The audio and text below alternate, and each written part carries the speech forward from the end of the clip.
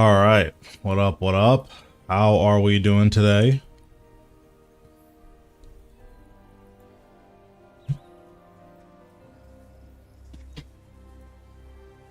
All right, so let's go over Vorkath. Since that got revealed yesterday, I wasn't here because I don't usually stream.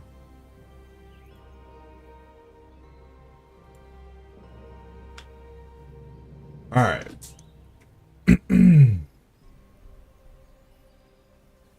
So Vorkath, or Fort Parentheses under siege, that's all good.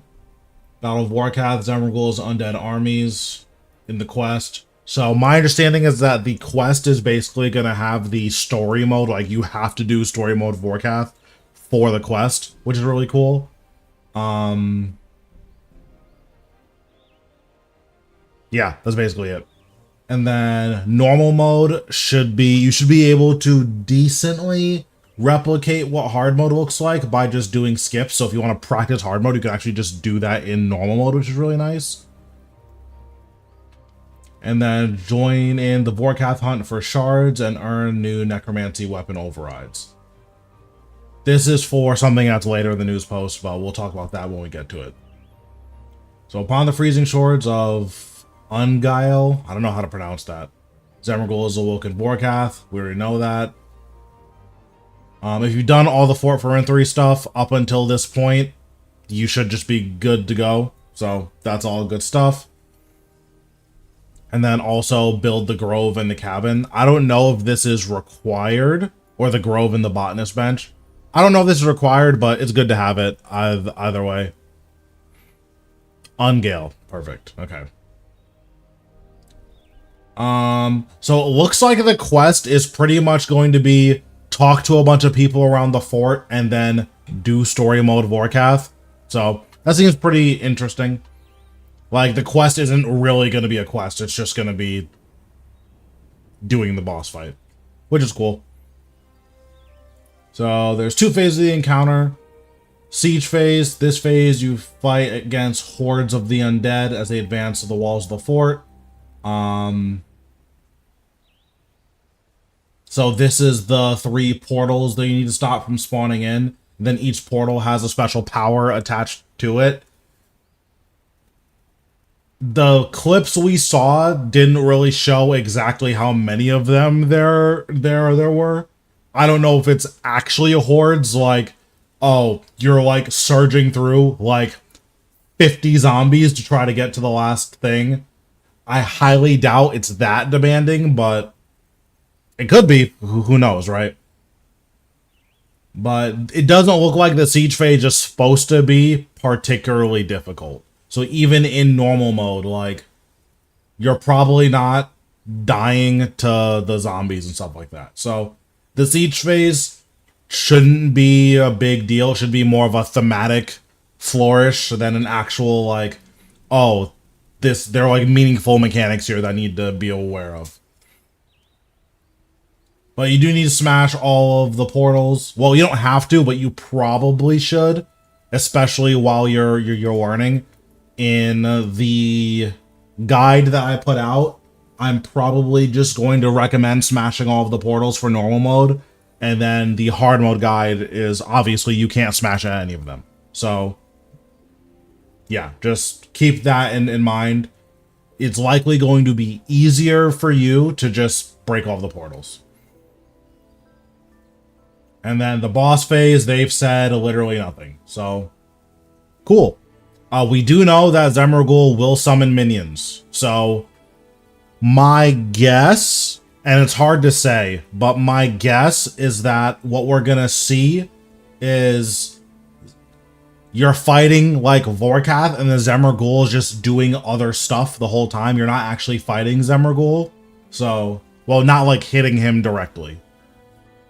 So, either way, it looks cool. The Vorky pet is very cute. So, we'll see how everything turns out. These loot chests are super, super cool.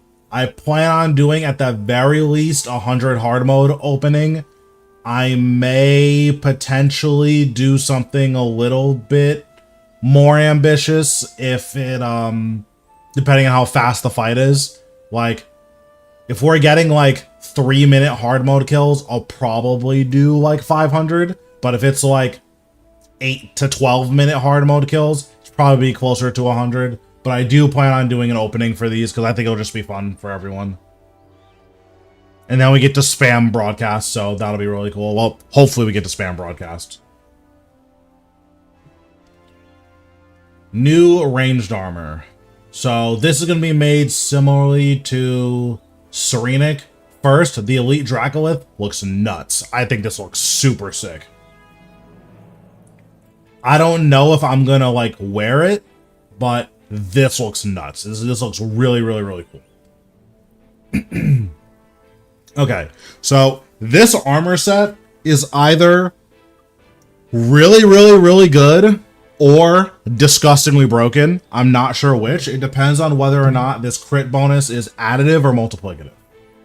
So first, per piece worn, rapid fire generates an extra 0.6 adrenaline or an extra 0.5 adrenaline for the elite per 6 seconds. Most people are going to be using the 4-piece bonus with this. So gaining 2 adrenaline every 0.6 seconds. I don't actually know how long the channel is. Let me see how long the channel is. Rapid fire RS3. So it lasts 4.8 seconds. So that's 8 hits. So with 4 pieces of Dracolith, your rapid fire will net 1 adrenaline. So getting free rapid fires, very cool. The potentially broken thing here is, while wielding a bow, channeling rapid fire for its full duration grants Dracolith infusion for 3 seconds, increasing your chance to critically strike with range attacks by 20% or 40%. And then the 4-piece bonus, this is going to be the most popular bonus because of Fleeting Boots. Fleeting Boots are just really, really nuts for quality of life. So you could bring a boot switch if you hate yourself, but I'm not going to do that. I'm just going to wear the 4-piece bonus. So generally speaking, against non-poisonable bosses, you're going to have this buff for 4.8 seconds. That is 3 abilities, I think, because it's when you finish the duration. So you should have launched an ability immediately after that, and then 2 more abilities within the duration. So this should last for 3 abilities after. If this is multiplicative, meaning that your total crit chance is multiplied by 1.4, this is really good. It's right now, I think with this full set of armor, you can get 41% crit. Yeah, I mean, I'm glad I farmed my Racial gear for that reason. That's why I recommend never selling gear for other gear, but Necromancy was a pretty special exception, so I understand that. But yeah, so right now, the maximum crit chance that you can get without doing anything with, like, while still wearing this armor is 41%, I believe, because your base is 10, you get 8 from biting, which is 18, you get 4 from Stalker's Ring, which is 24, you get 3 from the arrows, which is 27, and then you get 12 from Grimoire. So 39% is the cap for ranged. 39% times 1.4, what is that? 39%, or 39 times 1.4. So 54.6. If this is multiplicative, this is going to give you 54.6% crit chance for 3 abilities. That's really good. If this is additive, this is going to give you 79% crit chance for 3 abilities, which is really broken. So we won't know until it's in game, but this is either very, very, very good or nuts. We'll see. Additionally, we'll be adding a new set bonus to existing Serenic and Elite Serenic for crossbow players. Unfortunately, Bow of the Last Guardian is just really, really insane, so there's kind of no reason to use Serenic once this change goes through. But most bolt procs are 14.4% chance to proc with Elite Seer's Diary and Ranging Cape. So that basically doubling to 26.4 for Dragonstone, Onyx, and Hydrix. That's a really substantial increase in proc chance, especially on multi-hit abilities like Greater Ricochet and Rapid Fire. So this could be pretty nuts. It's hard to say exactly how good it is, but especially because we don't know if Elite Seer's Diary and the Cape are going to apply before or after this. If it's before, then it's 26.4. If it's after, it's like way more, I think. I think it's like 30-something. Let me actually see what Elite Seer's Diary does. Elite Seer's Diary.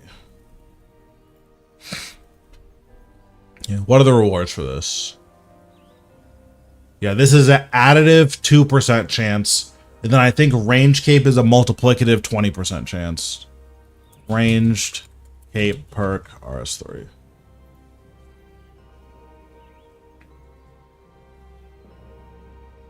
Yeah, so I believe the total chance right now is 14.4. So if the Range Cape applies last, then this will be 22% times 1.2.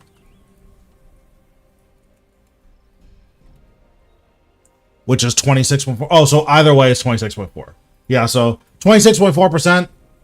That's a really high proc rate, especially on Onyx. You're going to get a lot of healing from Onyx Bolt and a lot of adrenaline from Hydrix Bolt. Unfortunately, this seems to just be not worth using because this tier 92 set should be really nuts, especially if you have a Bow of the Last Guardian. If you don't have a Bow of the Last Guardian, or if you don't have the Saren God Bow, then Serenic's really good. Like, Blight Bounds are still fine. Eldritch Crossbow is still fine. This stuff is really good. So overall, the Dracolith set seems really insane. It's hard to know for sure, but it seems really, really good. Serenic is just better, and beyond that, it's a lot better, but crossbows just aren't very good right now, so we'll see. Necromancy Nexus. So this is a rune pouch that also holds your ectoplasm. This is really good, obviously.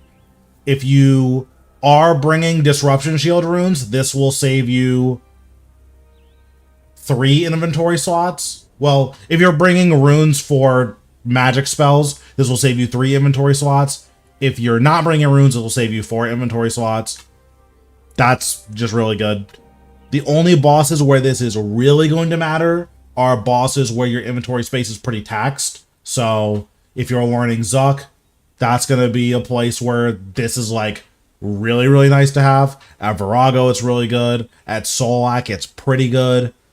Yeah, there's a lot of stuff here where it's just really good to save a bunch of inventory spaces. Beyond that, Zemragul's Nexus, which is obtained after defeating the boss 100 times. I don't think you can get this before killing him 100 times. I think it's literally just, no matter what, on kill 100, you get this, period. You can't get it before, and then you won't get it after. Beyond that, Zemragul's Nexus increases the level of your bone shield by 15. This just means that your devotion is going to heal you a little bit more, and what's it called? Devotion is going to heal a little bit more, but more importantly, your barricade's going to last another second or two. Let me actually see how long barricade's going to last with it. Barricade RS3. Oh, they don't have the numbers out for a tier 95 shield. That's, or a tier 75 shield. That's kind of annoying.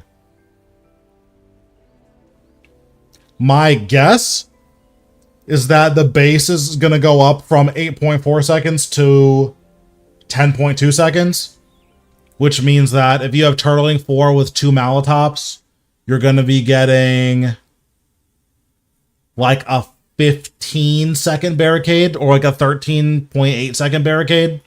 Either way, 2 extra seconds on barricade, really, really good for basically just Telos, but that's good stuff, so not complaining about that. New incantation, a Lord of Bones. Vorkath also drops a new Necromancy incantation codex. So, one, this is kind of disappointing that we didn't get the 4th Conjure, but beyond that, it's a little bit disappointing for players who aren't doing the highest of high-level bossing. Basically, when you turn this on, for 1 minute, your skeleton will apply an armor debuff to the enemies. Yeah, I know we're getting the 4th Conjure, and I think we all know what it is. It's just unfortunate that we're not getting it yet. But essentially, this does literally nothing unless you're fighting Virago or AOD, and I think raids. I believe those are the only 3 bosses where tier 95 Necromancy doesn't have 100% accuracy.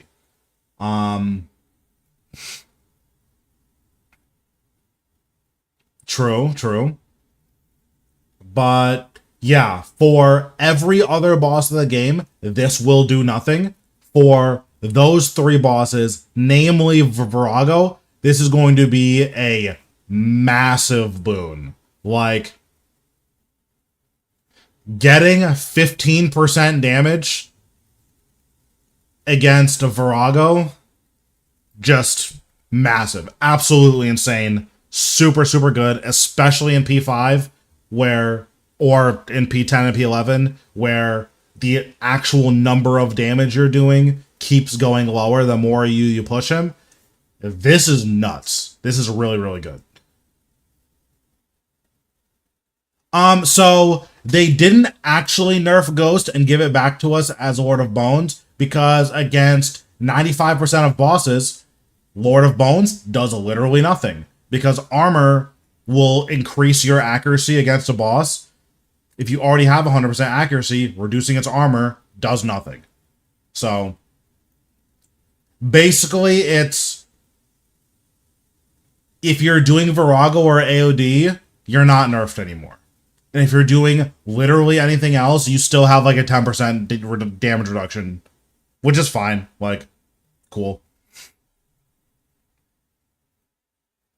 You might even be stronger at Virago and AOD. I'm not sure yet. We're gonna have to wait for this to come out, but it's possible that you're actually just stronger with this out. But yeah, in terms of Necromancy rewards, basically it's just Zemragul's Nexus. That's like the big one, which you get after 100 kills anyways. And then the armor is good for ranged. So, cool. Basically, Rangers get a big buff, and Necromancy gets 3 inventory slots back. Boss pet, Vorky. This is fine. It's not as cute as I thought it was, as I was hoping it would be, but it looks cool. It's fine. I probably like Blackstone Dragon Pet better, but I have neither of them, so that's that. So the Vorkath hunt for the Guard and Lantern, these look fine. I want to dye my Guard and Lantern. Really annoying that I can't dye my Guard and Lantern. I think the Guard looks stupid and the Lantern looks fine. But the ranged armor is real. Well, it's either broken, like overpowered, or really good. Like, I don't think the range armor is bad. It's not bad at all. So you get to, there's 12 tasks that you're going to have to do in order to get these. You can, I think you just get 1 shard for free. Yeah, Josh has had enough. But there's like fail safes in here, so you're never gonna get like stuck grinding these pets. You're pretty much always going to get or stuck grinding these shards. You are basically guaranteed to just get the things after like 2 or 3 hours of doing each step. In terms of the Vorkath shard, you get one after your first kill. You get, which I believe is during the quest. So you get one for free. You get a second one for free by completing Dead and Buried, which you need in order to unlock Vorkath. If you have Premier membership, you get a third one for free. If a player has over 31,000 rune score, they will earn this on earning any rune score. I don't even know what that means.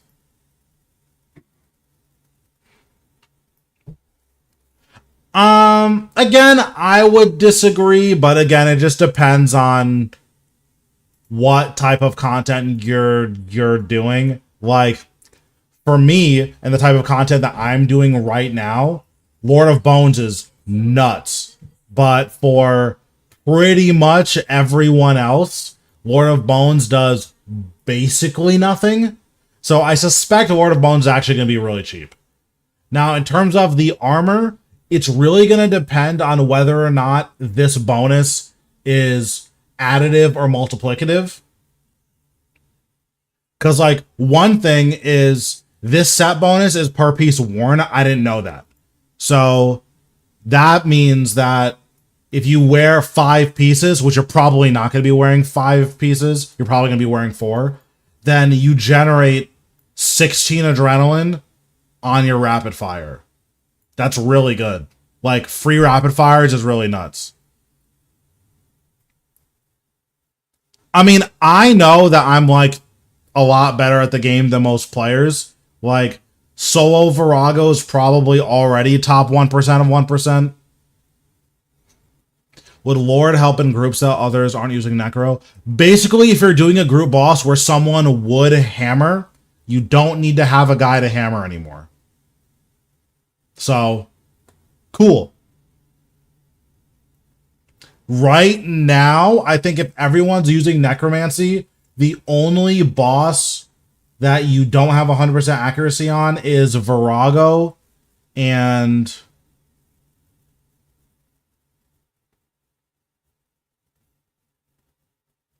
yeah, I think it only helps at Virago, maybe Telos. I don't know if you have accuracy issues at Telos, but it's just Virago and AOD. I think those are the only bosses that you hammer. So, yeah, basically, Lord of Bones makes Virago and AOD easier. For every other boss in the entire game, it does nothing. That's unfortunate. Like, it would be nice if you reduced, like, you could increase your accuracy above. I'm pretty sure I haven't done that many, like, low-level bosses with weirdly high requirements. You know what? It might do something against Nex. No, we don't get extra damage for accuracy over 100%.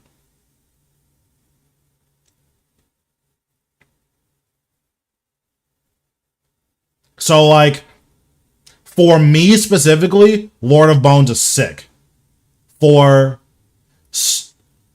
what's the point of this? The point is for people who don't have tier 95 gear and who also maybe are doing Virago and Nex. Because if you don't have tier 95 gear, then you actually do have not accuracy issues, but like damage issues at a lot of places. So then Lord of Bones becomes like pretty meaningful. I don't know how long the stacks will last though. I hope they last forever, but I don't actually know how long the stacks last.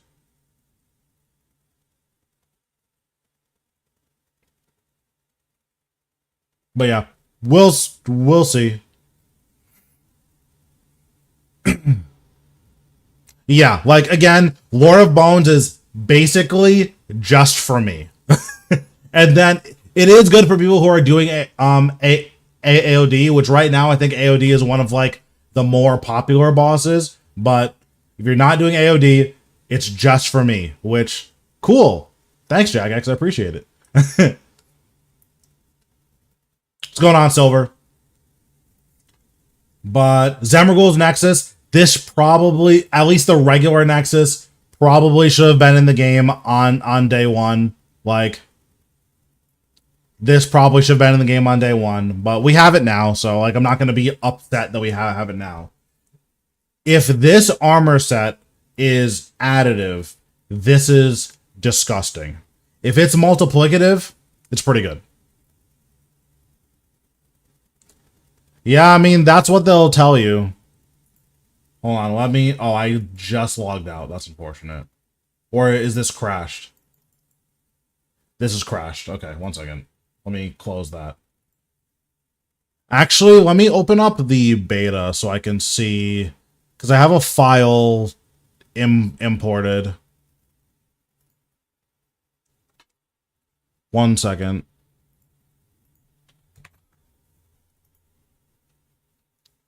I need to close the Jagex launcher. I need to force close it to make sure that the beta launches.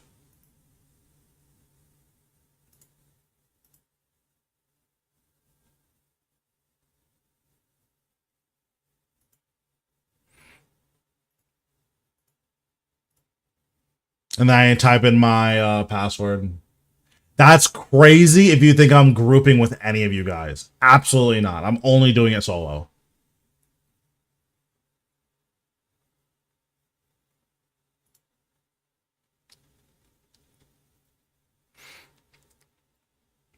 Okay, just need to type in my bank pin on the beta.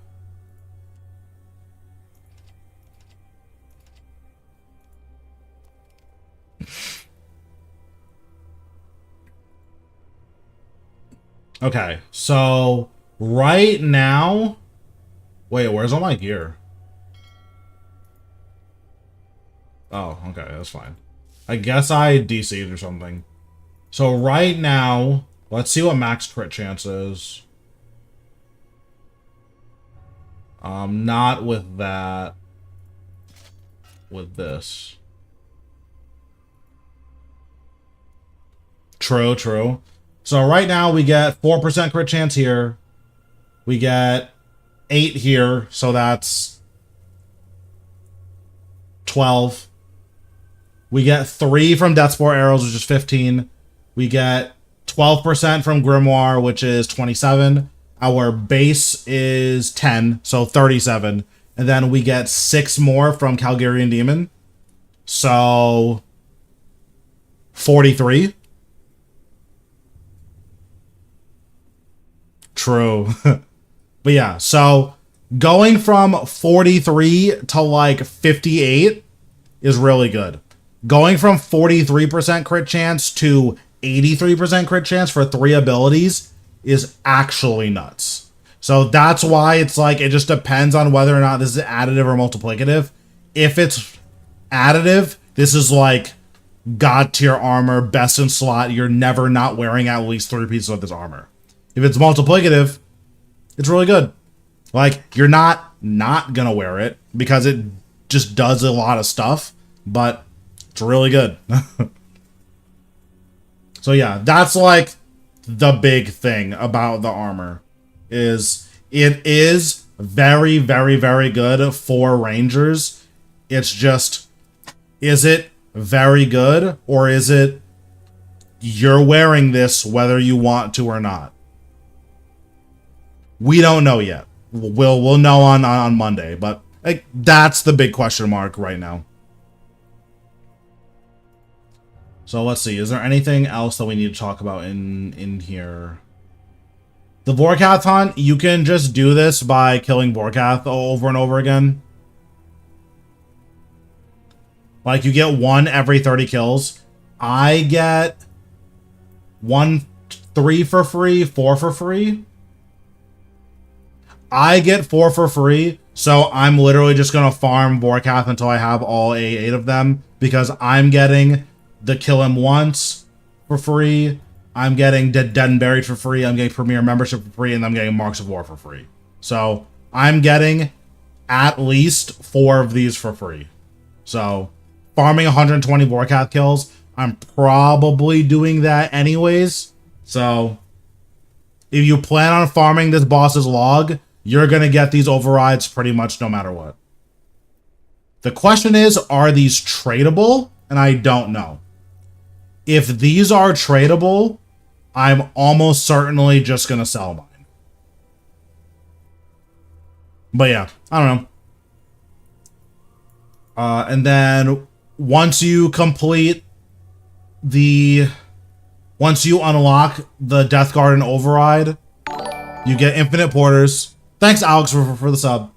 You get infinite porters. This is obviously really nuts. The passive regeneration buff is like fine. If you don't have a ton of boss kills, so you don't have the regeneration crystal from Fort, then this is actually really, really, really nice. Or not from Fort, but from War's Retreat. But if you do have that, this does pretty much nothing. Actually, no, that's not true. This is really good at Virago because you drop combat in between phases. So this is actually really good for me again, but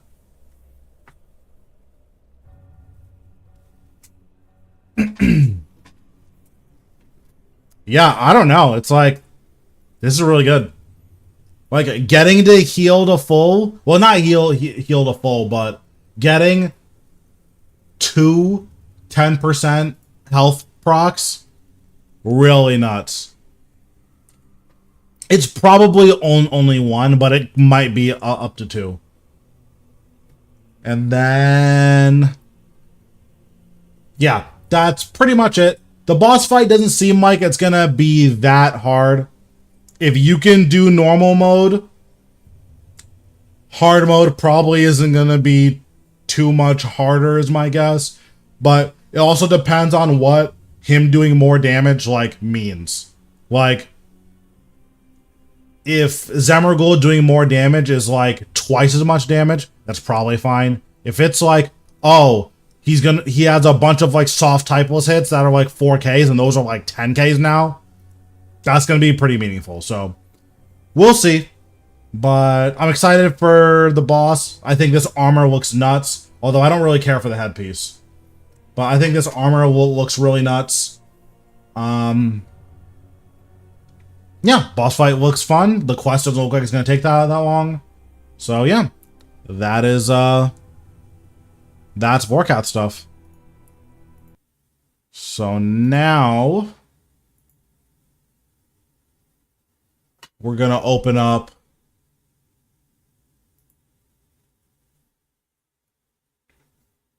I don't like how they compared the new Necro bosses in terms of difficulty to old bosses, but no info on hard Vorkath is. Based on the way they're describing it, my guess is that hard mode Vorkath is going to be like a little bit easier than hard mode Carapac, where there's going to be like a hard part, and then the rest of the fight is just hitting the boss, especially once you're comfortable with it.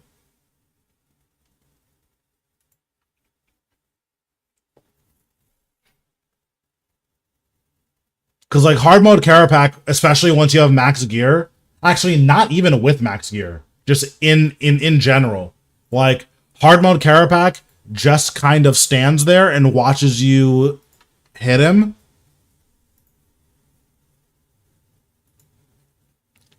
Sorry, I gotta force close the Jagex launcher again. I'm gonna have to type in my password again. Smile. I mean, I'm bringing salves, so don't care.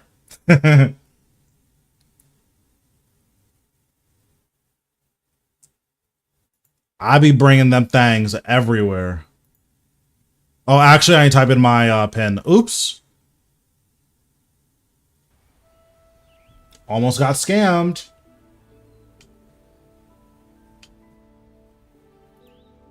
Actually, do I need to type in my pin? Yeah, no, I do need to go to my bank at some point.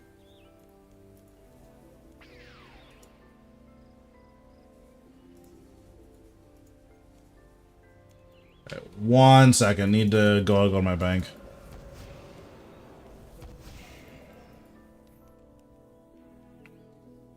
That would be interesting, where it's like a soft anti-fire, where it will burn you through your anti-fire, but not so much that it's like, oh, if you don't have anti-fire, this is like a 10k hit. And it's like, oh. But if you do have anti-fire, it's like a 4k. Like, that would be cool. Okay, let me go get my tea, and then we'll get right into the news.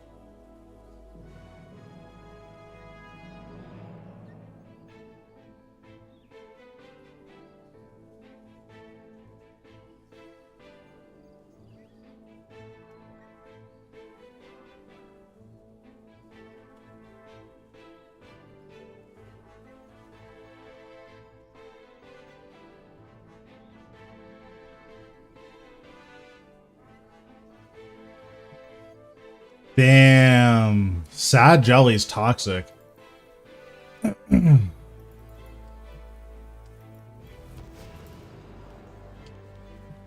Okay, so I think I remember my pathing for Big Game Hunter this time.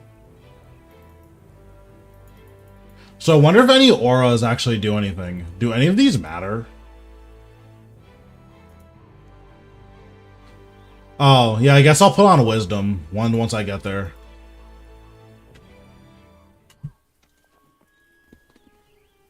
Yes, unfortunately, we're back to murdering.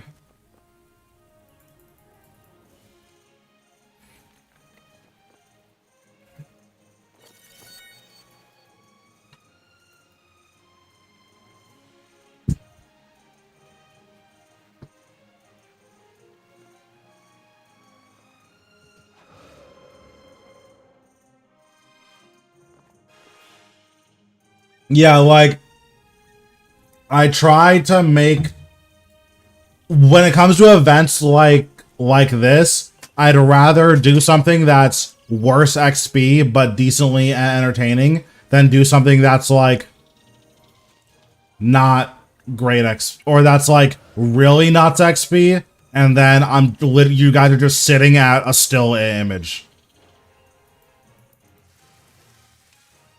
Because I could be at Jadinko's, but you guys would literally be sitting at a still image for 5 hours. And then that would be the case for 4 days. No, this is not the one I want to go to. It's this one.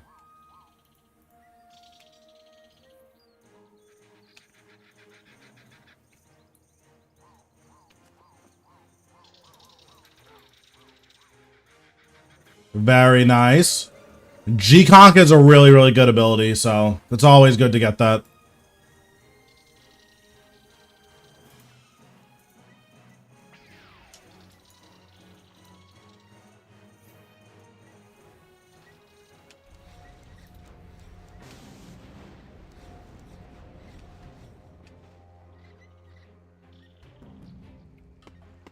Yeah, like I sit at Croceus for 50 hours not doing anything, like, seems cringe.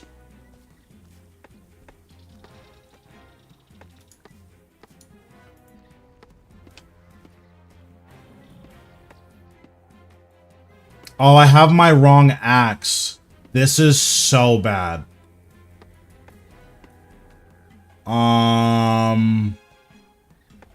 This is really bad. This axe has furnace on it. I just have to woodcut without it. Actually, I don't think I can woodcut without it.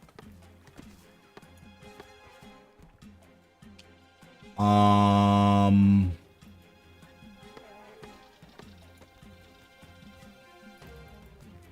Wow, that's really bad.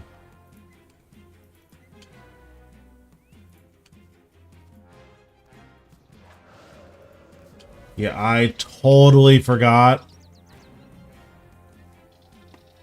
That furnace is not very good. For Big Game Hunter.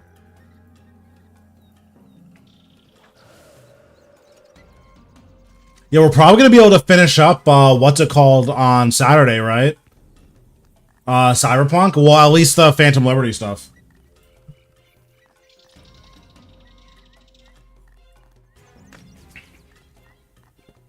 Bro, Cyberpunk is so good. That's going to be my game of the year every year until the sequel comes out.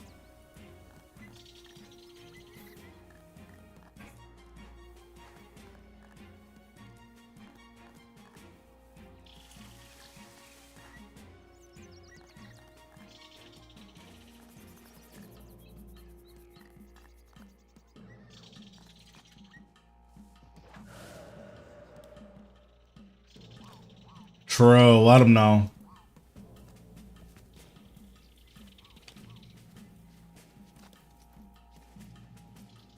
Yeah, all of my friends that have either played Cyberpunk before or have thought about it, I'm like, listen, you have to play the DLC. It'll change your life.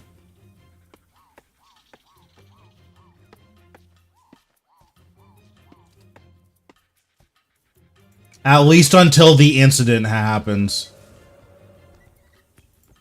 After the incident, it's the worst thing that's ever happened to gaming. But before that, it's sick.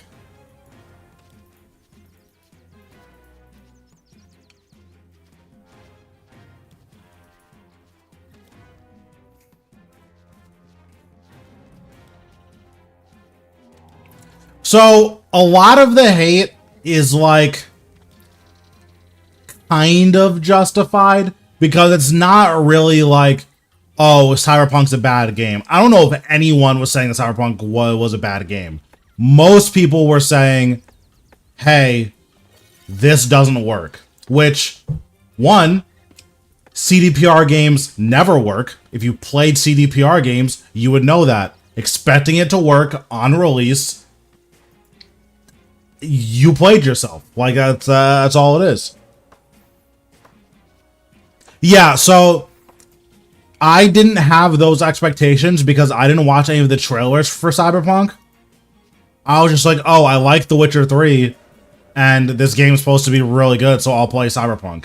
So I didn't watch any of the trailers. So also, while I was playing it, the game crashed once. I'm gonna fail this, I think.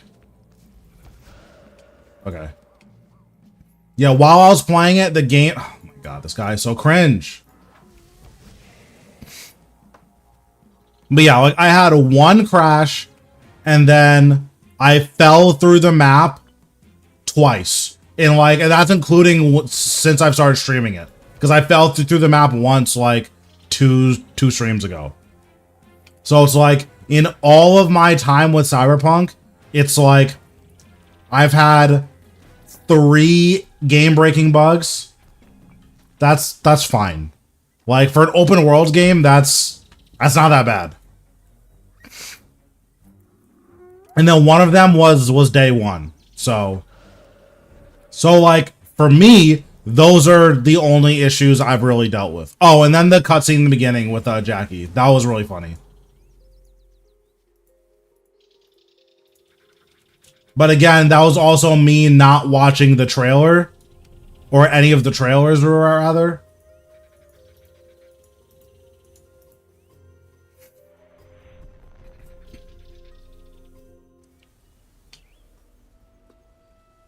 Because I think the thing that really sucks about Cyberpunk is that they promised us... Because I went back and I've seen the trailers now. They promised us the greatest game of all time, and we got one of the greatest games of all time. That's a very minor difference. It feels really bad. when you're playing like a 9.8 out of 10 game and you're like, bro, they showed me an 11 out of 10. Where's my 11 out of 10? Like, now that I've seen the trailers, I totally get that. Because if you watch the trailers for the game, it's the best game that's ever existed. Like, period. And then you play it, and it's like, well, it's one of the best games, but like, before it was the best game, no questions asked. Now it's a really good game. Like, that feels a little weird, you know?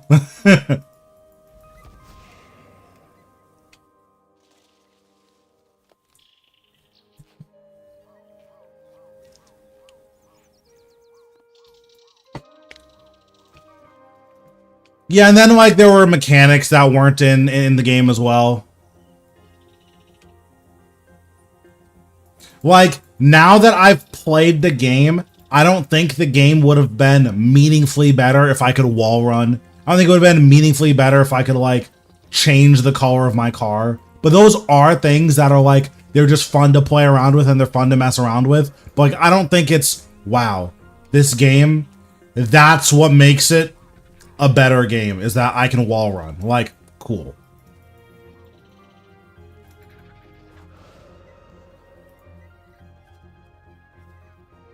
So it should still just be red frogs, right? Yeah, it is. Okay.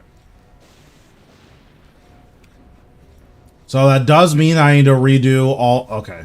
I don't know. I don't know what causes that bug. When you surge and then dive, sometimes... Or when you dive and then surge, it'll, like, do that. I don't know what causes that, but it's super annoying.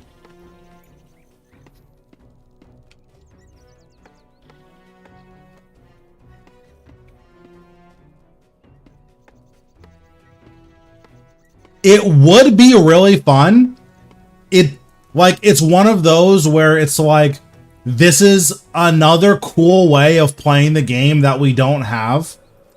However, it's in a game with 50 really cool ways of playing the game. And you're allowed to mix and match how you can, like, do those things, right? So, like, it sucks that it's not in the game, but, like, do I really care? Not really. It's like, if Cyberpunk released on 2.0, I think it's clearly Game of the Year material. And then if we got Phantom Liberty like 6 months later, like, it's Game of the next year also, and probably the next couple of years after that. But I think the big thing that pulls away from Cyberpunk is like how it could have been so much more, and now it's just one of the best when it should have been like the de facto best. Like, it's not even close. Again, it's a weird criticism to have of a game, but I think it is valid exactly in the case of Cyberpunk.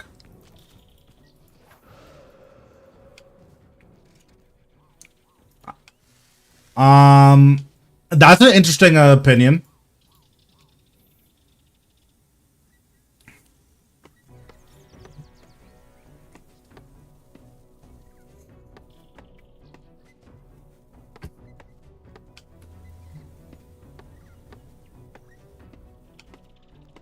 Yeah, all I know about Starfield is that if you claim that you think and you also like Starfield, I disagree. I don't think that's your thinking.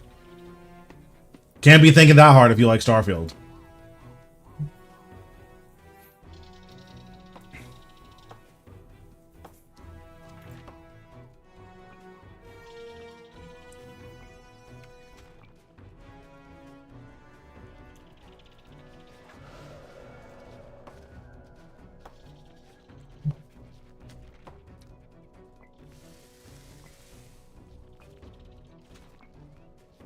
Another game that was like really close to being like perfect was Nier Automata. That game is nuts.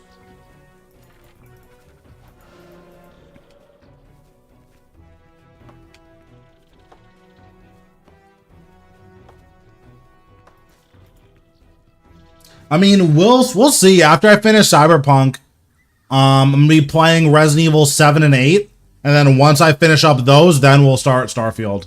So maybe Starfield won't be the worst game I've ever played. It's going to be, but like maybe it won't, right? It's like a 10% chance it won't be.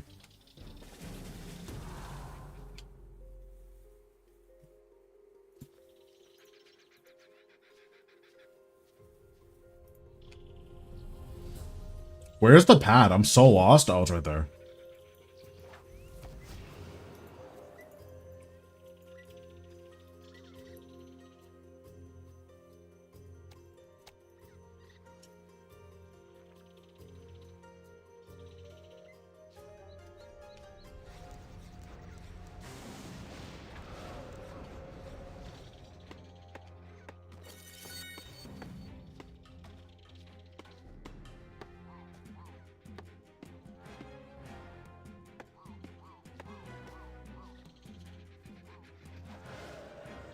I also really enjoyed the Mass Effect games. I just wish they weren't so long. Like, the Mass Effect games have a lot of downtime in them. Like, a lot of downtime. Which I don't mind, because like I enjoy the world and the characters, but from a viewer experience, if you don't like Mass Effect, or if you don't know anything about Mass Effect, it's so much downtime.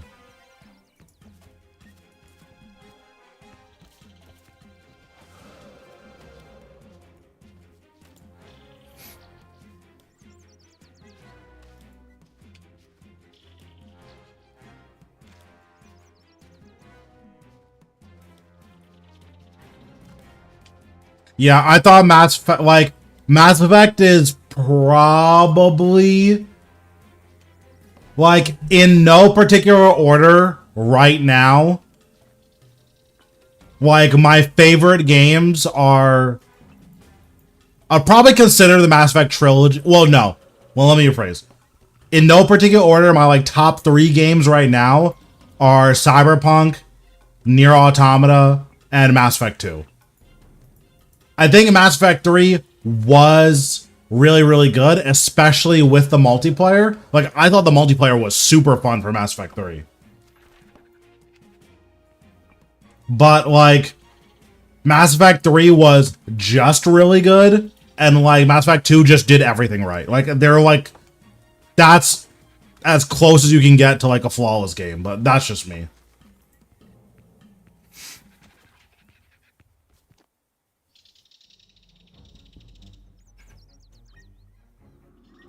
In what context? I know a lot of people didn't like the story, or they didn't like the ending.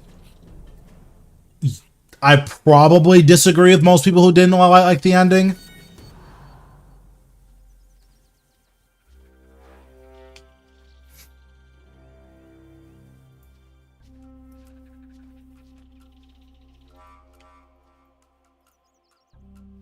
Yeah, I don't remember what Cerberus was doing. I don't remember the plot to 3 at all.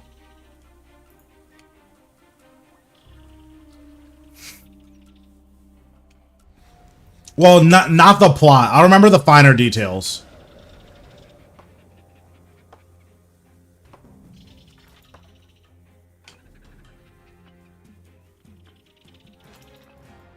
Well, I know that, like, the elusive man was not a good dude.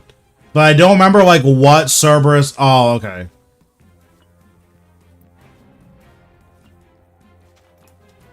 What was, like, their rationale?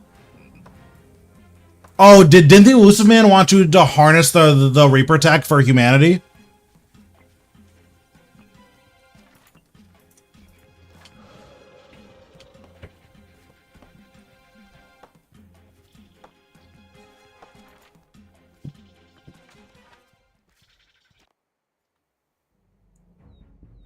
I mean... Oh, sure. I mean, that seems like reasonable. Wait, why don't we like that?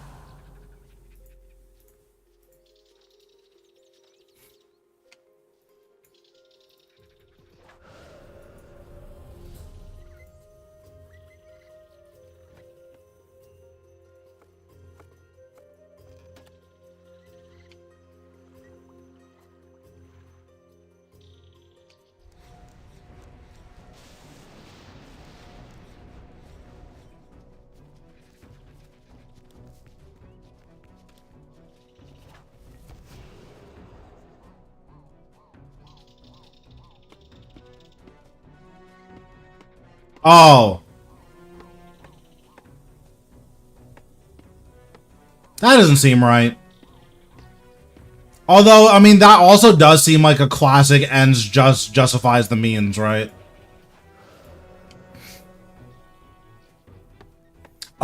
This has my mobile on them. That's why I don't have the agility pants. I do own them, but this has my mobile, so.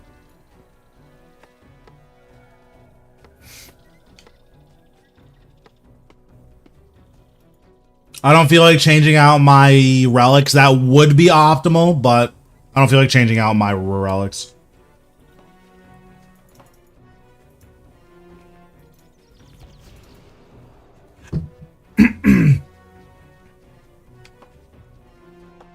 Yeah, I would need to think about it more because, like, I guess that was never something I paid that much attention to because, like, I was a kid the first time I played through it. I've only played through the story once.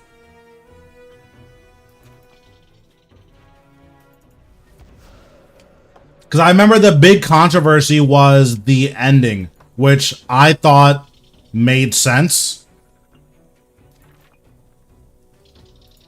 Like, to me, it seems really weird that people would play through the end of the universe and, like, expect to win the end of the universe.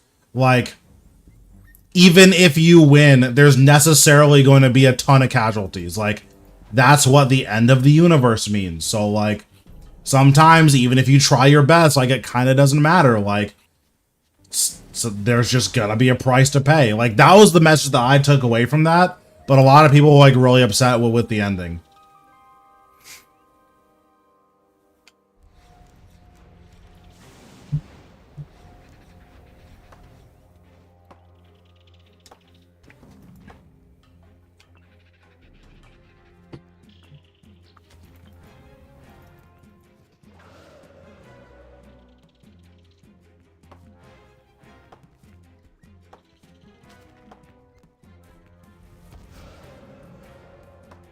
I mean, that makes sense though, right? Because, like, again, at least in my opinion, it's like, this is the end of the universe. You don't win even when you save, you know, the universe and the end of the universe. Like, you're gonna have to pay the ultimate price in some way or another. So, like, to think that you can beat the Reapers and then go home to your kids, like, that's not the type of fight that is, you know?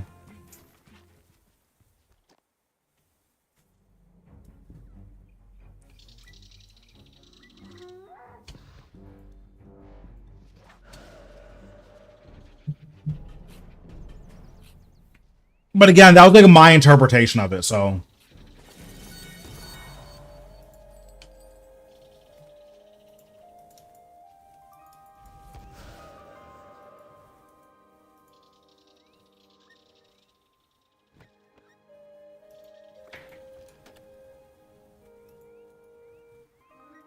And there it is. Our king is back.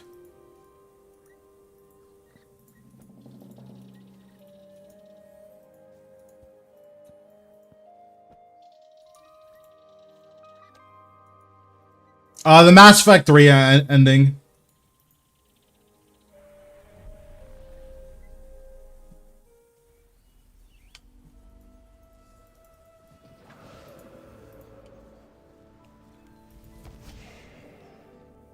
Can you? Like, what does that even mean?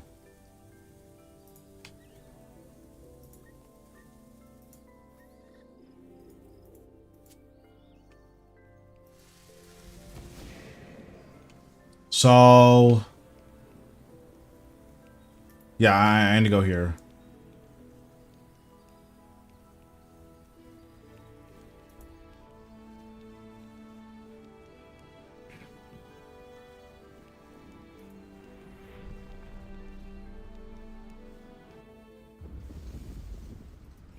In the control ending, Shepard wipes him out from the universe, but the problem still remains. Okay.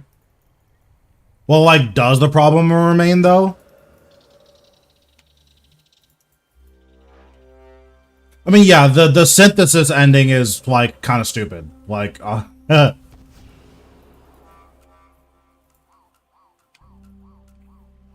wait, I forgot how to get here already.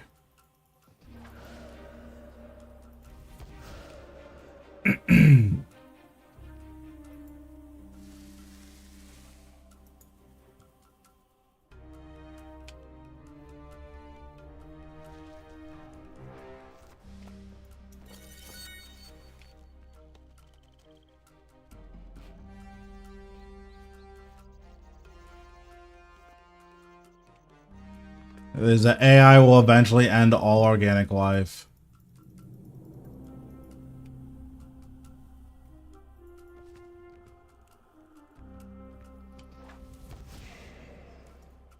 So I agree with you that that solves the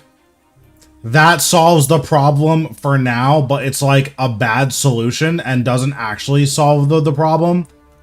I believe that's intentional.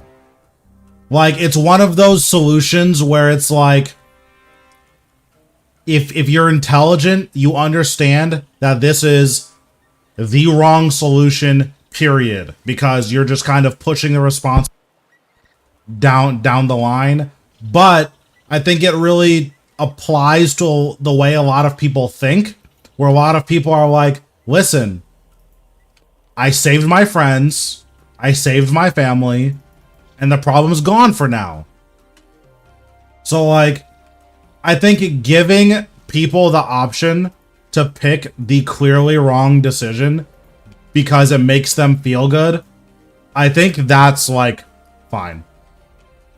Especially because, like, if you are intelligent and, like, you can think and you understand what's happening, it's like, bro, like, this is just stupid. Why would I ever do this? Like,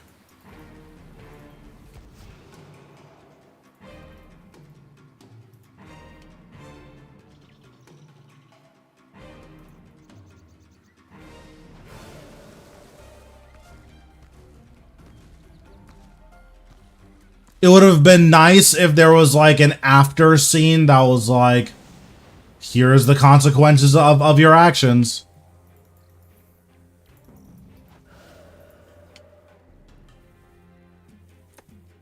Yeah, I just picked Destroy the Reapers.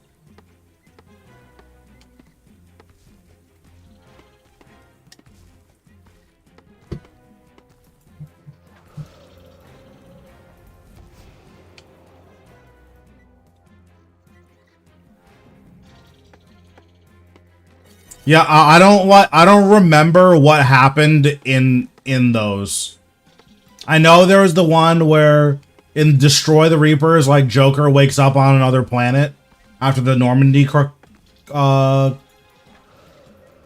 crashes, which was cool. But, like, I thought that was already implied, so...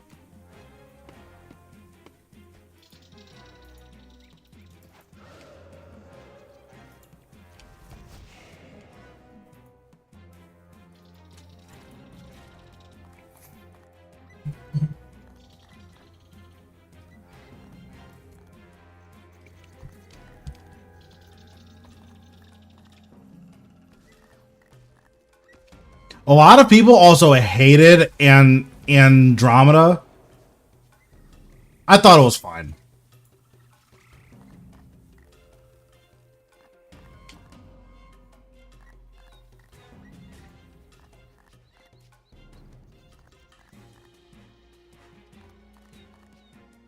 Yeah, I think it would have been cool to have, like, or not, it would have been a good writing, but it would have felt really bad for it to be like, listen, we gotta destroy the relays, and, like, that's what it is.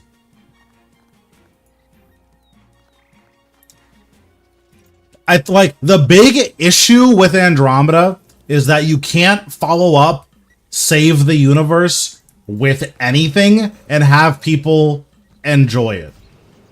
Beyond that, the writing was, like, whatever. Like, especially, what's her name's writing? Female writer. Like, her character was really poorly designed. But, like, in terms of the plot, like, The plot's fine.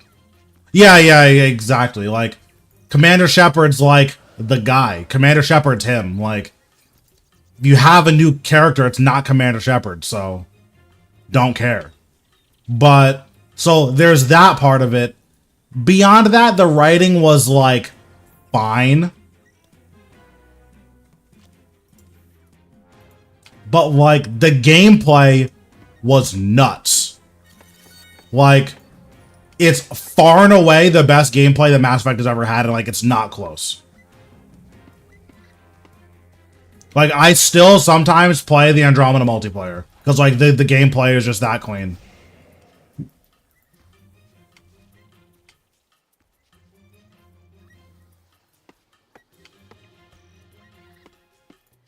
Yeah.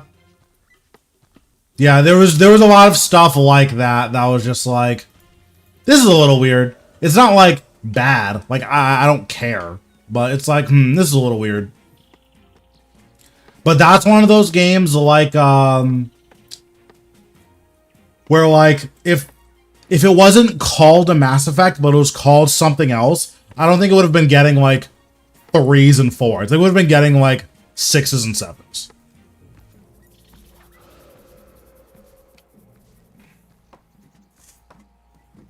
But because it was called Mass Effect, it's like, wow, this is the worst game that's ever existed. It's like, probably not.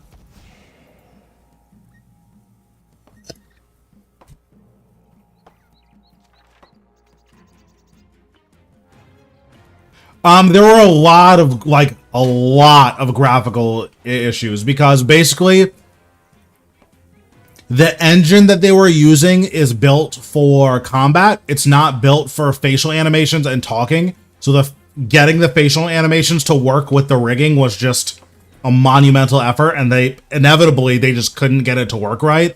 So female Ryder just looked really, really uncanny. Like, pretty much all the time. Like, her dad just died, and she's like smiling, like, this is the best day of my life. It's like, wait, what?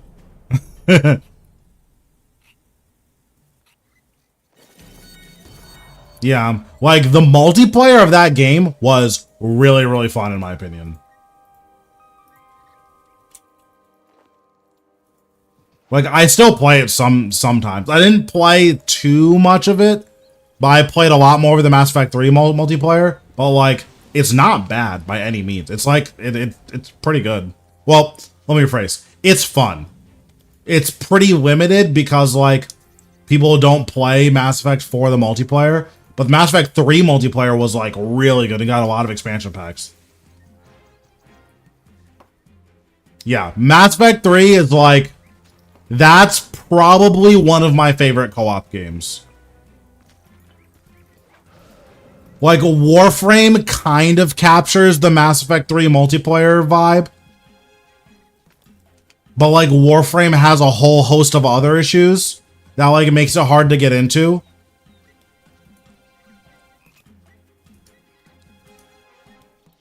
But Warframe is definitely one of the closest games that like... It comes kind of close to what Mass Effect 3 multiplayer felt like.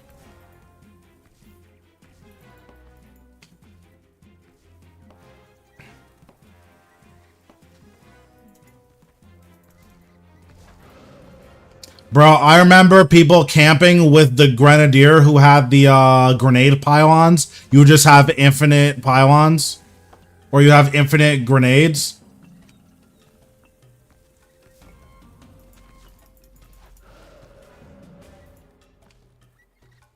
I think my favorite class was the N7 Adept. Annihilation Field was so sick. But also the Krogan Vanguard was just completely broken. Like, Krogan Vanguard was unironically the best class in the game, and it just wasn't close.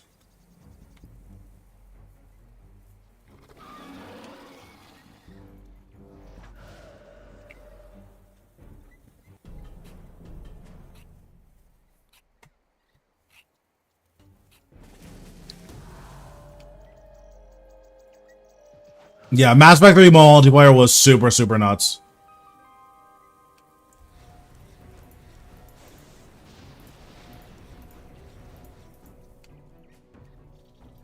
So where is this tree? I was like looking for this for a while. And like the guns in the multiplayer were so cool too. The Rieger carbine, when you got incendiary ammo on it, oh my god, you would obliterate anything. If it's a thing, it's not anymore. It was guaranteed dead.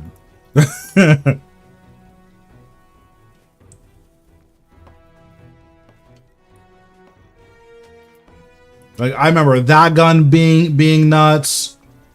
I do remember a lot of the guns being whack though. Like the grenade pistol thing. That was stupid. I didn't like that one at all. But there was also just so many weapons and classes that, like, if you liked playing Mass Effect, you would find a class that you enjoyed.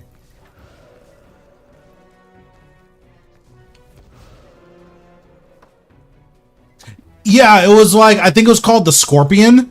The Scorpion was stupid. I'll say it, if you're a Scorpion enjoyer, don't care. You're wrong.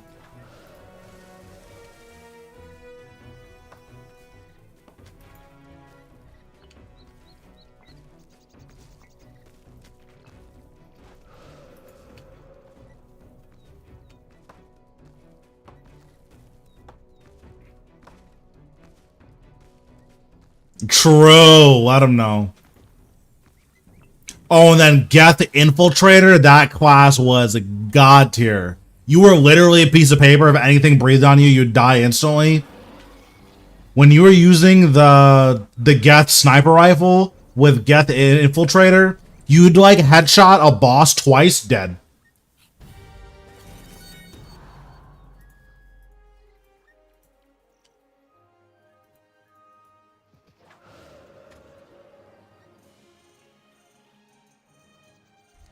I think the only class I didn't get to play as was the Batarian Soldier and then either of the Volus. I didn't get to play as the Volus.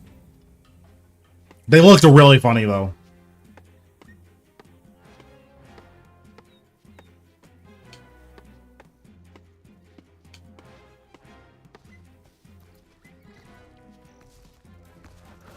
Yeah, the Geth Juggernaut, I think.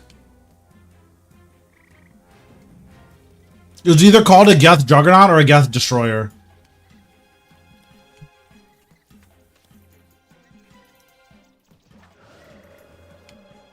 I didn't get to play as that class either. I think I played as every other class, at least a little bit.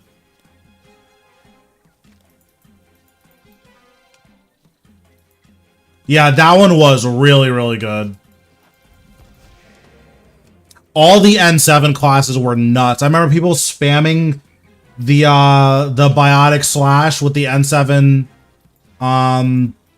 Adept and then the N7 whatever the tech class was called. You would just run max not efficiency. I forget what the stat was called. Or maybe it was called efficiency. You just run max efficiency and just spam it through the wall because it just went through walls because of course it did.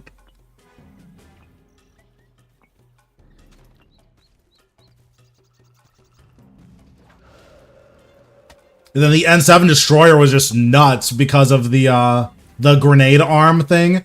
That was sick.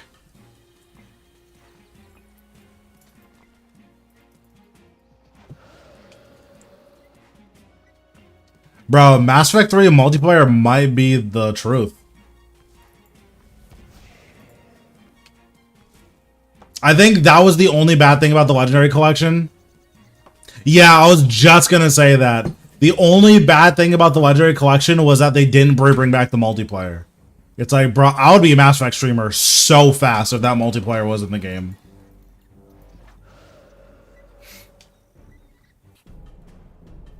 I spent a lot of time on Call of Duty as well. I was a dirty quickscoper in Modern Warfare 2.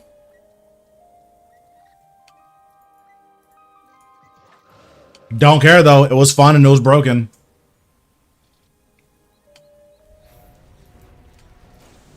I tried playing all of the big multiplayer games. I was okay at Halo. Like, I sold a couple of 50s in SWAT because SWAT was the only game I played.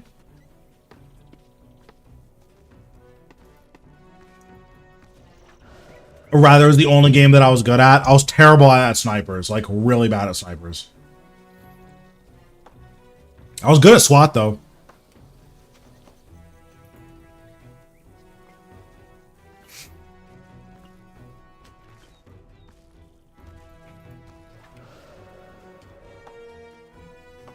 I remember towards the end of Halo 3's lifestyle, or a lifetime, one of my friends got a 49 in doubles, and then yeah, one of my friends, he got a 49 in doubles. They couldn't get a 50 because of like the doubles meta was, it would just, he couldn't find a lobby because it was only boosters. Like no one was getting doubles legit. So he just couldn't find a lobby. Yeah, it was unfortunate because like he was way better than me at like non-SWAT. He couldn't get a 50.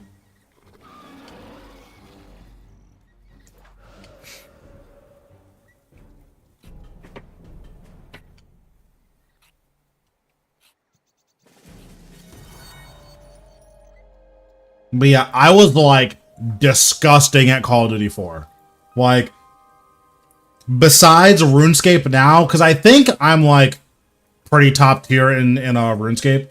Besides RuneScape now, I think SWAT, or I think Call of Duty 4 is the best I've ever been at a video game.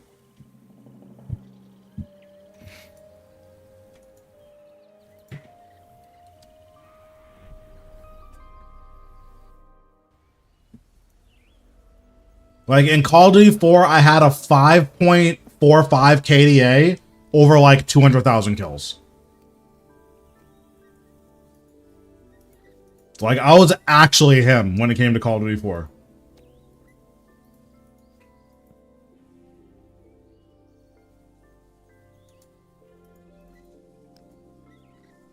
Really, I would be super curious to see what that is.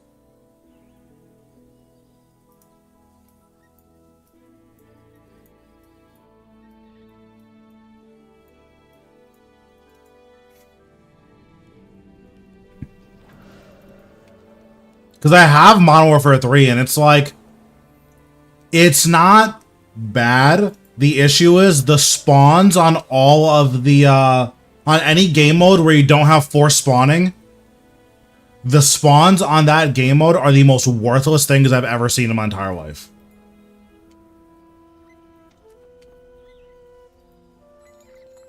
Like, spawns flip all the time, which is super annoying. And then you regularly spawn with the, what's it called?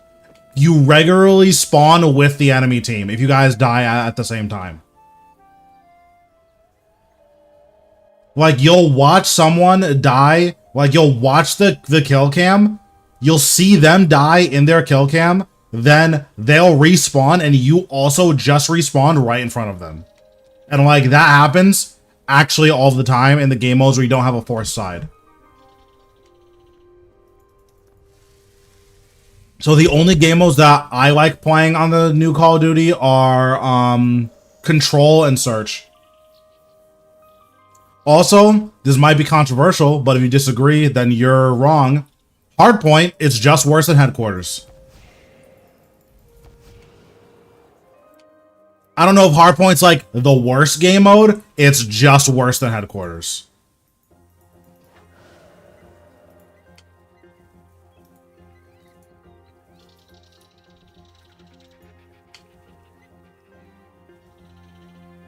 I'm not sure exactly what's going on with the... Because I think in the ranked game mode, there's like guns and maps that are disabled. But I'm not sure.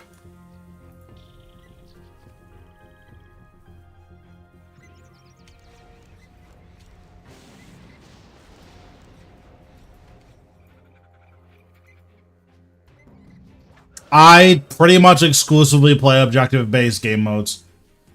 For Call of Duty, while I'm like learning a new Call of Duty, I'll like play more objective.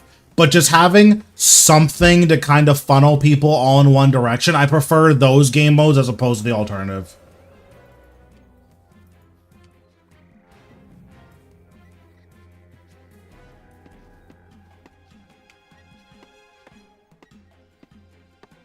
Like, Search and Destroy is probably my favorite game mode, and then Domination is a decently close second, but it depends heavily on how the maps are designed. Like, if you pay attention to a lot of the older maps, you can kind of tell what game mode they had in mind when they were designing these maps. Every single map in Call of Duty 4 just works for Domination. Domination feels amazing on every single one of those maps. Same thing in Modern Warfare 2. In Modern Warfare 2, Search feels amazing on every single map. Like, it just feels like they played Search on all these maps and were like, perfect. And they're like, wait, we need to do all the other game modes.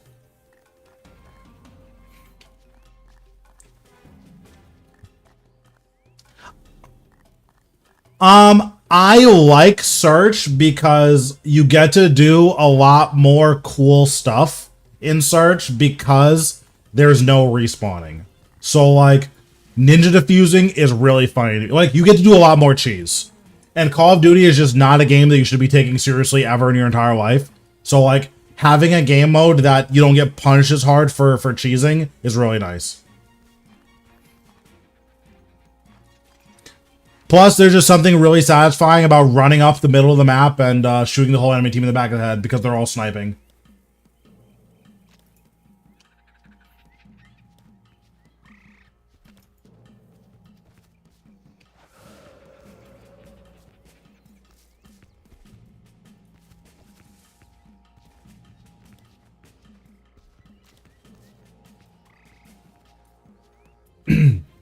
Demolition's okay.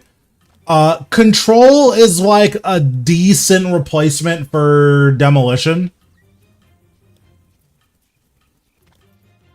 I mean, I have chat completely muted, so don't care. Oh, I forgot to gather logs. Oops. Like, the only people I talk to in chat are my teammates that I queued with, and we're usually in Discord.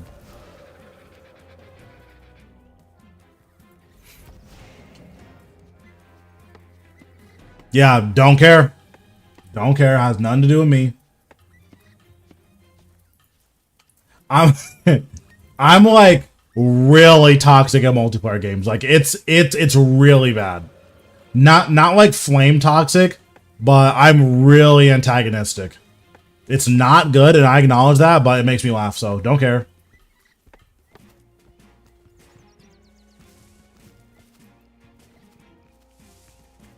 Like, I was playing League the other day.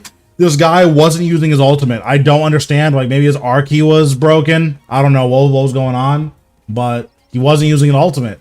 So every like 30 seconds, I would spam ping his ultimate. I'm like, bro, press your ability. And then at some point, he called me a slur. I was like, oh, you're getting reported for that. So I reported him, and then he got banned instantly. I got the message for it like 30 seconds later. So then I added him to try to get him to call me slurs in chat. But he didn't do that, so... Unlucky. Oh, he called me the N-word. I mean, I don't care. I grew up in Call of Duty, so don't care.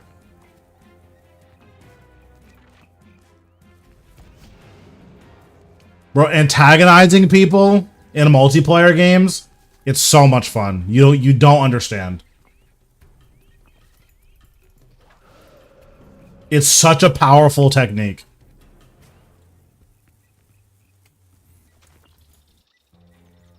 I don't do it like... I only do it if people are like being toxic or if they're solo ruining the game. If you're being toxic, I'm going to do everything I can to get you to call me the N-word so I can report you and you can get banned.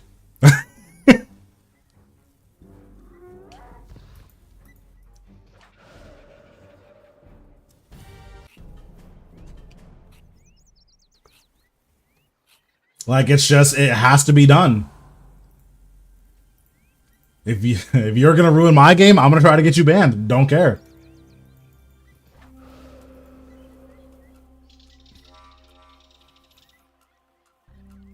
Not facing an opponent being crit, I'll have a meltdown. Yeah, I can see that. Sometimes, oh, I actually like doing doubles on Malatops. Malatops is one of the easier doubles, I think. Because, like, they both just walk in circles, so it's pretty impossible to get caught here.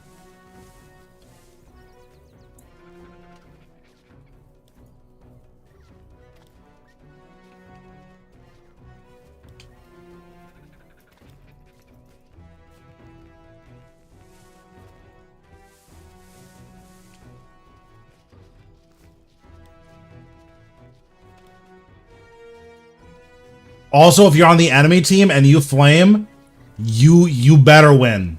Because if you don't win, I am talking shit until you mute me or until you call me a slur and then I get to report you.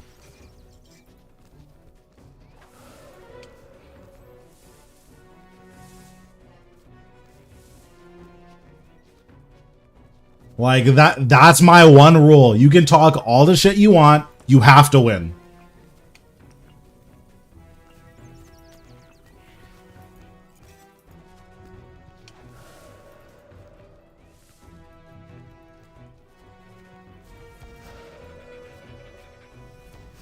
Oh, I'm gonna fail this. Okay, I'm not. Listen, there's nothing wrong with a little toxicity every now and then. Especially if they deserve it. If they deserve it, oh, you already know what the deal is.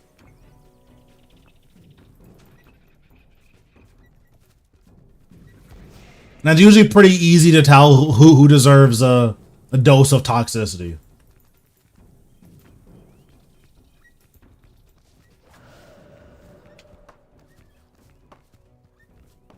And like, if you play League, then you'll know. Like, support players known to have psychosis. They don't know what any champion in the game does. It's just treachery. They feed every single game. Don't care.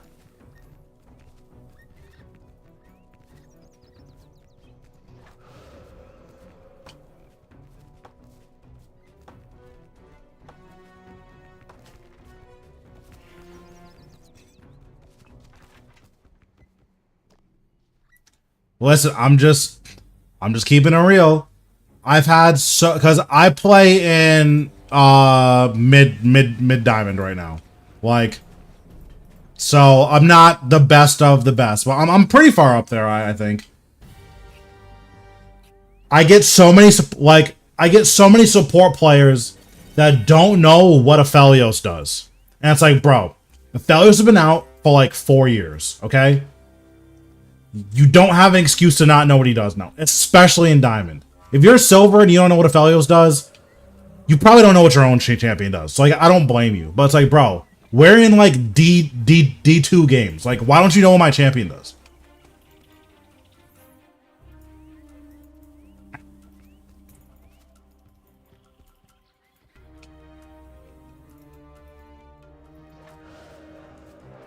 Yeah, and then you regularly get support players that are like, yeah, I'm just gonna randomly start pushing the wave, and it's like, okay, so you've never frozen a wave in your entire life. Thank you. I don't get to have money now because you don't understand how to play the game. Like, thank you. I really appreciate it.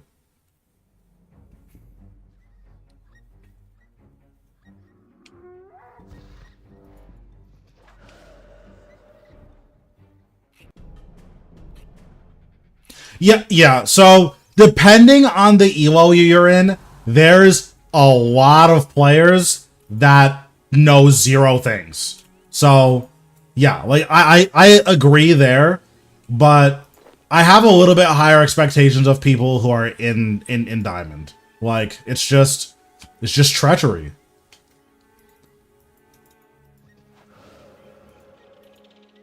Oh yeah, I had a Masters player well, he said he was a Masters. I don't believe him. But I had a Masters player. This guy was hard flaming me because he called out the enemy jungler was ganking bot. And I said, oh, okay. We were playing an early game burst lane. Like, we were playing, I was playing Lethality Varus, and my support was playing Lux. And they had a Nidalee jungle. The play starts. We're hitting Nidalee. Everything is going fine. Lux, she tanks a spear. That's, you know, it happens. It sucks. And then she flashes in between all three of the enemies so that they get a kill and they can just turn on me. And so, and then the jungler is hard flaming me. And I'm like, bro, should we have taken that fight? You could argue no. Like, I took the fight because I knew that we could outplay it. Like, our champions are capable of outplaying it. How am I supposed to know that my support is going to make the only play that loses us the game? I can't play around that. Like, how am I supposed to know that my support's going to grief? It's like, if she flashed in literally any other direction, we kill all three of them, the game's over. And then she flashes in the one direction where we instantly lose. It's like, okay.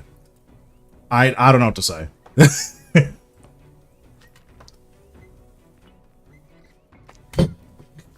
The issue is, that's a level of ruining the game that I don't think you can expect a Diamond player to do.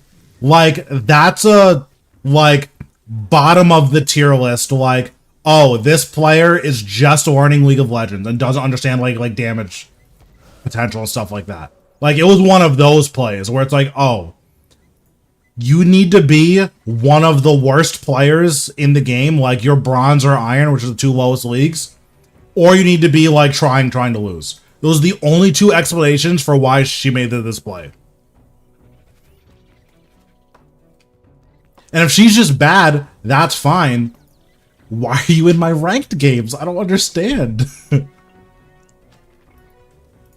But this past ranked season, I've also dealt with a lot of like absolutely insane players.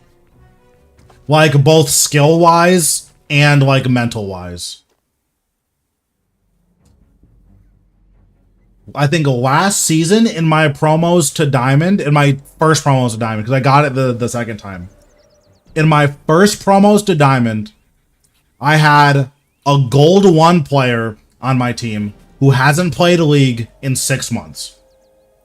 I also had a Gold 4 player on my team who hasn't played a league in a year and a half. The last time they played ranked, the last time they played a game period was a year and a half ago. And they were in gold that year and a half. So that was on my team. The other two players on my team were first-timing champions. The entire enemy team was Grandmaster or higher. And this was in my D4 promos.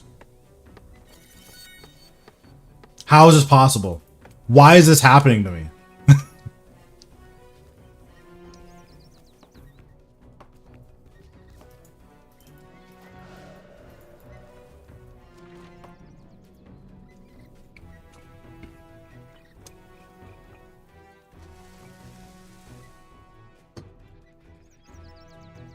That Malatops walks really far out. I didn't realize how far out he walked here.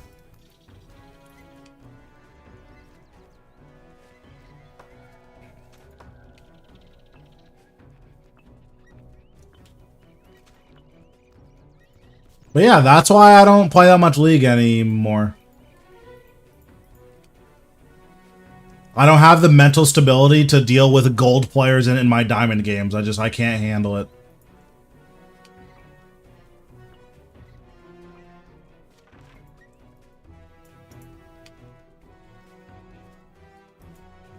There's a game called Hitler is My Crush. That's called a League of Legends. What do you mean?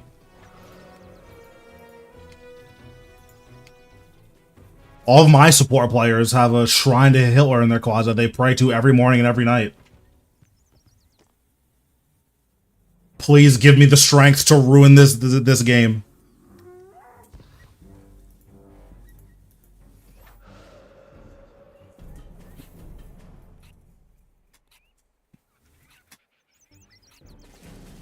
Ooh, give me a nice little Dragonmatic. Okay.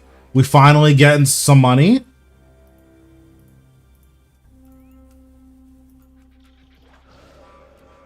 Oh, wait. I didn't mean to note that. Oops. These are 53 mil. That's so nuts. That's like a lot.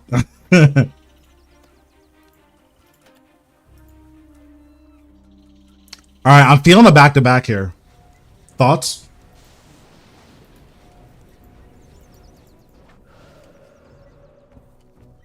Oh, wait, I ran away from this. Oops. Yeah, I've been spending a ton of money lately, so I need to, like, chill and, like, actually make money.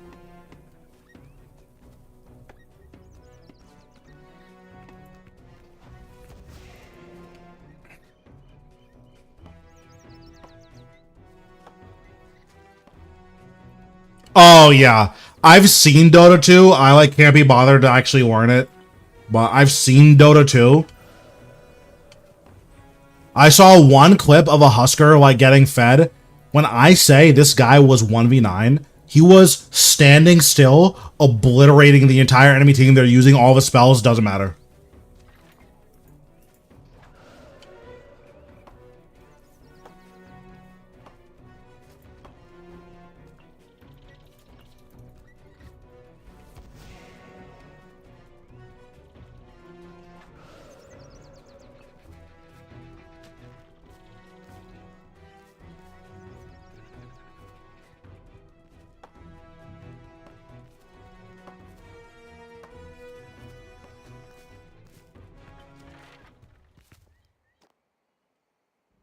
Yeah, I don't know a lot about the game, but, like, that was the one character I've seen, and it's like, wow, this guy's Exodia.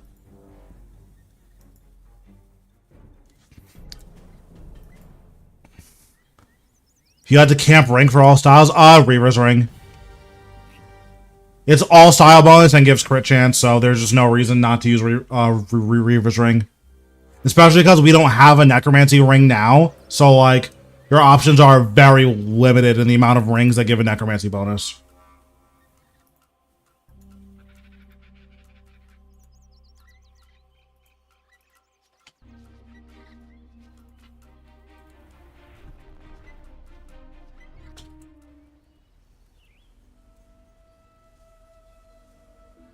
Oh, I had another game. This was a couple months ago.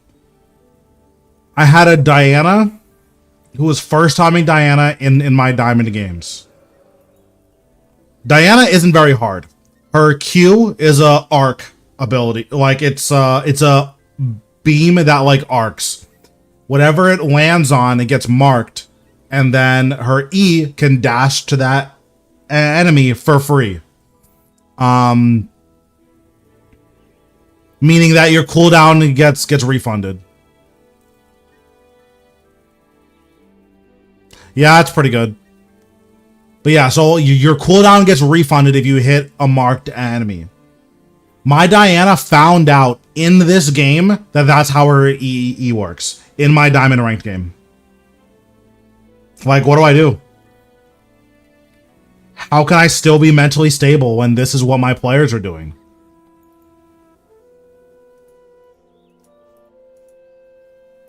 Like, why are my players learning what their champion does in my game? No! They said, I don't care about the game, so I'm playing ranked. It's like, bro, if you don't care about the game, why are you playing the only queue that matters? If nothing matters, then why are you ruining ranked games?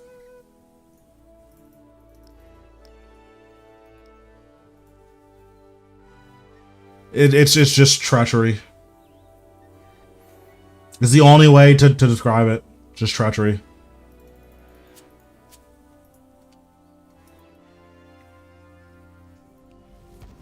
Oh, I did have one of those where someone didn't get their role. It didn't get taken or anything, just they didn't get assigned to the role they wanted. So they just picked a random champion, went support, and intentionally fed. That was really cool.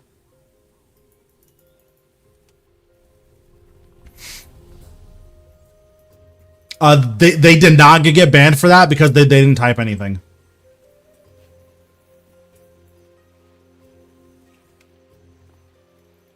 I think they just need to be harsher on people that ruin games on purpose. I never played Smite competitively. I think Smite is best and enjoyed as a casual game. It's just It's not even that it's like not a good competitive game. It's that Smite makes such a concentrated effort to not take itself seriously that like trying hard on Smite will just like frustrate you more than anything, I feel like.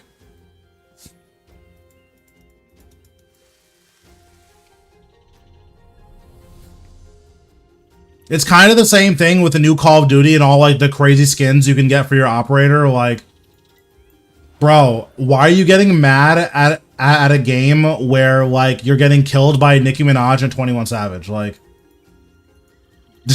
it's why do that to your mental health?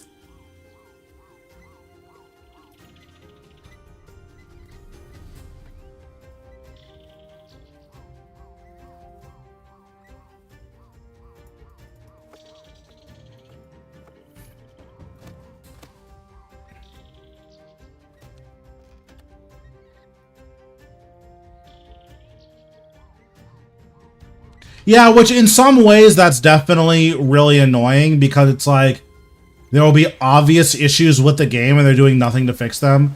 On the flip side of it, the casual experience just gets that much better, you know?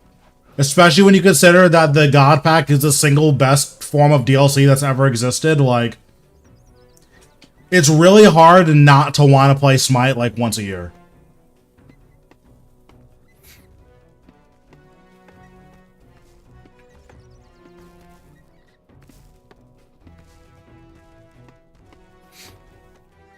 Smite is really, really fun, though. Like, I think it's very fun to just press your abilities and, like, watch cool stuff happen.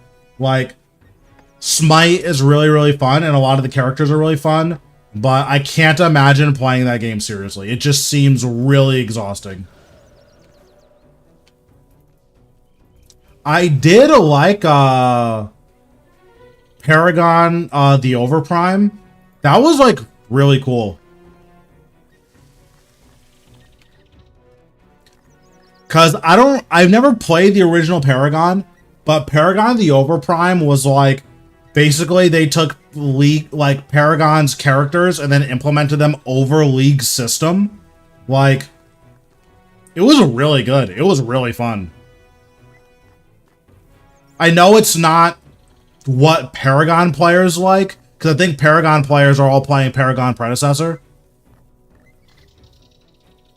But Overprime is sick. I really liked playing Overprime.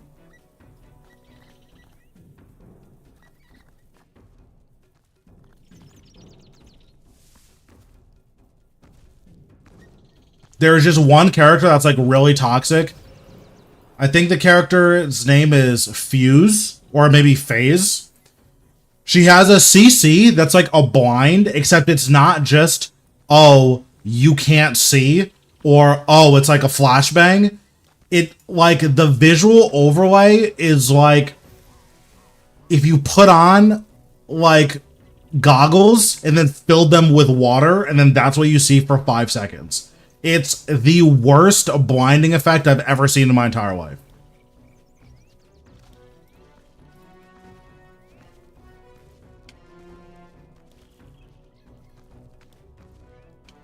It's like, hey, you have astigmatism for 5 seconds. It's like, wait, what? Why is this happening to me? Yeah, literally, like, unironically, yes. It's like, you are legally blind in real life for 5 seconds. It's like, no, why are you doing this?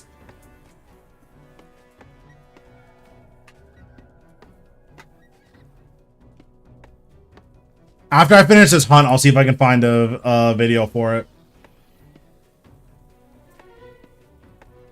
I really like Warframe. I just don't have anyone to play it with, so I just stopped.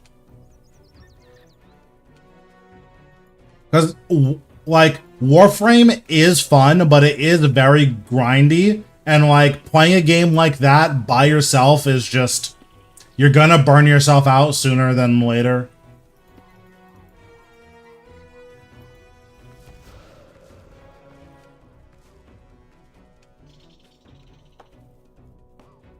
Yeah, like, the last time I played was a year and a half ago, and I was, like, an endgame player.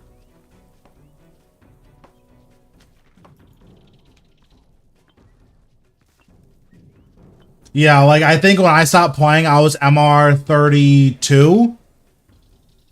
Because I think Sisters of Parvos had just come out. And I was farming all of their weapons.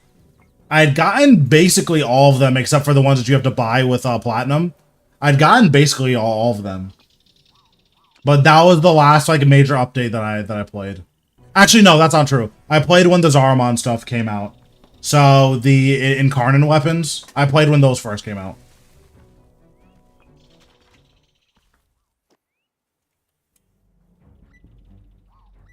That game is really, really good. Super fun.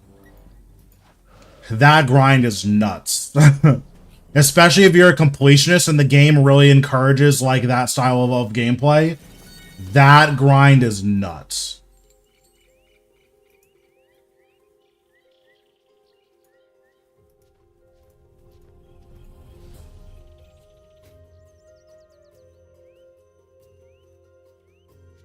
Yeah, I heard it wasn't very good, unfortunately. Okay, well, let me see if I can find the CC effect from Fuse. Cube.com.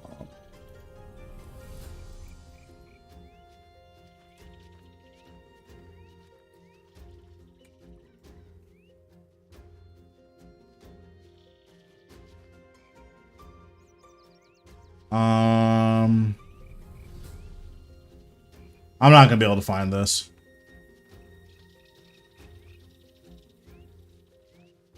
Yeah, I'm not gonna be able to find this. What's happening? How we doing? Are you max on dungeoneering? Yeah, I'm 200 mil.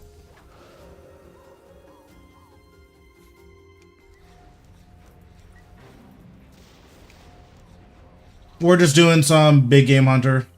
And then after this, I have 3 Reaper tasks I need to do. Which should take us relatively close to the end of the stream, depending.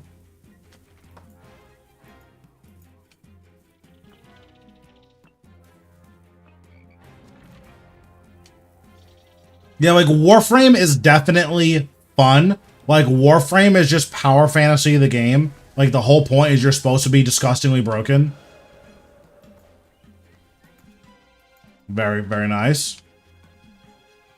And, like, there are a lot of classes and builds that are disgustingly broken. And they're super, super fun to play with.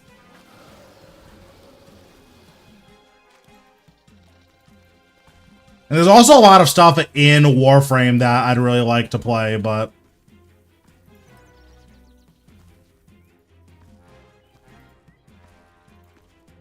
Yeah, no problem. Thanks for the raid. I appreciate it. But yeah, there's like a lot of stuff in Warframe that's like super sick. Like maybe one of these days I'll do a Warframe stream where like we just like hang out and play Warframe, but like it's good stuff. It's a good game. It's super fun, but getting to that point just takes way too long.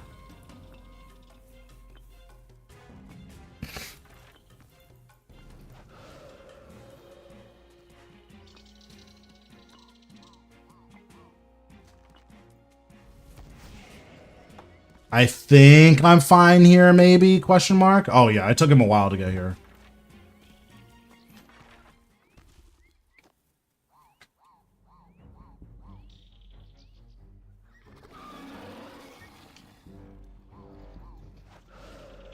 Yeah, the big issue that Warframe has is that it's not that it takes long for it to get fun, is that like getting into the rhythm of doing what you're supposed to do, that takes forever. And then like the further you are in the game, the easier it is to grind, like literally, because there's a reputation system and then your reputation is capped by your mastery level. So like me, I'm mastery level 32. So for me, like my reputation cap is like what, like 16k? And I think for other players, like if you're a new player, your reputation cap is like 5k literally. And it's like, oh, so whenever new content comes out, I get to complete it 3 times as fast as you are because I've been playing the game longer. Like, that doesn't seem fair. But that's how it is, so.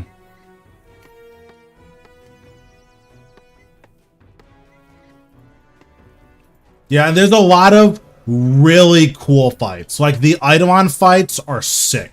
They're super, super cool.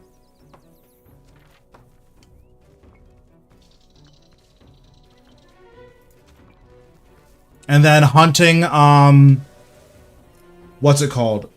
Not the Grenier Queens. What are they called? The Kuva weapons. Hunting the Kuva weapons and hunting the Sisters of Parvos. Those are really cool encounters. Like, even doing, you know, Prophet Taker and doing Exploiter Orb, like, those bosses are really cool. And just pressing abilities and watching your character do cool stuff, like, it's sick. The game is really cool. But, like, it doesn't do itself that many favors in, like, letting you enjoy the game.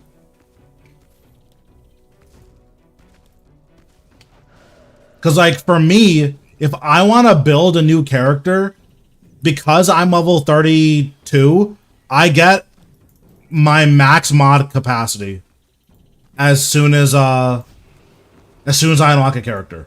Like, just instantly. It's max mod capacity. Like, so I get a lot more freedom with trying stuff, and then I don't need to, like, keep re-leveling stuff in order to, like, get all my mod capacity. I can just play the game, and that's it. But, like, that's because at some point I did all of the work, and that just feels bad. Not like, oh, when I get a new player who's like, hey, so what do I do here? It's like, well, you need to play for 5 hours to level yourself up to 30. And then, which, to be fair, it's not that long. It's like a half hour. But it's like, yeah, you need to play it for a half hour, level yourself up to 30 on this farming map, which isn't fun. And then after you do that, here's all the mods you get to put in so you can play the game. It's like, oh, okay.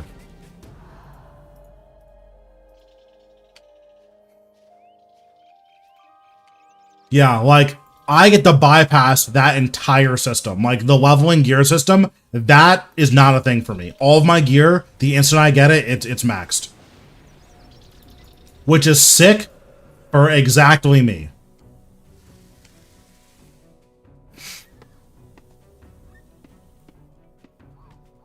Yeah, like, at some point, I would definitely play on my own, like, on my main account. But doing, like, a new player account would be an interesting experience. I know that Brozyme does that pretty regularly. He's a big Warframe creator.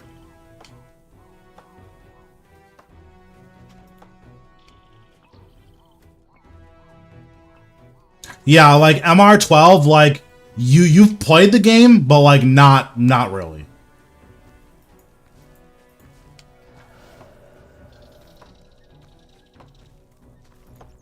Like, there's so many weapons you don't have access to. 7 minutes. 7 minutes is all I can spare to play with you. Thanks for the follow, Cajun. Have a good night. What's happening, Mango? But yeah, there's, like, a lot of, like, really cool weapons that you just don't get access to because they're mastery locked. I think there's a couple of frames that are mastery locked. It looks like it's gonna be decently simple. No fourth conjure is pretty disappointing, though. I wonder if I still have Warframe installed. Let me open up my Steam and check.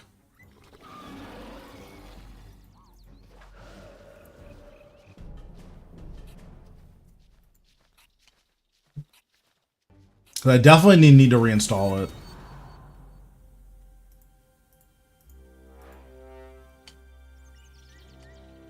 Because there's, like, enough content in the game now where if I played, I'd, like, have stuff to do for a couple months.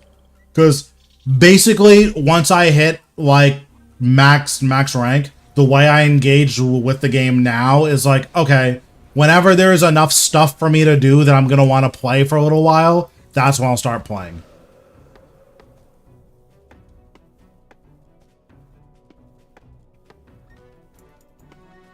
Oops, I pressed the wrong button.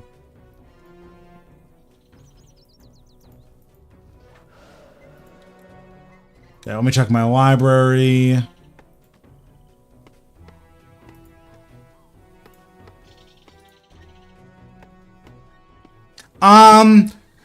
Unfortunately, it's not that good. From my understanding, armor won't, or reduction in armor won't increase your damage past 100%. So what that means is that, again, if you have tier 95 gear, the increase in armor or the armor reduction should do basically nothing for most players. I think it's if you just do AOD or Rago, then the armor reduction's like useful. If you don't do those two bosses, it does literally nothing.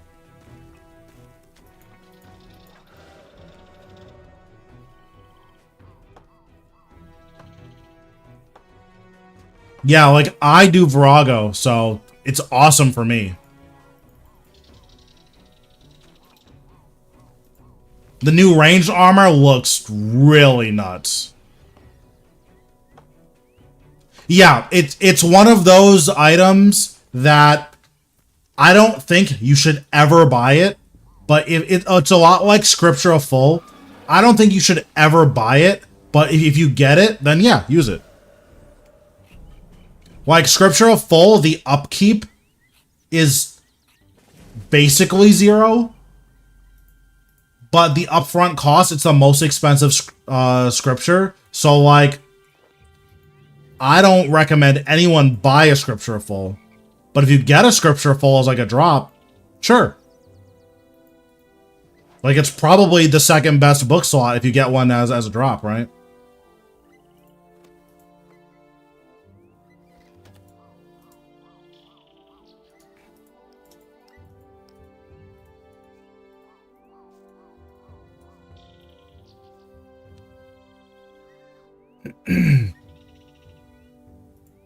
You also just get a ton from just killing Zuk.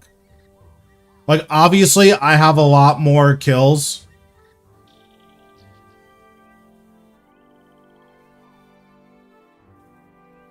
Yeah, exactly. Like, the big issue with Ghost was that your Ghost being alive increased your damage by, like, 20% for free.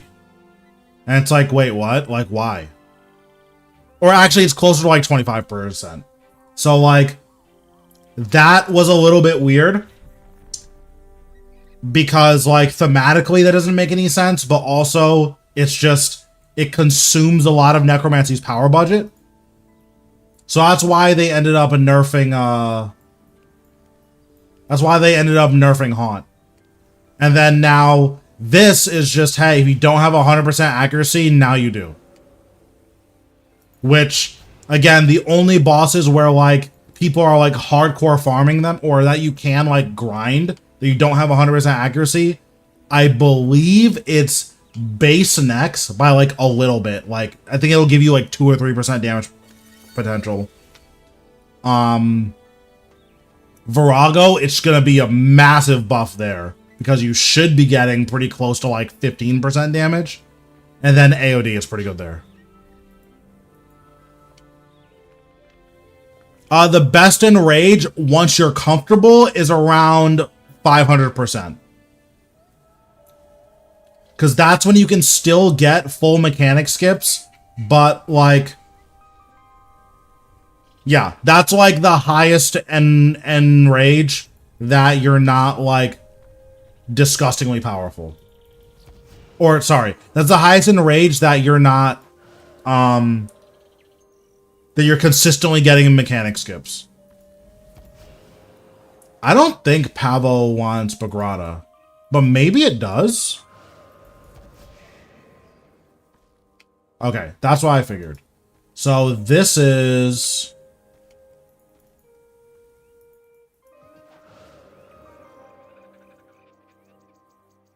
Well, I need to go to a tier 2 dinosaur for this.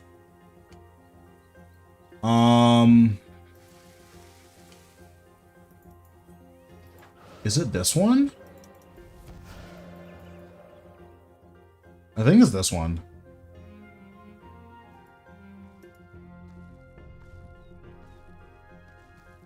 And there it is. You heard it here first. Yeah, it is really good for early and mid-game players. Like, I think for the Necromancy stuff, this is largely designed for early and mid-game. And then for the range stuff, it's a clear late game buff. The question is the buff additive or multiplicative? If it's additive, it's like disgustingly powerful.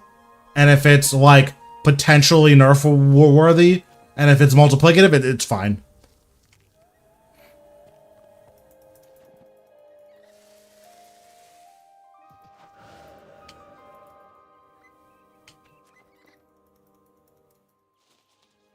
Okay, so not that one. So I am lost. So we need to go to Big Game Hunter. Okay, where are we going? Spicati Apatosaur. Okay, that's where I thought it was, but I messed up. Oops. Oh well.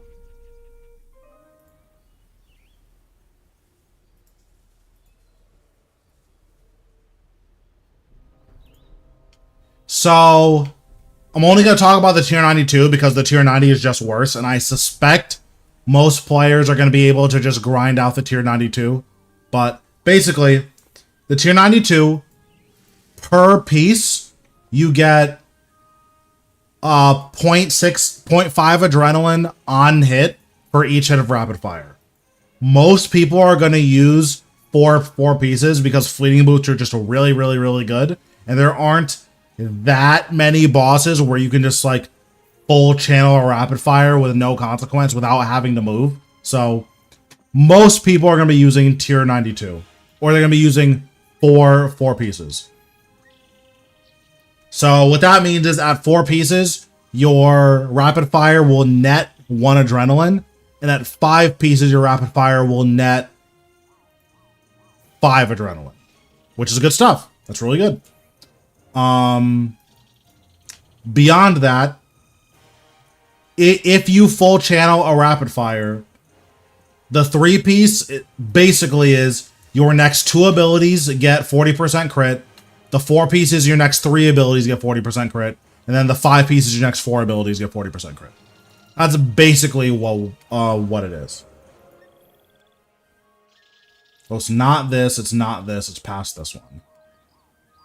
Now, the big question mark is this crit additive or is it multiplicative? If it's additive or if it's multiplicative, your max like a viable crit chance goes from 43% to like 58%, which is really good. It's not like broken or anything, but it's really good. Like 58% crit chance for 3 abilities. That's really powerful. If it's additive, then it's 83% crit chance for 3 abilities, which is disgusting. So, how does it compare to Elite Serenic? If you have Saren Godbow or Bow of the Last Guardian, it is by far best in slot. Like, you just shouldn't ever be using Elite Serenic, period, if you have the Dracoith armor. That's basically what it is.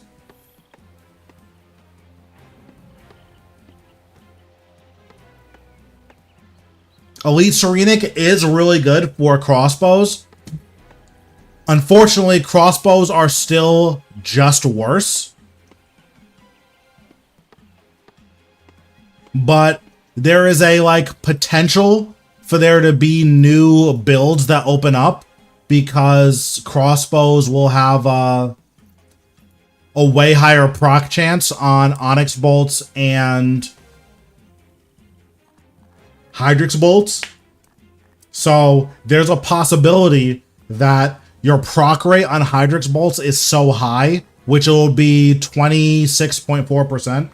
It's possible that is so high that you don't need to use Incendiary Shot to get basically infinite adrenaline. So if you just always have however much adrenaline you want, it's possible that your damage is actually higher with Eldritch Crossbow than with Bow of the Last Guardian. I would be very surprised if that was the case, but that's possible. What's going on, Pim? I'm glad to hear it. But yeah, so I don't know how good I don't know how good Serenic is going to be. It's hard to quantify how good Serenic is going to be. But everyone, or not everyone, a lot of people already have Serenic, so like it's not like you're losing anything by wearing Serenic, but Dracolith is so much better.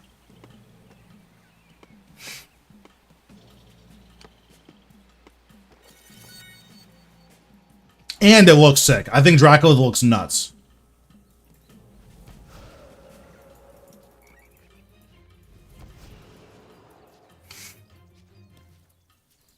But yeah, it seems like Vorkath is going to be decently simple. It may not be easy in that, like, he might do a lot of damage. But in terms of the complexity of mechanics, it doesn't seem like it's going to be a super complex boss. So I should be able to get the normal mode guide out Monday after stream. And then I'll be able to get the hard mode guide out probably Tuesday after stream. But we'll see. Although I think releasing it middle of the day is better for timing purposes. So normal mode guide will probably be out on Monday, yeah. Or actually, no. I'll probably stop stream in the middle of the day to like get the guide out at like 2 p.m. or something.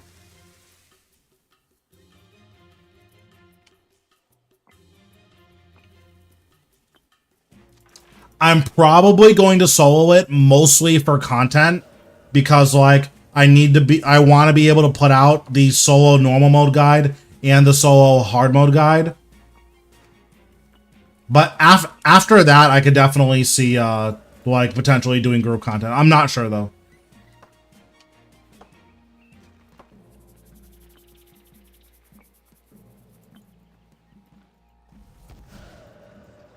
So the big thing with Elite Serenic is that with bows, Elite Serenic does nothing. It still gives you its tier 92 power armor bonus, so like you're still getting damage from it, but it doesn't do anything if you're wielding bows. So like for that reason alone, if you have Serengad bow or if you have Bow of the Last Guardian, you need to be using Elite Serenic because it does. Or you need to be using Elite Dracolith because it does anything, whereas Elite Serenic does nothing, right? But what it does is each hit of rapid fire will generate extra adrenaline. That's really good. It's not anything like amazing, but it's good stuff. Generally speaking, you're going to be wearing 4 pieces of the armor, so rapid fire generating. Oh, we got a double encounter. Okay. So rapid fire generating 2 adrenaline on hit for each hit is really good. It's for dual wield and Eldritch Crossbow.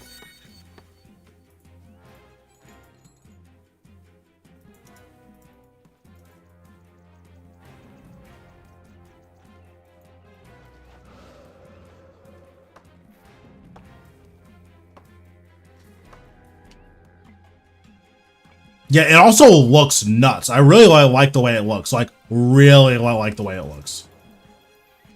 Like, if I had money for Third Age dyes, I would seriously consider Third Age dyeing it.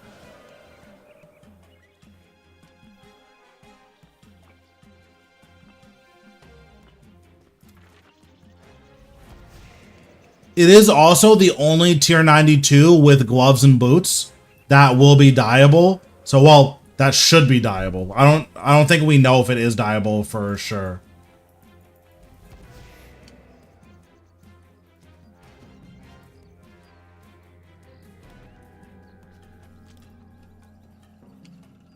Yeah, the Necro ability or the incantation is good for mid-game players and for very late-game players. So if you are mid-game, there's a lot of bosses where it's going to give you a meaningful amount of damage back, which is really, really nice.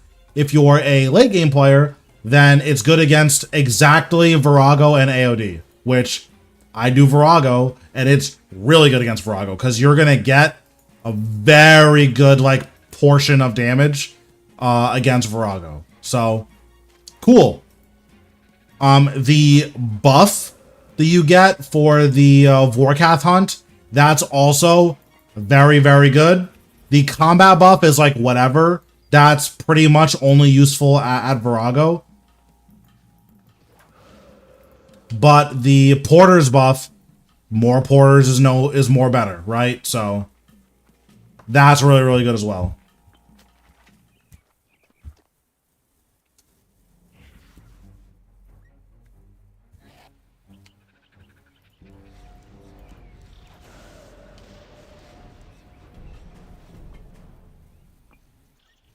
The pouch is cool. Like, it's just good. At lower level bossing, where you don't need runes from, where you don't need magic spells, it's going to save you 4 inventory slots, which is a lot of inventory. And then at high level bossing, where you bring Disruption Shield and then potentially Prism of Restoration, it'll save you 3 inventory slots. Either way, that's really good. Yes, it holds the Ectoplasm as well.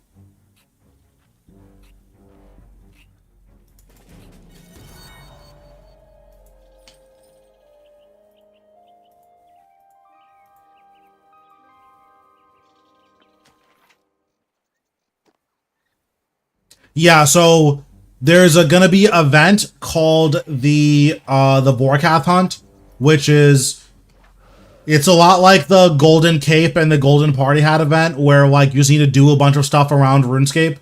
The thing that's different about the way it works with Vorkath is that you can just kill Vorkath for all of the event.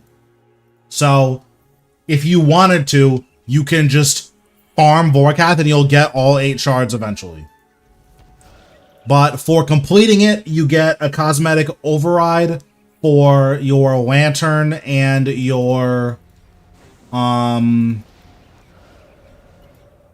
guard, and then you also get infinite porters for 14 days, and you get an out of combat restoration buff for 14 days. The out of combat restoration is that while you're out of combat, every 6 seconds, you'll restore 10% prayer points, HP, and I believe summoning points. I don't think it restores adrenaline because I closed the tap, but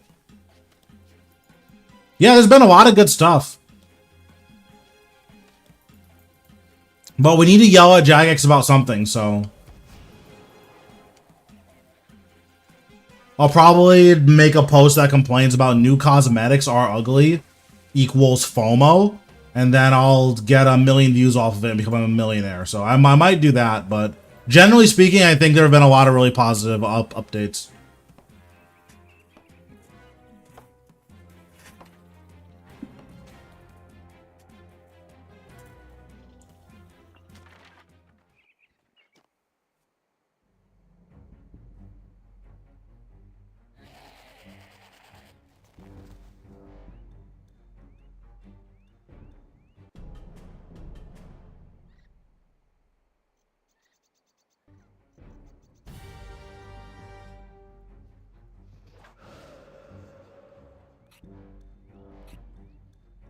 Yeah, personally, I don't like them, but I'm also probably in the minority there. So, like,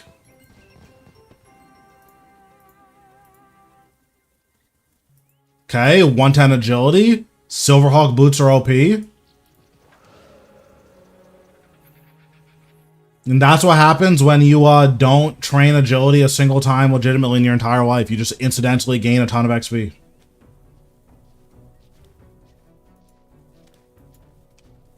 Like, I just want to dye my current armor or my current guard and offhand. I forget what the offhand is called. Lantern. I've had 2 Aurora dyes in my bank for 6 months waiting so I can dye these. I'm gonna fail this, I think. Okay, I almost failed it.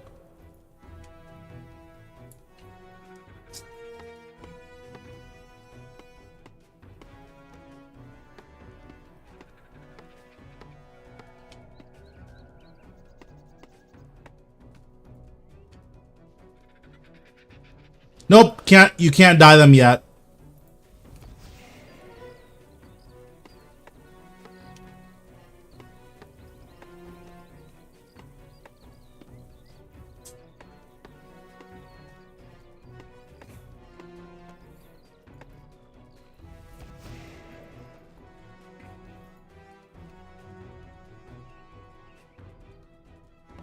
Like, I understand why. There's a lot of really weird bugs with dyed items where, like, the game doesn't recognize them the same way.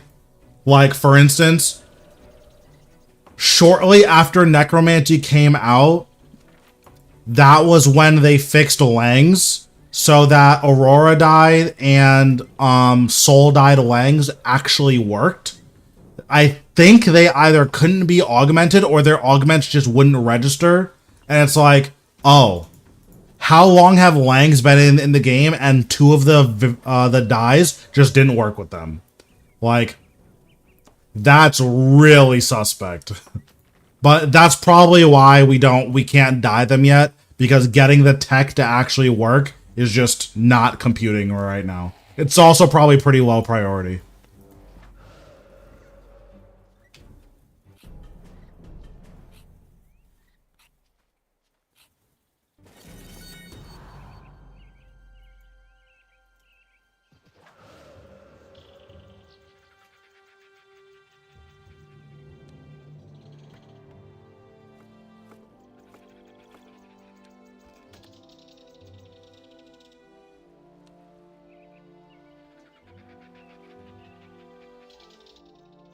Like, I would have to go back and find the patch notes, but it was like maybe a month and a half ago that, like, oh yeah, these dyed items actually work now. It's like, wow, okay.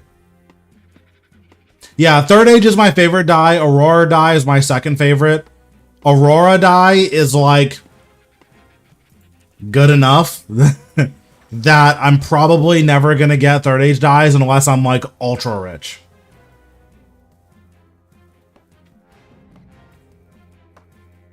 Like, do I like Third Age dye more than Aurora dye? Absolutely. Is Third Age dye 20 times better than Aurora dye? Probably not. It's like 1.5 times better.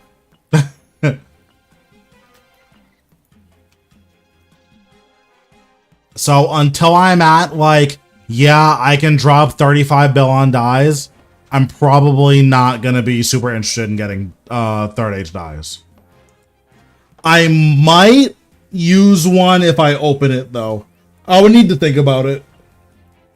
Yeah, I think if I open a Third Age dye, I will use it, and if I open a Blood Age dye, if I open a Blood dye, I'll sell it. I won't buy a Third Age dye with the Blood dye, but I would sell a Blood dye. And I'll use a Third Age dye.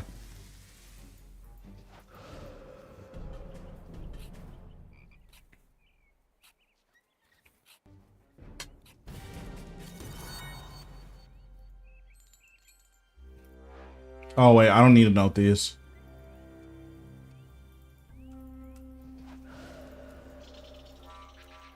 Oh, wait, I can do another one? Why?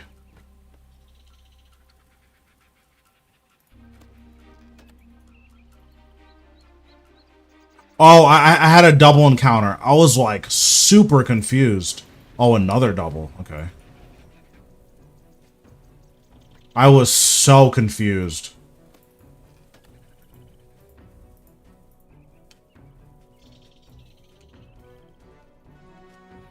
Yeah, I got a shadow die on my, like, 27th hard. And then within my first 100 masters, I got a Barrows die, but those are the only two that I've gotten.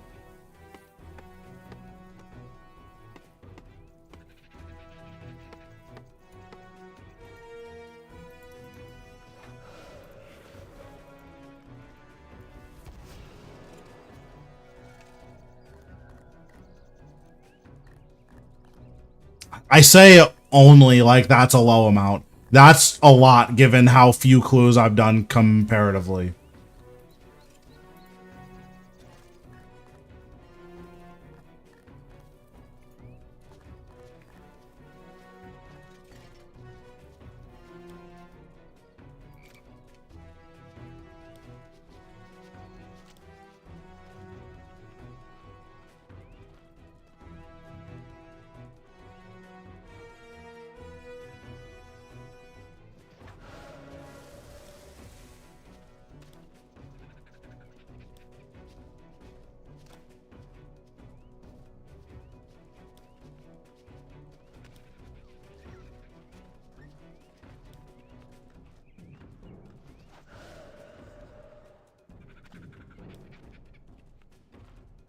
I think I can just cut this, right? Yeah, okay. So this is a safe spot, which is really nice.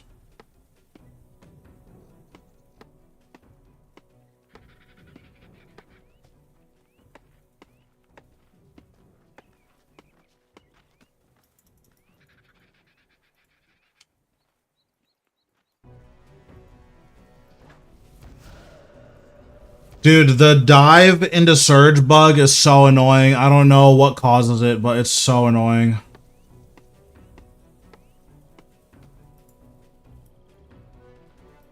I don't need this many. I only need 3. I actually only need 4. I'll bring 5 just in case. I don't remember if I need to rebuild the pad.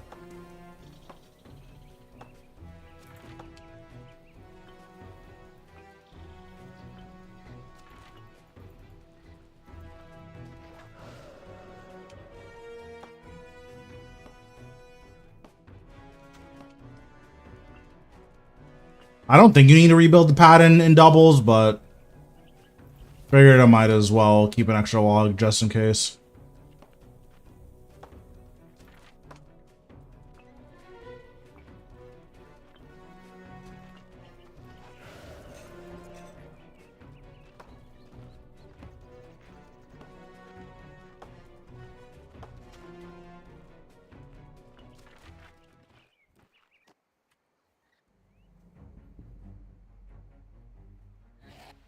Oh, also, apparently, the Hunter set, the Volcanic Trapper, does not double your rewards in Big Game Hunter.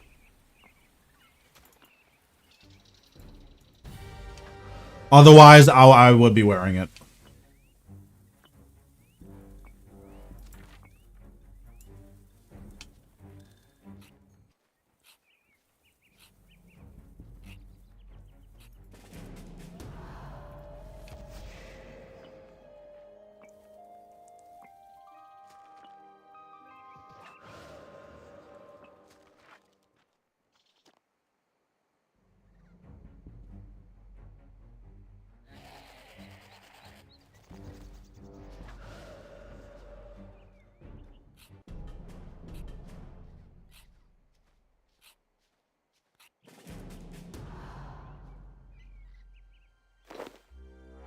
Okay, bet.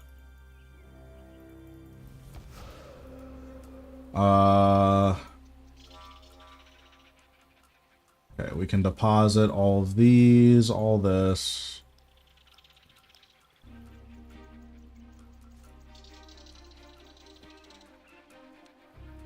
And then I need to withdraw one of these, I think.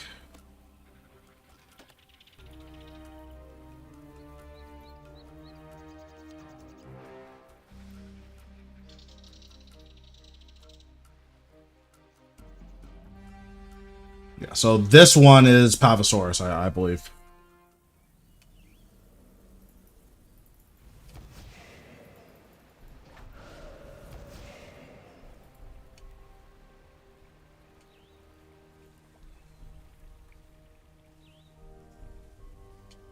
I'm like slowly starting to remember the pathing here, so it's not taking as long.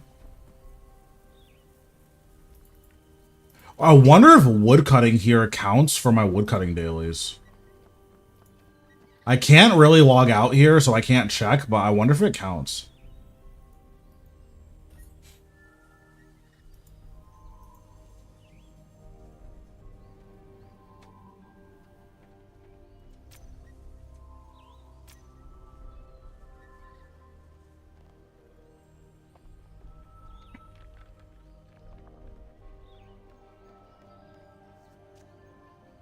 You know, I just realized my double XP was paused this entire time. Oops.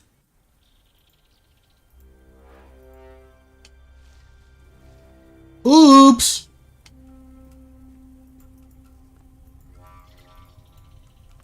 Can I buy those already?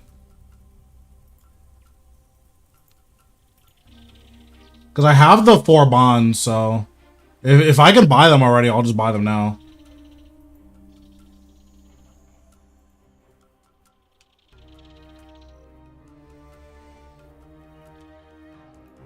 I don't think that I can buy them yet. Or I might have to relog.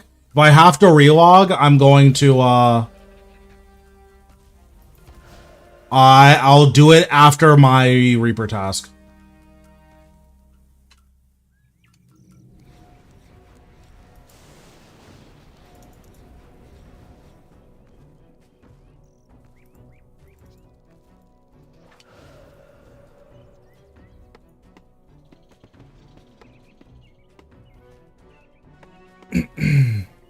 But yeah, I bought 4 bonds so that I can unlock the triple bank booster and then the bank booster and preset, so.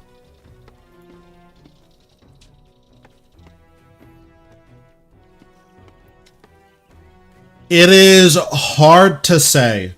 So the question is whether or not Vorkath counts as both, and there's been no information to check.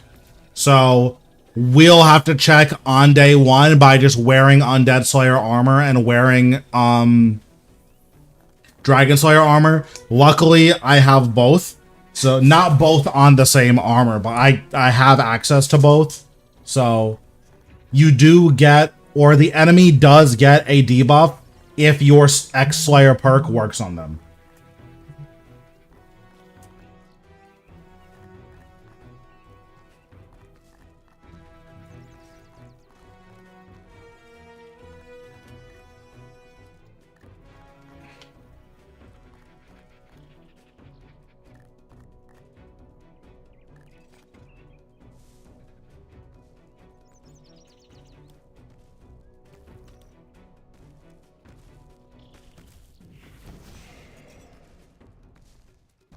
Oh, this is bad. I was not sure of its pathing, but I was very close.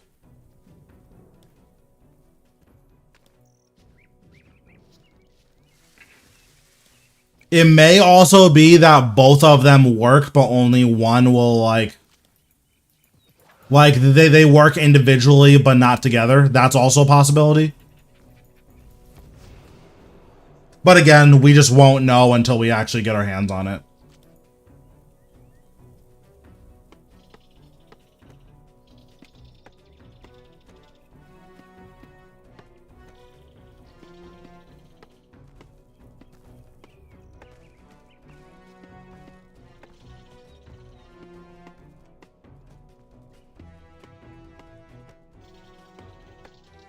If they do both work, Vorkath is going to be taking some damage, let me tell you.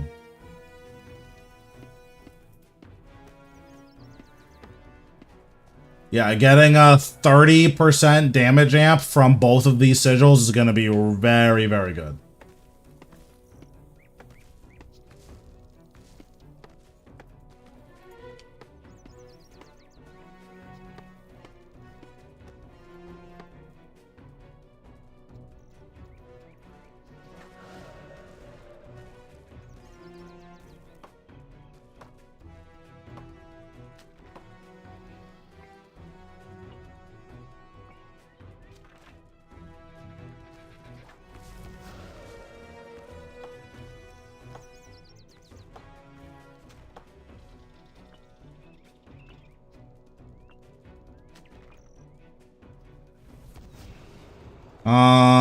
I'm gonna wait for him to walk past this.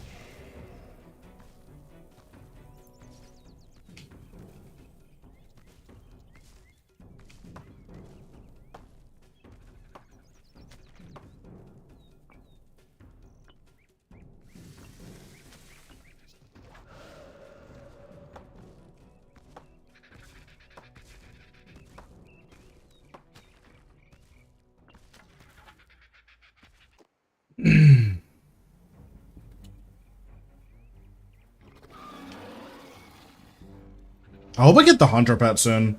I have like a okay amount of XP. It'd be nice to get the Hunter Pet.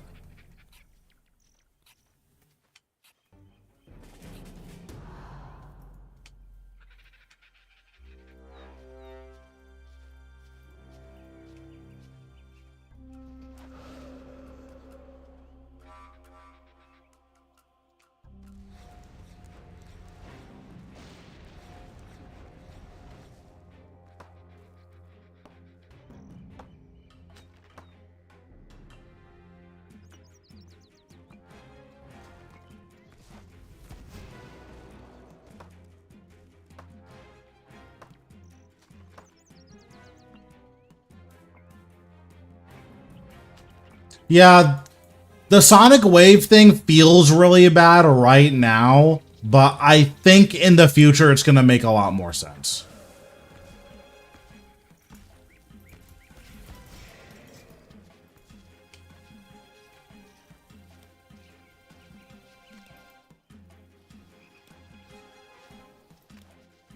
And honestly, it doesn't even feel that bad because, like, Greater Sonic Wave is like,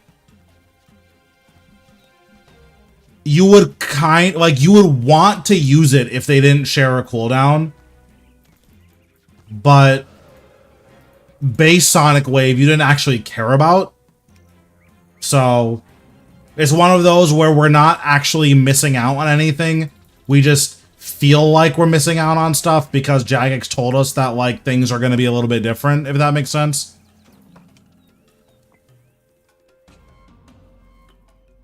Like, I don't think anyone was excited to, like, yeah, I'm gonna G-Conk and then use regular Sonic Wave right after G-Conk. Like, that just isn't a thing. Wait, are they all armed? Oh, they are all armed. Okay. But because we now know that, hey, like, you actually might want to use Greater Sonic Wave after a G-Conk, it's like, oh, well, now it feels bad, but it's like, it probably shouldn't. Like, you'll be fine.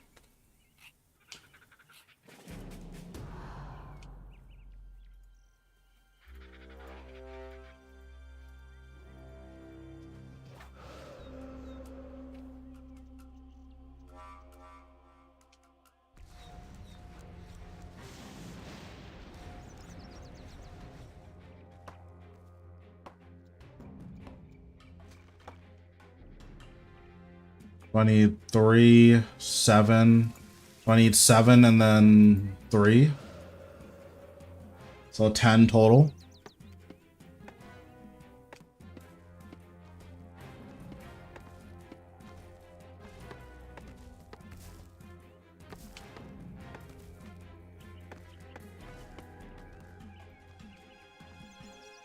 Then we'll go to these vines, get 3 more.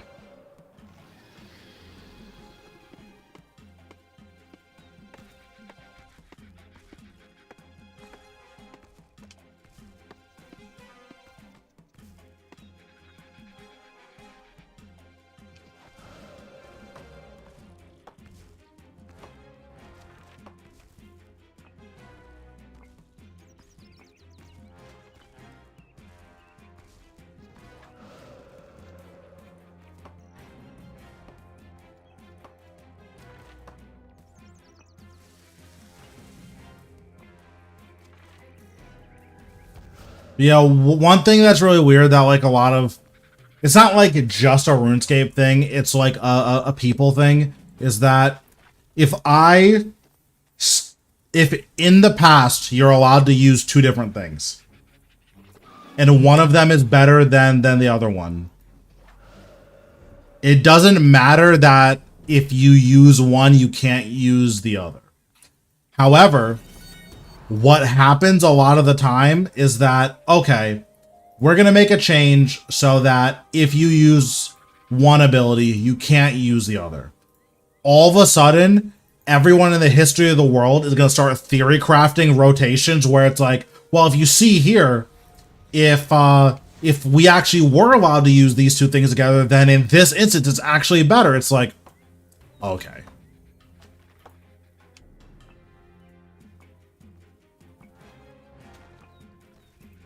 It's like, before this theory craft, how many people were using Greater Concentrated Blast into Sonic Wave? Literally 0. You might have used it by accident, but doing it intentionally, literally 0. Now, all of a sudden, we've theory crafted 150 instances where, oh, actually, it's this much better. It's like, okay, bro. But, like, that just happened. That happens with everything. It happened in League with the mythic item system, where it's like, you'd probably never build Leandries and Ludens because they already just did 2 different things. But Now that you're not allowed to build them together, all of a sudden, you know, all the well actually guys are coming out of the woodworks.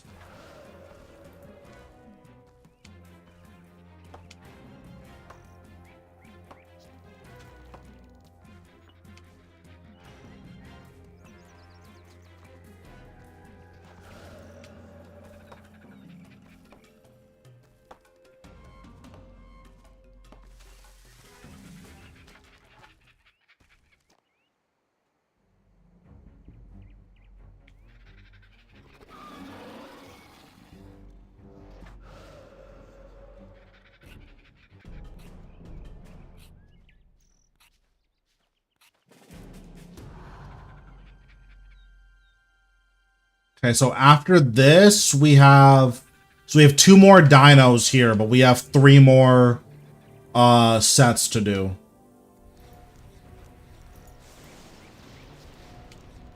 So that'll take about 45 minutes, and then we'll have 3 Reaper tasks to do. So that'll be nice. More bossing is more better.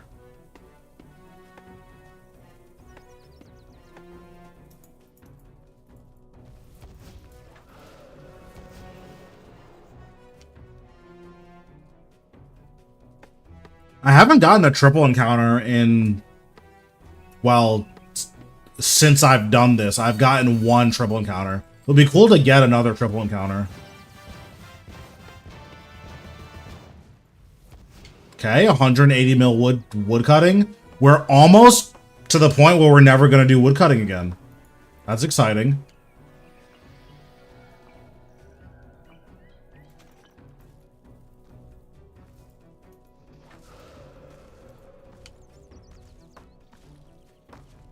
Damn, look at you. Yeah, I don't mind Carapac as much anymore. I don't know what happened, but I took like a month break from doing Carapac, and now my Carapacs are like really clean. So I don't know what happened, but I'm like down. It's still like annoying, but like in terms of like my success rate, I basically never fail Carapac kills anymore, so cool.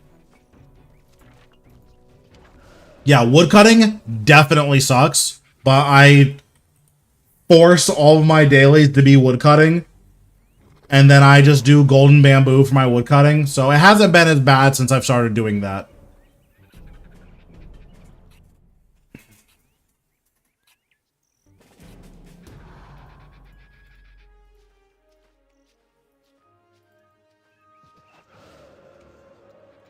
Because, like, you just do your hour of woodcutting, and, well, although now it's a half hour. You just do your half hour of woodcutting, and then, like, that's all the woodcutting you have to do for the day. Incidentally, Big Game Hunter has, like, woodcutting and fletching as part of it, which is cool. Because you get, like, incidental XP, which is, like, cool to get. But yeah, right now I'm lamping woodcutting and then doing my daily challenges on woodcutting. Yeah, farming isn't bad at all, especially on double XP. Like on double XP, like 200 mil farming from 120 is like a couple hours because you just like do carambola trees.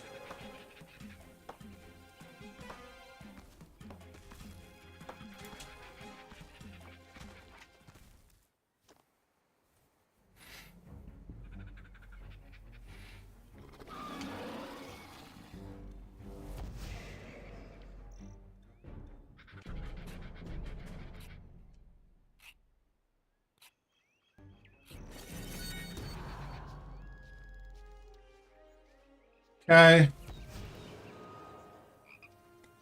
I think carambola are more XP than golden dragon fruits, but I could be wrong. It's one of those 2 trees.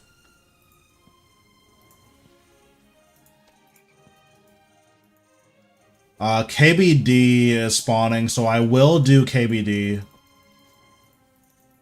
In which case, we'll just go to War's Retreat.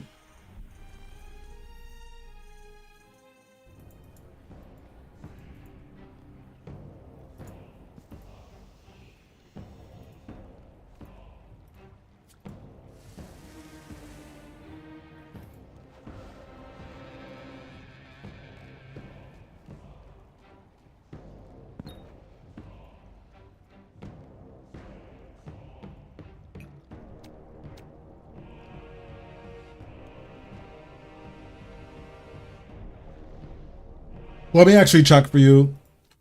Fruit trees RS3. Carambola. I think golden dragon fruit are the best trees, but they're just not like regular trees. Or, sorry, golden dragon fruit are the best trees, but it's way more expensive to get insta-growth for regular trees than it is to get insta-growth for than it is to get insta-growth for fruit trees.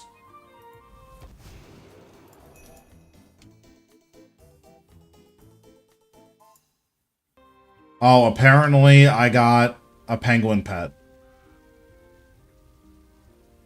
I don't know how I got that, but cool.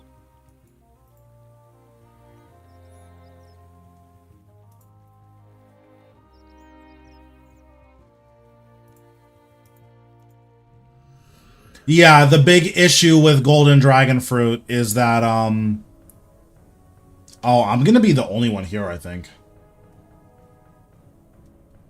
I guess I have to pot up then.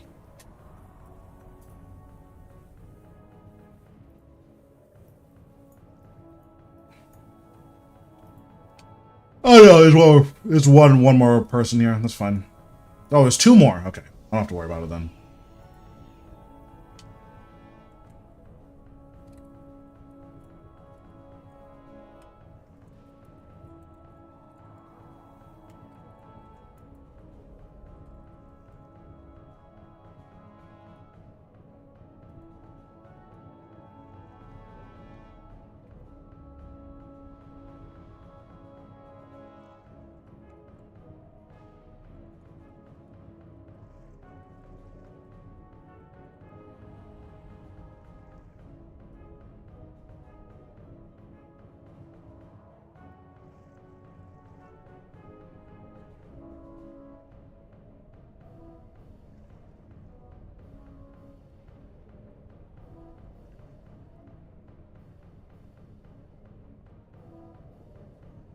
That's like, what's it called? It's gonna be like my longest stream ever.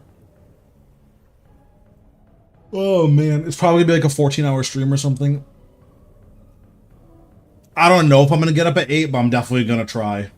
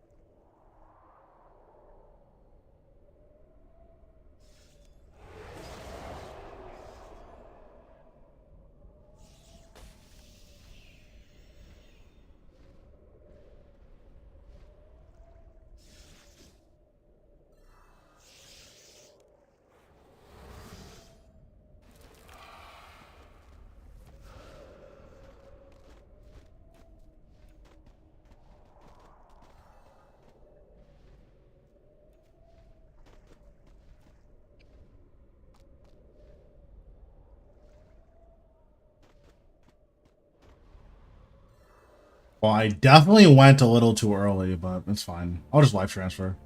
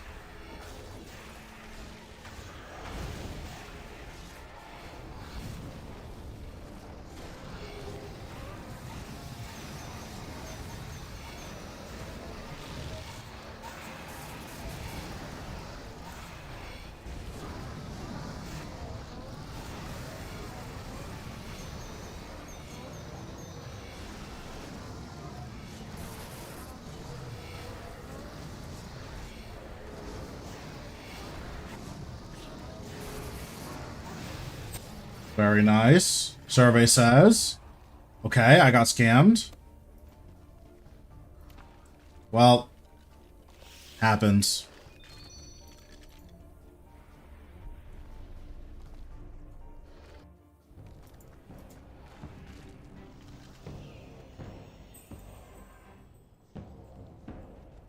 Okay, so let's go back to this.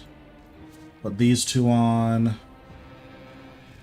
Very nice.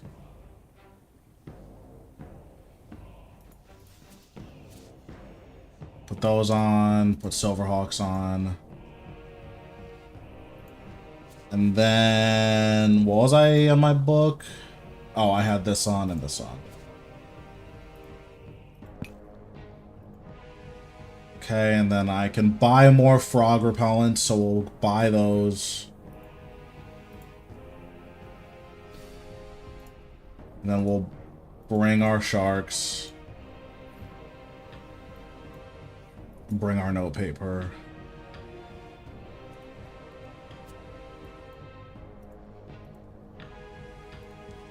I haven't gotten a draw from Carapac in quite a while. Hopefully I get one soon.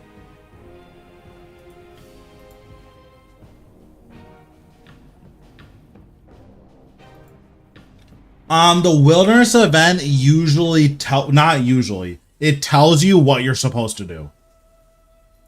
So there's not a whole lot of figuring it out.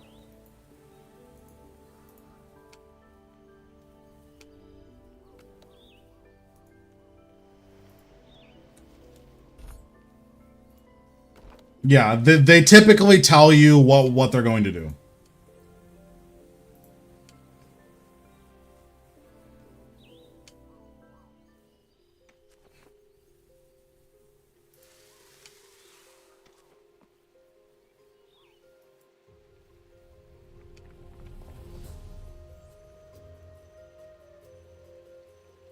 I'm gonna save up all these treasure hunter keys until Santa's Grotto.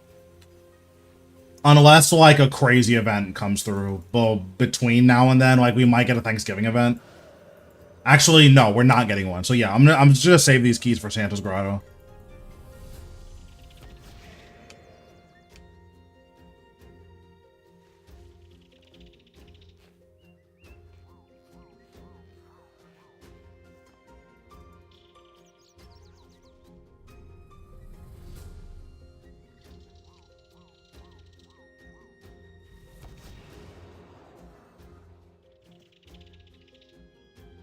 So we have 3 more sets of dinosaurs, and then we're going to do all 3 of our Reaper tasks.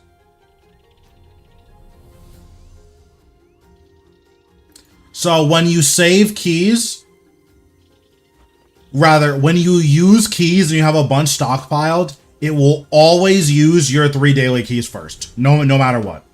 Or rather, because not everyone has 3 daily keys. It will always use your daily keys first. Like, period.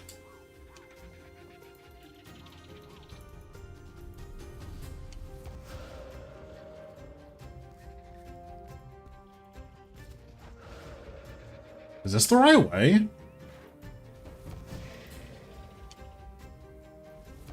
I don't think so. I don't think this is the one I'm supposed to be doing.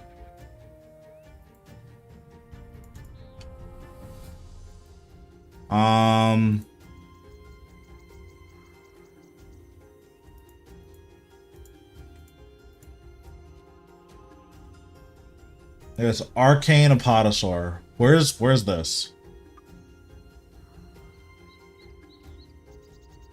Yeah, I totally went the wrong way.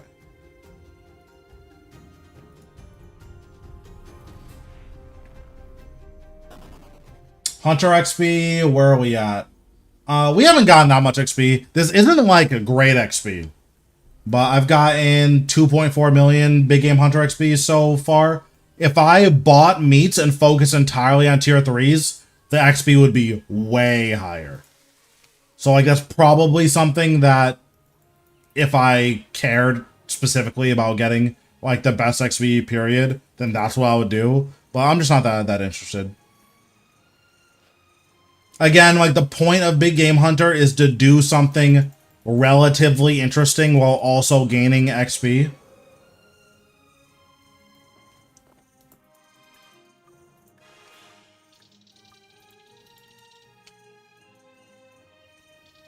Because what I should be doing for the best rates is just, what's it called? Jadinko. Like, I should just go to the highest tier of Jadinko that I can do and just stand there. And I will stand there for 48 hours and I'll get disgusting XP. But that's, like, pretty boring. So I try not to do that. I want to go to this tree.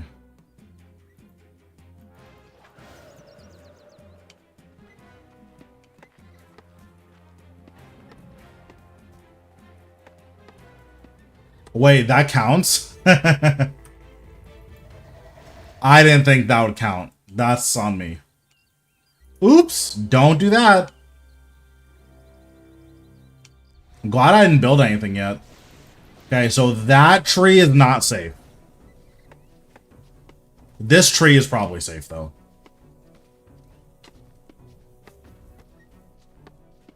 But yeah, like, Big Game Hunter's fun. I like Big Game Hunter.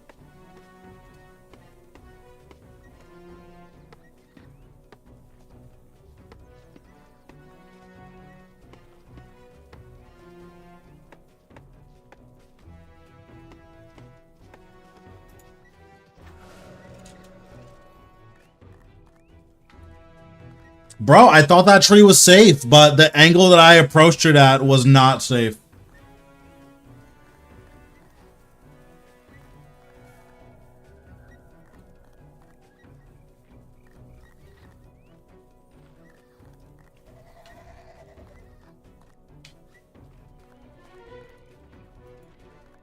And I, like, didn't look for this tree, so...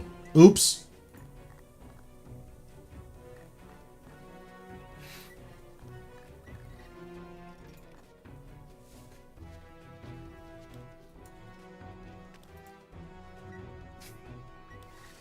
Also, I don't be dying like that. I don't know why you say that. I really don't die like that.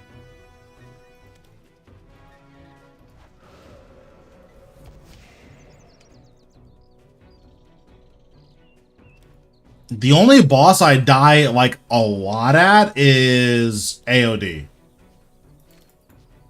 And like, a lot is over all of my hours, once an hour. So I don't appreciate the slander.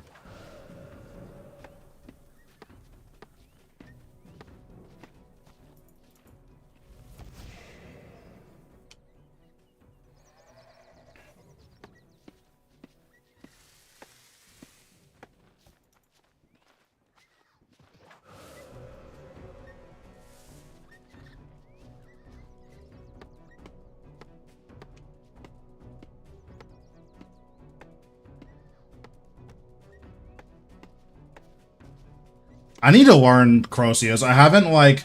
I, like, got one Crozius kill, but I kind of wasn't paying attention. I need to, like, actually learn how to do Crozius so I can start doing it and just farming that log. Because, like, what I should have been doing if I was prepared was just doing Crozius on stream. Just... double XP week, that's Crozius week. Bro, I don't die like that. Like, if you include proccing my ring at Virago, literally everyone does that.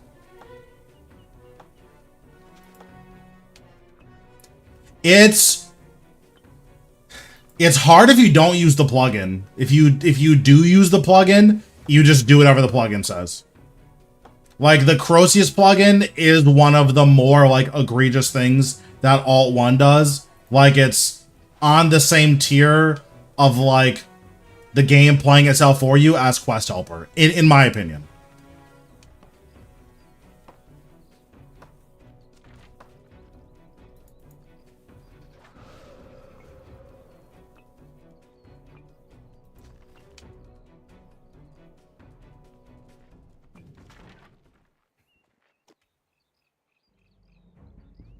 Yeah, like, it's pretty free. But there's, like, a lot of things about, like, RuneLite that are just giga broken, but Jagex just doesn't do anything about it, so... You can't really blame the people for using Runelight if Jagex is just going to let them use it, right?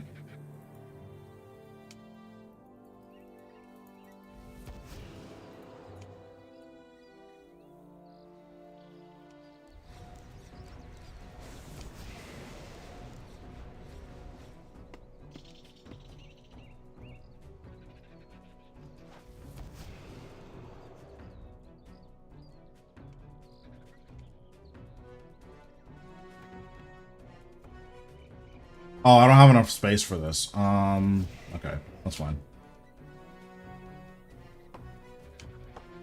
Like, for instance, at temple trekking, there's the bog that you have to cross. There is a Runelight plugin that will tell you which, like, where you can cross and where you can't. Like, that's nuts. Because you're supposed to trial and error it. Like, that's, like, the point. But the bog that you can cross and the bog that you can't cross have slightly different coding.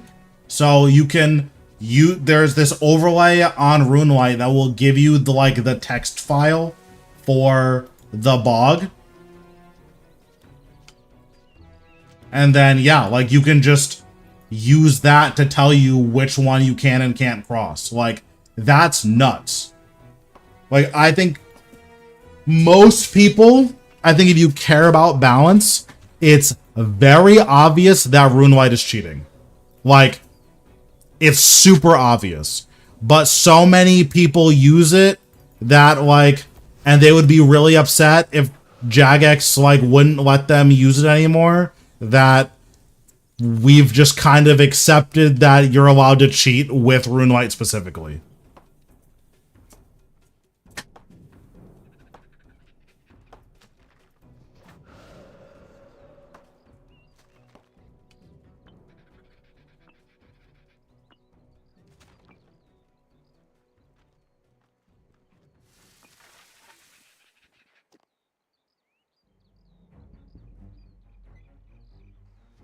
Oh, in every game I play? Yeah, there's a lot of games that I grief in, if we include every game I play. Oh, I must have missed one of the things. I think I forgot to... I was one tick away from finishing one of the Scorpions. That's really annoying. But yeah, if we include every game I play, yeah, I'm definitely a griefer.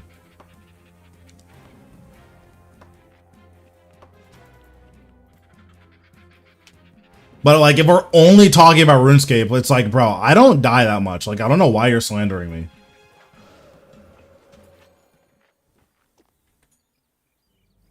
No, I don't know anything about OS, buddy.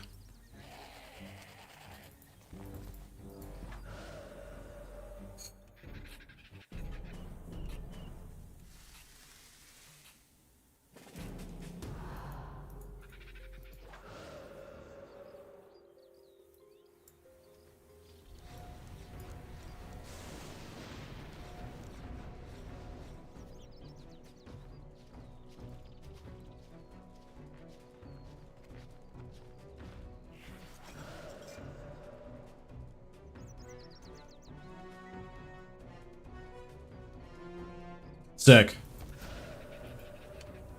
But yeah, like, Runelight does a lot of stuff that's like, man, this is...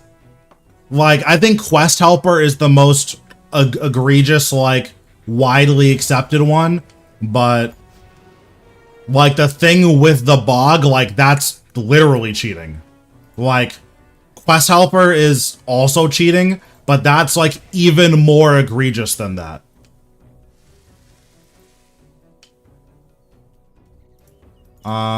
Yeah, I can mine, or I can do 3 of these. Oh, I didn't mean to note those. Oops. Brain damage. Oops. Unlucky.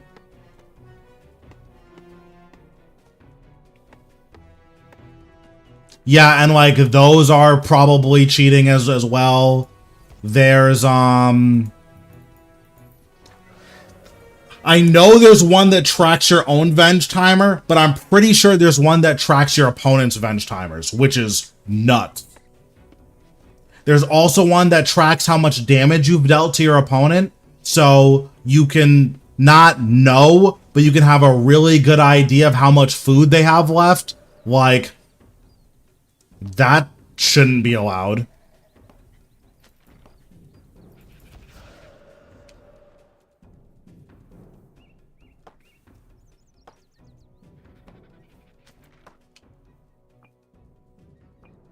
It's like PvP in RS3 already isn't balanced.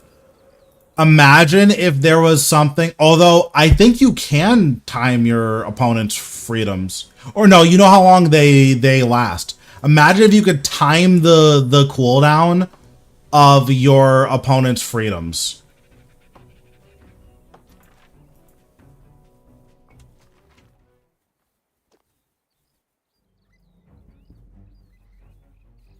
Recently, I haven't really been dying at Solak, though. Like, I've definitely had hours where, yeah, I've just died 4 times at Solak. But recently, I don't think I've died in, like, 30 or 40 kills.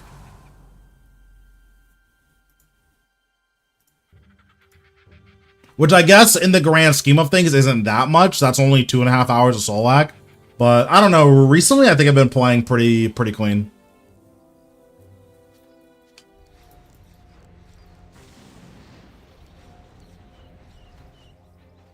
So I agree, it's no different than watching a guide or using the wiki. Well, that's not true. I actually did disagree with that. I think some aspect of it where it's like, oh, you're just watching a thing and then doing what the thing says. Sure, I think that's a fair, like, description. But I think once it's showing you what to click on screen, it gets to the point where you're not even playing the game anymore.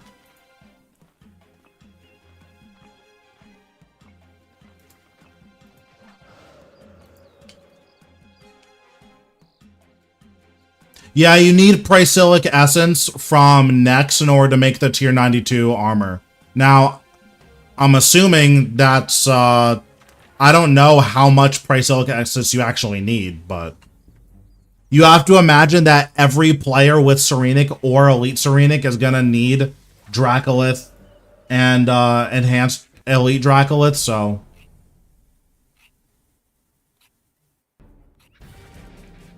Parnix is definitely going to go up. By how much, I'm not sure.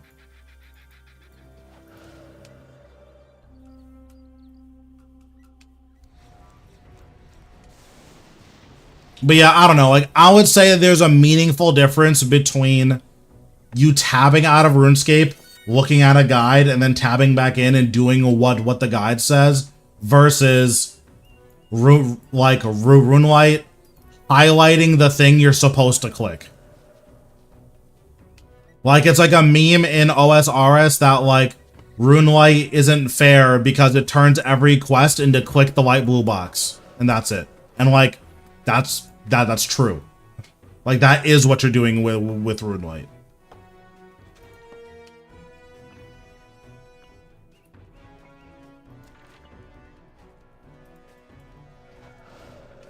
No problem, Silver. Catch you later.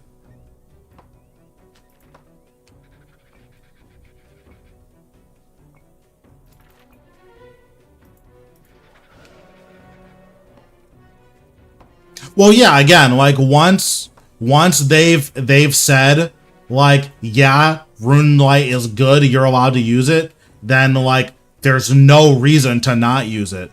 But it's obviously cheating. Like, it's so clear that it's cheating.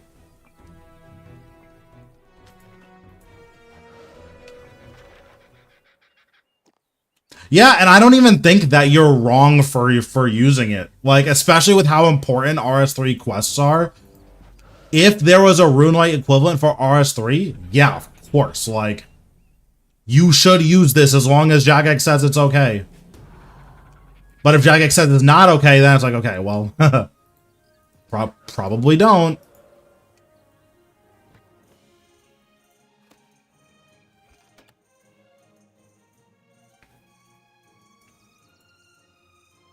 Yep, no problem. Take it easy.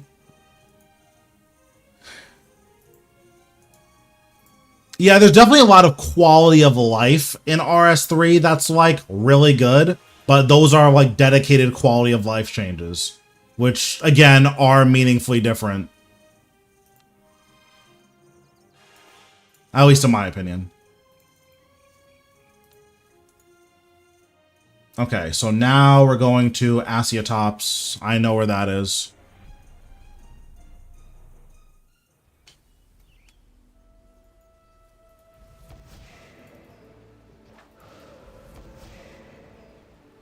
Actually, do I know where that is? I think it's here.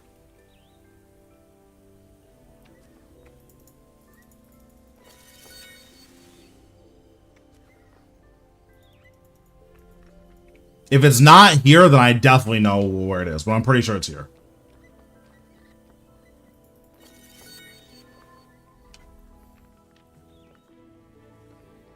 Oh, also, I need to buy one of these.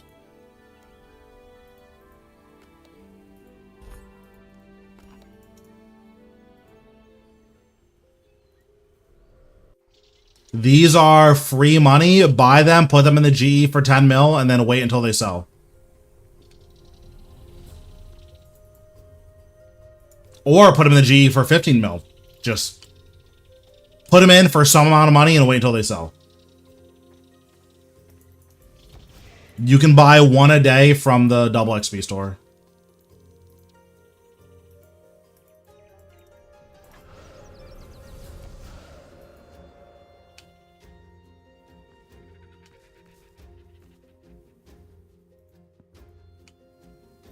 Okay. Asiatops are not here. That means they are the other place.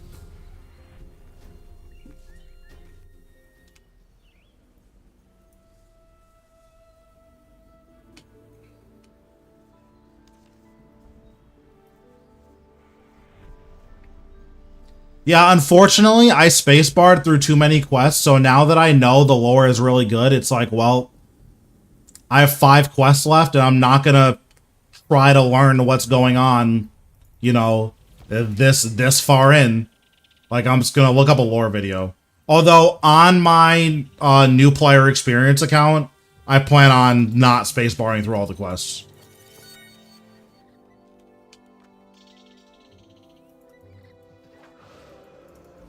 Especially because, like, RuneScape quests are, like, pretty funny a lot of the times.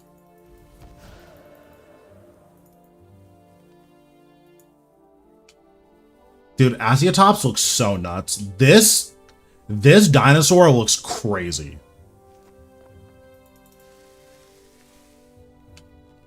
Like, the way its back is designed, or its mane or spine or whatever, this is nuts. I don't think a dinosaur would ever look like this in real life.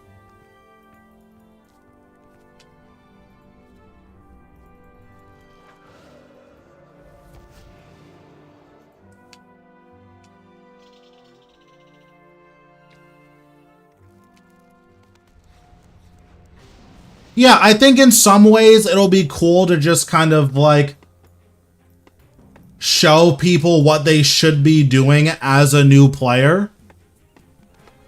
And then in another instance, it'll be cool to say like, hey, Jagex, you need to tell players this is what you're supposed to do because they'll never do it if you don't tell them.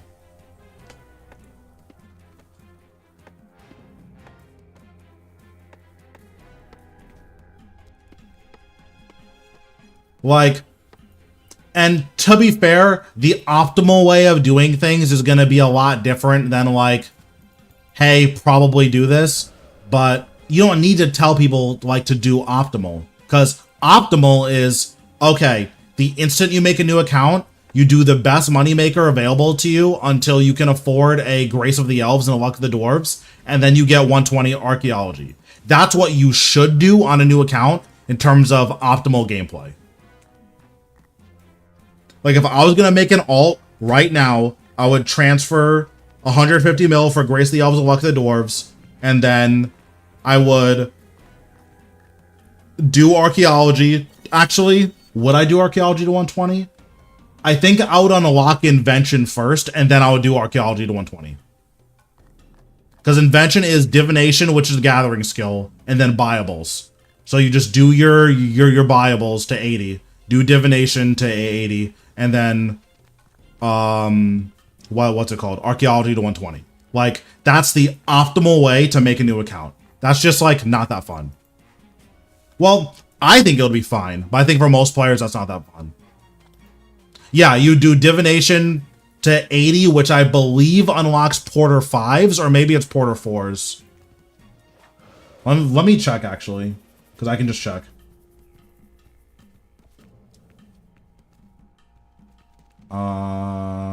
Sign of the Porter 6.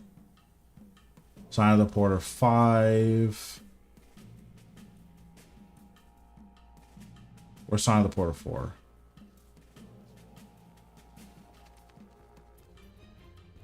Yeah, so you get Sign of the Porter 4s, and then you would just do, yeah, and then you'd get 120 Archaeology. And that is what you would do on a brand new account if your goal was like optimizing. Obviously, that's not very fun. And like, if that's what is expected of a new player, 0 people would play the game. But RuneScape should have like an in-game like quest guide that's like, you pick a path that you think would be fun for you, and then it gives you like the keystone quest and says, hey, you need to do this, like, period.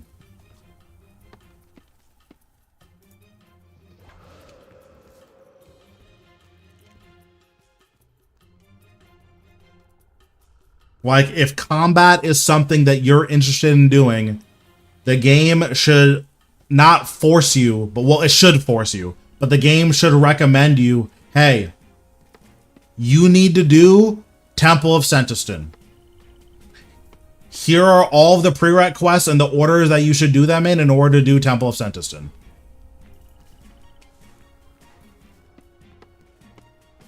And then, oh, you want to do skilling at some point? Like, if at some point you plan on getting a max cape, or if you just enjoy skilling, you need to do Plague City. Or, Plague's End. Like, that is the quest you need to do. Here's all the prereqs and the order that you should do them in. Like, that's what the game should do. And then once you finish Plague's End, it should make you, or should recommend you work on Sliske's endgame. Because the Ring of Whispers is really good for gathering.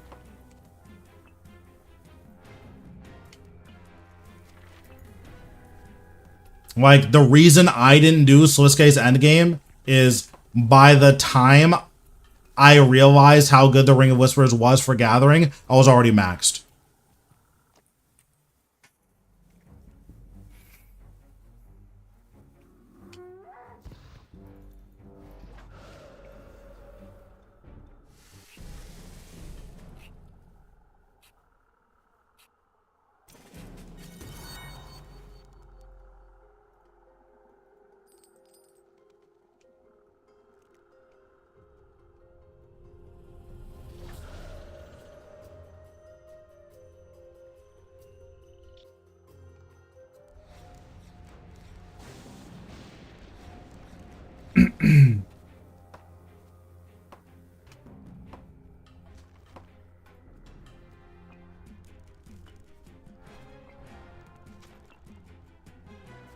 Yeah, like, I think that Big Game Hunter should be part of the collection log, at the very least for skillers. And, like, skillers should be heavily incentivized to do Croceus. Like, not to train on Croceus, because, like, the fact that training outside of the Croceus arena and never stepping foot inside as, like, the best skilling method, that kind of rubs me the wrong way. Wait, what just... My dive didn't register, so I failed the encounter. Like, that's so cringe. I don't know why I didn't register. That's super cringe, though.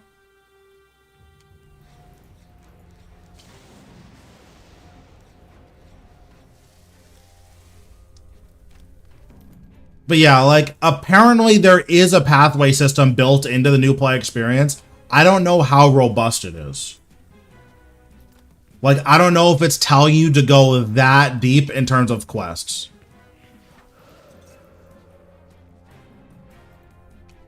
It should, but I don't know if it actually does tell you to go that deep.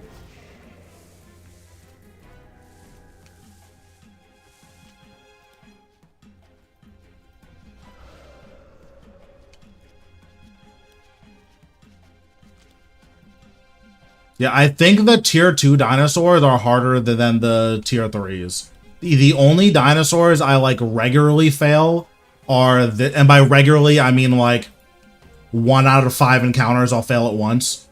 Is this one, is Asiatops and Bergrata. Those are the only ones that I fail. So that's 6.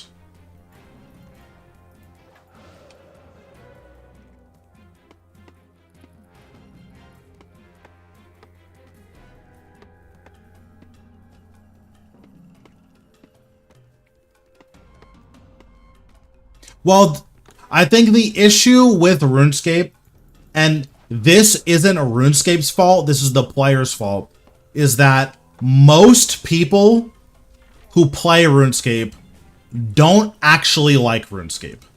However, they don't learn that until they hit a wall of some kind.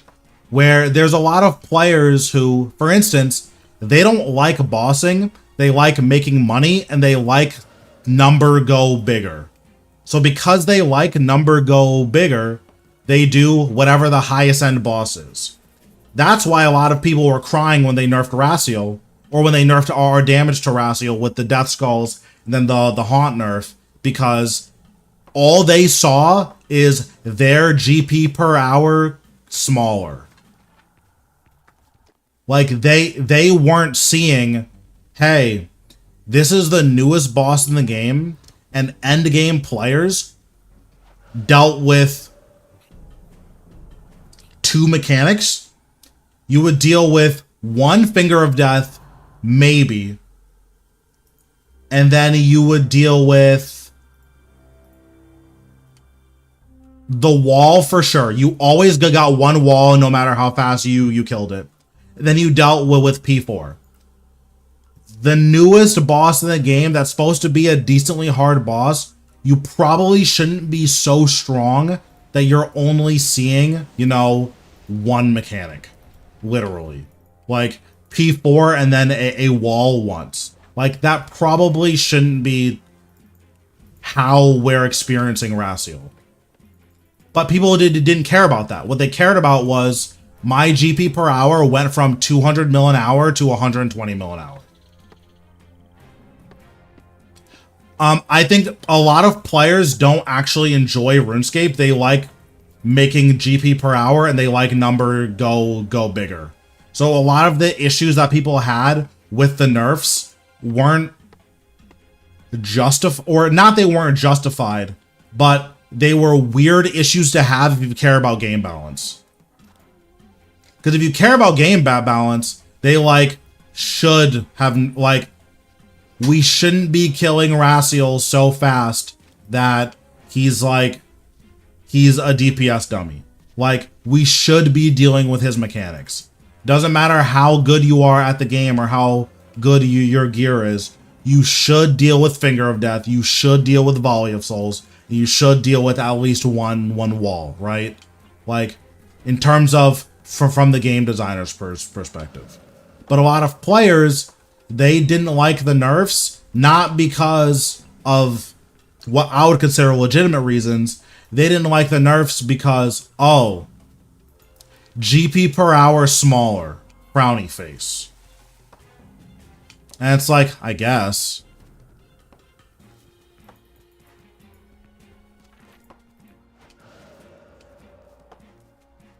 Like, from a game design perspective, we probably shouldn't be killing Raciel that fast, but they don't care about game design. They don't care about what's healthy for the game. They care about GP go smaller. I would disagree. I think if you're playing a game because GP go higher, I don't think you should be playing RuneScape. You should be playing Adventure Capitalist.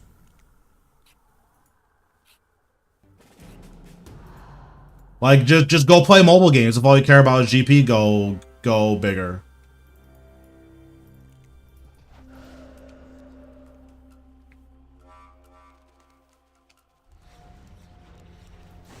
Which, to be clear, that's not supposed to be like a jab at anyone.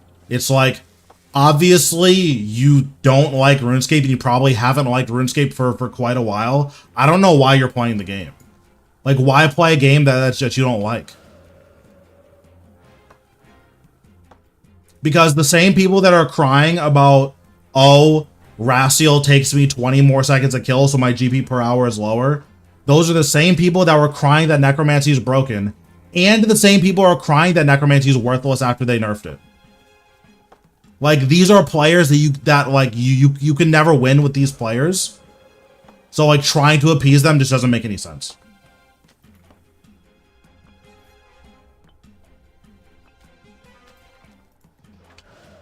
Yeah, I mean, there's aspects about the game that you like. PVMing's probably not one of them. Or you don't like PVMing enough to, like, meaningfully try.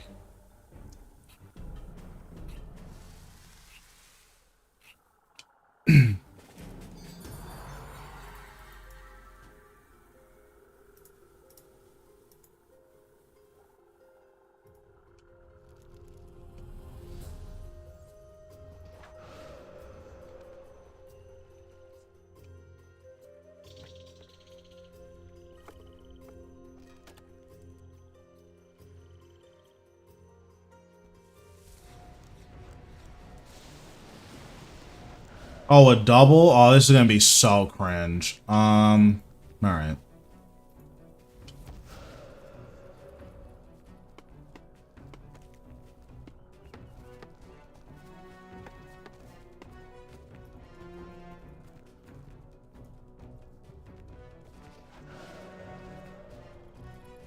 Are they just both walking in a circle? Okay, well, that's annoying.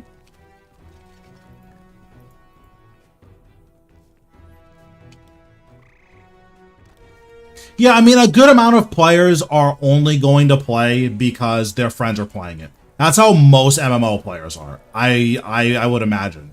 It's really, like, taxing to play an MMO by yourself for a long period of time.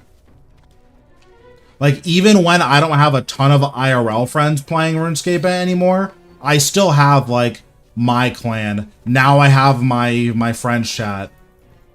And then I also have my guest clan, and then, you know, I have my own community now.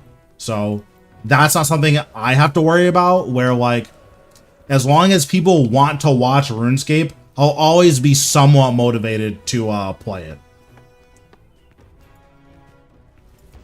But one of the, like, realities is that when a lot of players don't actually enjoy the game, they're only playing it because more GP is more better.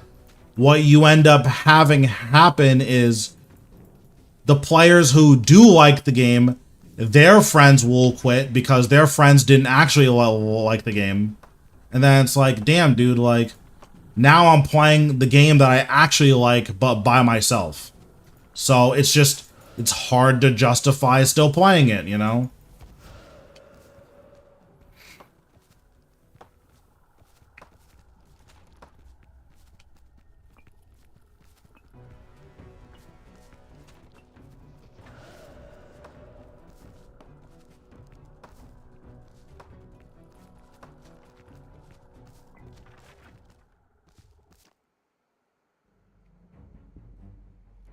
Luckily, this double will makes up for the fact that I totally griefed one of them.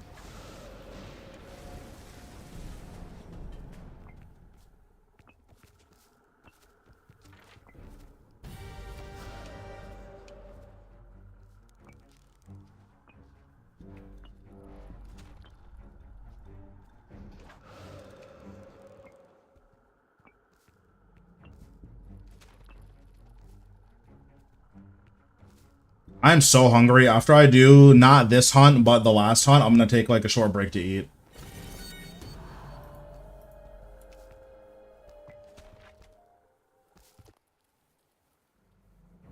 Yeah, which like, again, that's fine, but I think it's important to be aware of like where you're at with the game.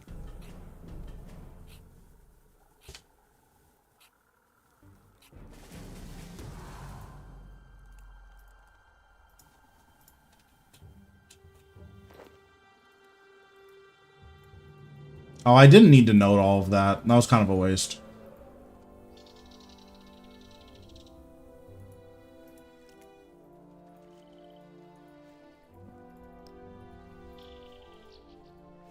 Because, like, again, there are players who do like the game. And those are the people that I make content for. Like, generally speaking, there are going to be players who, oh, they nerfed this. Well, it's not the best GP per hour, so I'm not doing that boss anymore. I don't really make guides for those players. Most of my content is geared toward, hey, I like the game, and, oh, they changed something about the game so that this is harder. Well, I still want to do it. So, like, how do I do it? Like, that's who I make the guide for. And then I make guides for, like, newer players who are just getting into the game and, like, they need to figure out how to play, you know? Like, one thing that I like is making guides that are digestible, but also, like, teaches you something. So, for instance, one thing that I don't like about the RS Guy's new guide for how to do 100% Zamrock is that it teaches you really bad habits. Like, there's so many easy ways or easy things to do that you can optimize, and like them not being in the guide is like a little bit of a miss, I think. Like, if there's one main criticism I have, is that doing the skip for the Infernal Tomb mechanic, it's so free, there's no risk for trying it. It should have been in the guide. Like, it makes your experience so much easier.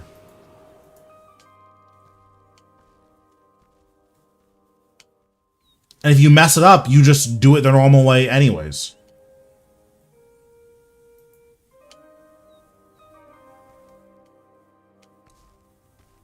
And then when you get to higher enrages, you have to do it.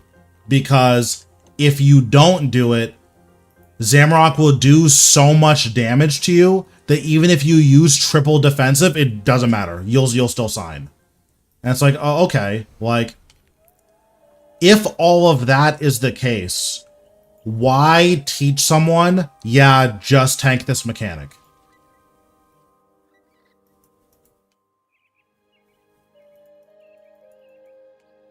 So, like, that's like my issue with like guides like that, is that sometimes if you dumb things down too much, it's like, okay, they're not actually learning how to do Zamrock. Thanks, I appreciate it.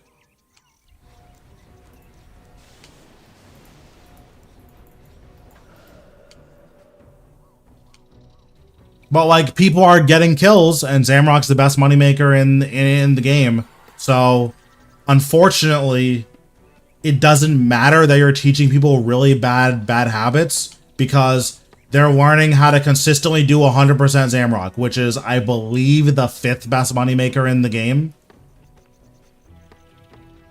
So, like, your audience is happy, the algorithm's happy, like, that's the type of content that you should be making if your goal is, like, money, you know? Which, I know that's not his goal, but it is just a little bit unfortunate that, like, that's the type of guide that comes out, you know? Honestly, it's like a mix of stuff. I think the RS Guy's guides are generally pretty informative, and they're generally pretty good. My main issue is that his more comprehensive guides are like too comprehensive, and then his more beginner friendly guides are like too beginner friendly, where you're not actually learning what's happening. You're just, okay, if you do this, ignore all mechanics. And it's like, well, that's probably not the best way to teach. Like, if you can ignore something and that's the optimal way to do it, I think that's fine. But, like, for instance, when you're doing, I'm like, before I became a content creator, I would either watch the RS guy or I would just look up stuff until I found something that made sense. So there weren't any particular creators. Like, I'm not subscribed to any RS3 creators because generally I think a lot of RS3 creators make a lot of missteps. Like, when Necromancy first came out, Protox put out a video that was like, Zuk is so much easier now. It wasn't a guide, by the way. It was just a video that just said, Threads of Fate is nuts. That was literally the entire video. It was a 10-minute video that said Threads of Fate is nuts. And it's like, okay, thanks. Like, I don't know if I needed to watch a 10-minute guide to learn that Threads of Fate is nuts, but I guess cool. I'm glad that this video was here. And then same thing with Mikaru. I didn't watch any of his content. I think that actually the only RS3 content creator I was subscribed to was Evil Lucario. Because like watching someone who was insane at the game do really cool stuff, that's the type of content that I really like.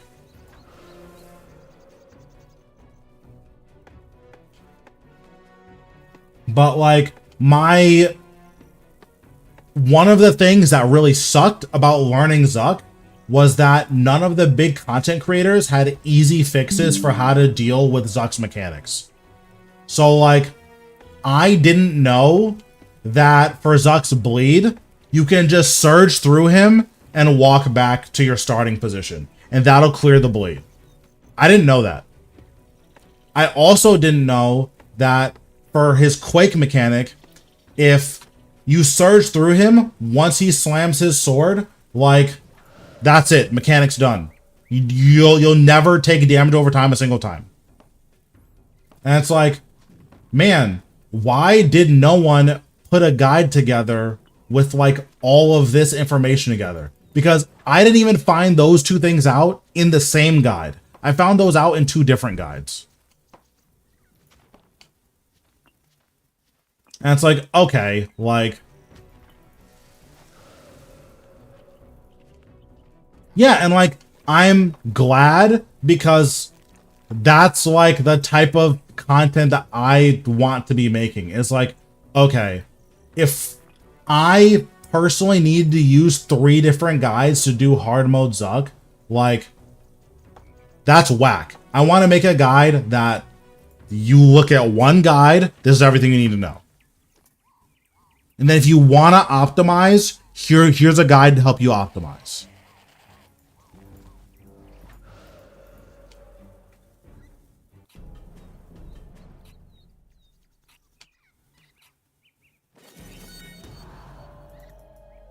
Yeah, and like, again, like, the point of those guides was, hey, these first 2 mechanics, you just kind of stand there. However, you need to make sure that you're building your stacks because you need to burst next in blood phase. If you don't burst next in blood phase, or if you burst next and like it's kind of sloppy, it's like, bro, like, you might get infinitely stuck on next, so just do this.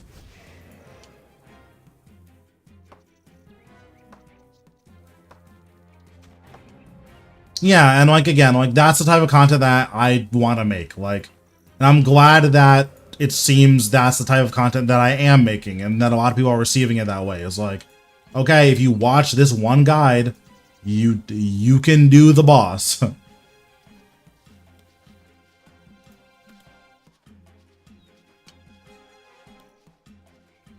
And like, that's why the Virago guide is so long, because Virago is the most intense boss in the game, period. And I didn't, like, if I make a shorter guide, it's not going to do the boss justice. Like, that's just what it is. Like, I'm almost certainly not going to make a hard mode Virago guide, because hard mode Virago, like, if you can solo hard mode Virago, or if you can solo normal mode Virago, you're really close to soloing hard mode Virago. And like, if you're that good at the game, you don't need a guide.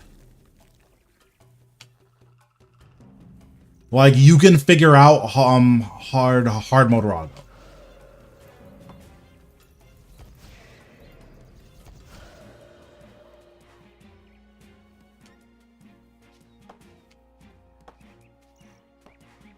But it's like, yeah, like, it's an hour and 20-minute guide, which is forever. That's so long. Once you finish that guide, you know everything you need to do to solo Virago. Whether or not you can, you know, that's up to you, but you know absolutely everything you need to do to solo Virago.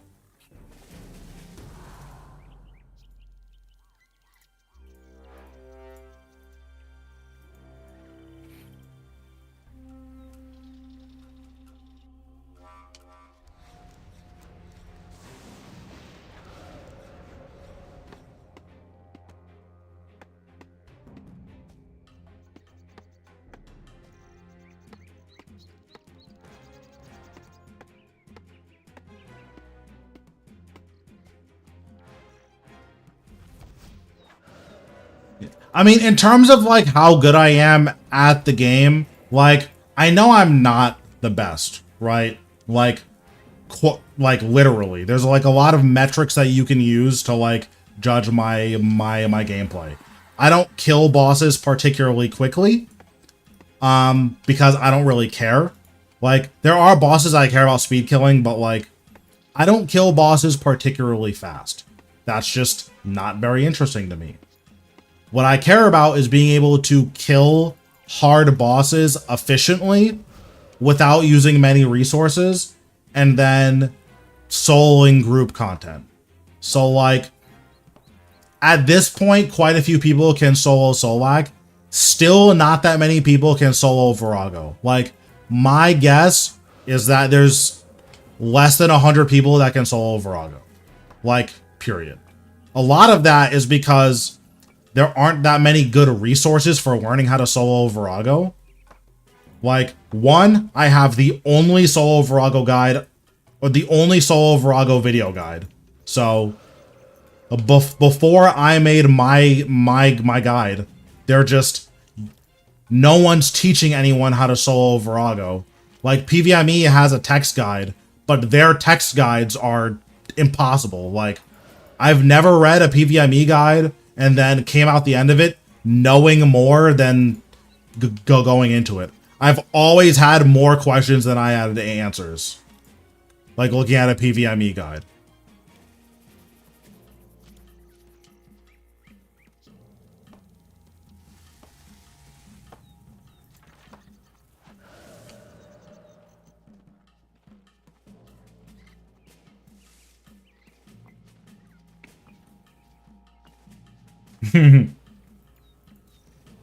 But like, I can almost get a solo hard mode, and I know that there's probably less than 100 people in the world that can do a solo hard mode. And then if I get solo Bombi, which there's 1 week that I'm not confident that I can do, but I know that if I get solo Bombi, oh nice, I got another Matic. That's really good. Then I'm pretty sure I'm the only person in the world who unlocked the Bombi solo and got it solo.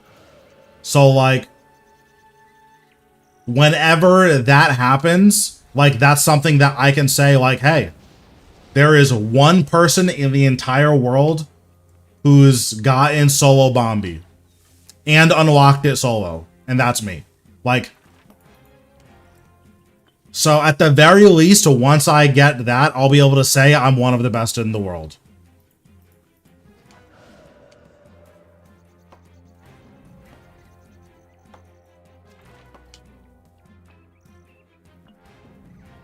What up, Legic?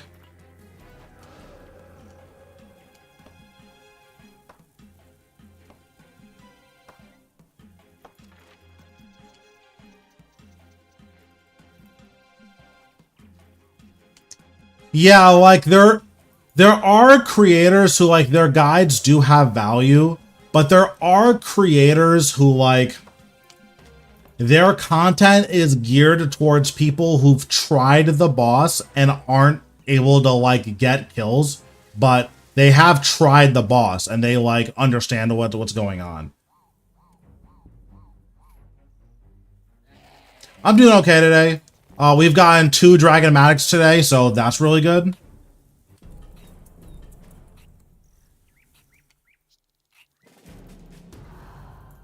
We'll definitely take 2 Matics.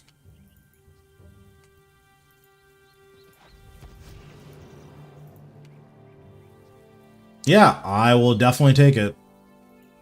Yeah, this is my second one.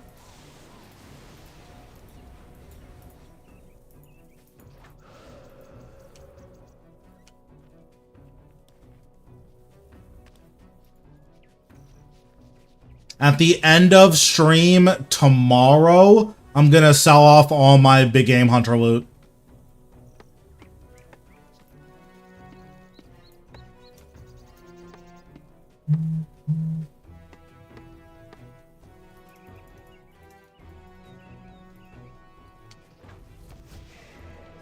Yeah, I mean, we're doing all okay.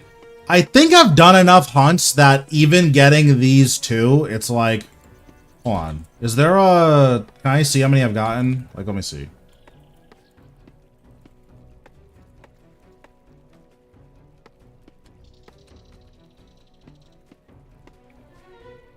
So I have 281 big game dinosaurs.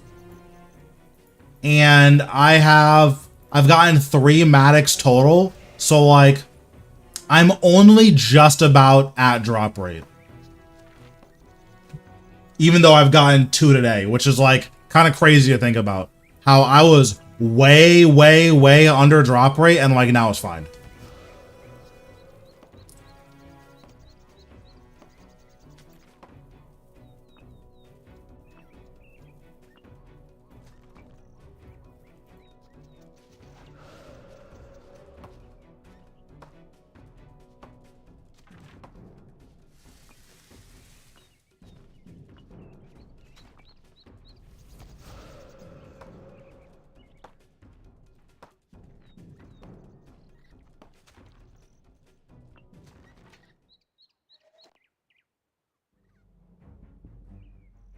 Yeah, it's a 1 in 100 drop rate, so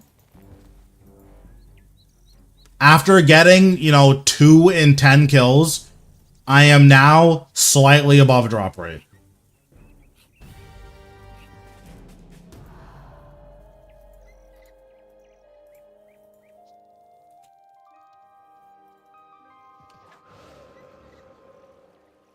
The new range gear is either broken or really good. We don't really know which one it is yet until we figure out whether or not the bonus is additive or multiplicative. Yes, thresholds are for just pets. Nothing else uses the threshold system.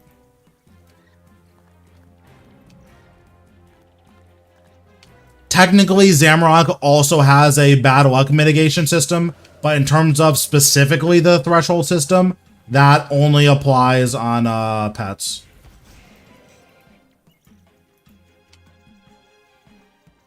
Also, I would pay real life money for for dinosaur pets.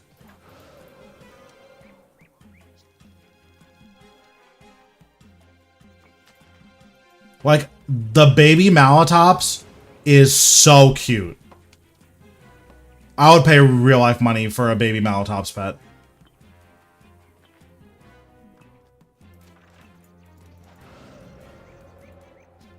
What's happening, Morgan?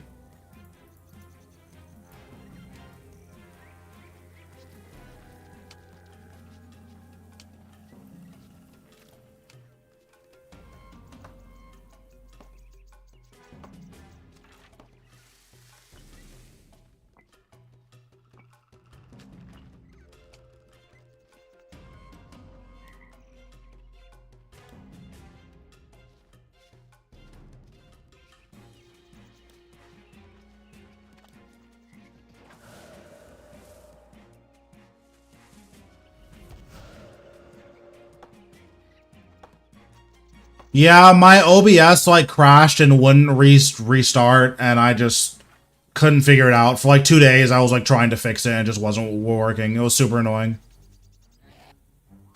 I ended up figuring it out, but yeah.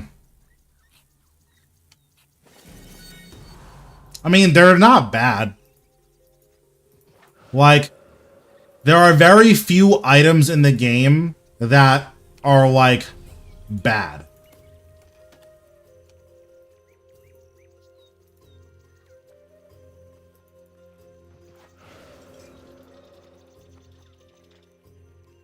Of course he's turning around.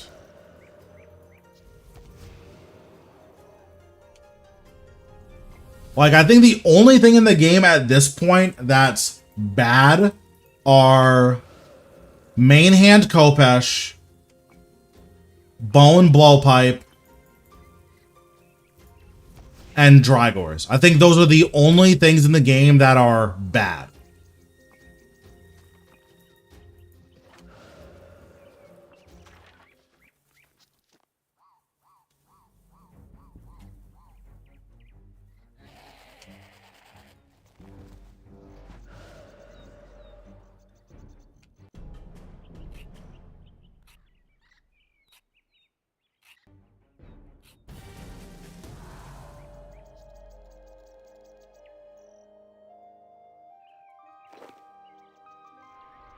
Okay, very nice. We made a lot of money today from Big Game Hunter.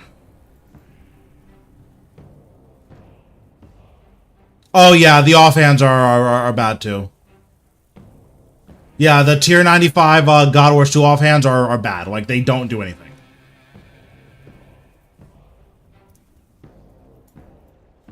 I have maces for cosmetics. Yeah, Ripper Claw is pretty bad too. Like, this is my fashionscape. I have Aurora dyed maces. I think these look really, really good. With different lighting. This lighting is kind of whack.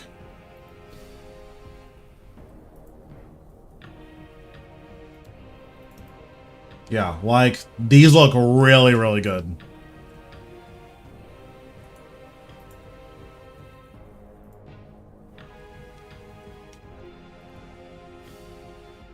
Okay, so my Reaper is Araxor, so we're just gonna do that.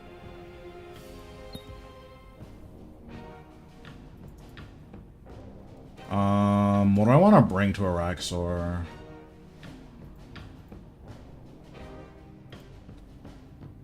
I don't care enough to bring that, so I'll just do this. Araxor isn't poisonable, so I'll bring this. I need to wear a Ring of Death because I'm an idiot. I'll bring that. Bring Ring of Wealth. Deposit these, deposit these. Walk animation I have is Plague Doctor Contagion.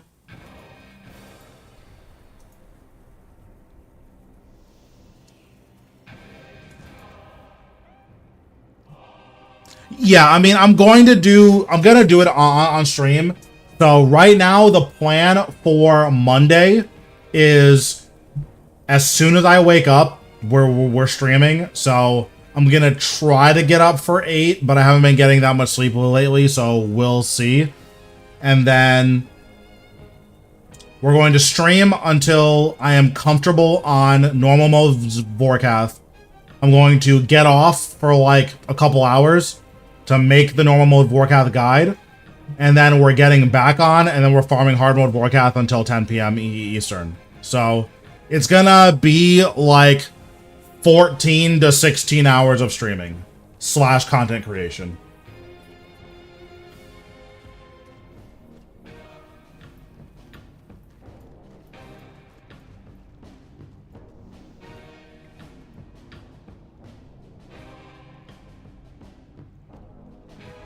And then what I'm going to try to do is, depending on how long kills are, I'm going to be saving up chests. Right now, I'm going to save up 100 chests no matter what. And I'm going to do up to 500 depending on how long the kills are. If hard mode kills are like less than 5 minutes each, then I'll probably save up 500 chests. And then if they are less than, if it's like 10-ish minutes, then I'll probably only do 250 or 100 or something. But yeah, that's going to be the plan. I don't need this much food, but I mean, it's just a Raxor. Like, you die to a Raxor, you're kind of bad. I say that because I've never died to a Raxor a single time, so. I've never even once 5-stack volleyed into his web. Not once. That's never happened, Smile.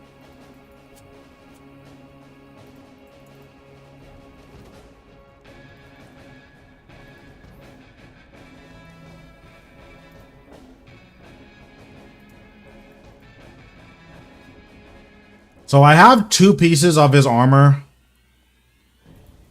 I have 2 leg pieces. I have top and bottom, so we're just gonna farm middle path. 7 minutes. 7 minutes is all I can spare to play with you. Thanks, Visions, for the follow. I appreciate it.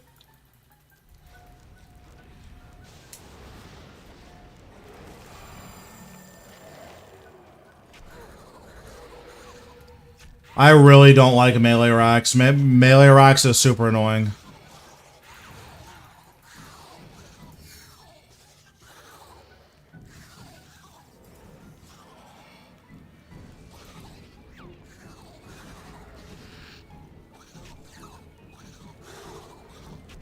No, there's no way that hard mode is that hard.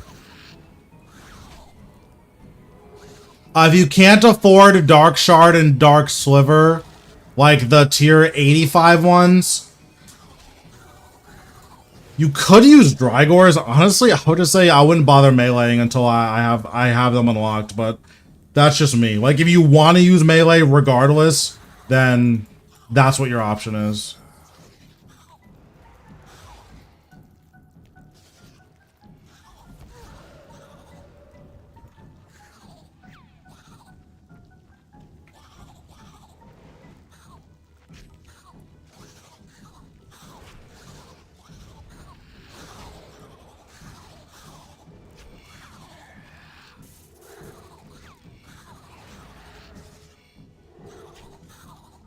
Hard mode is probably going to be, my guess, like Raksha difficulty. That's my guess.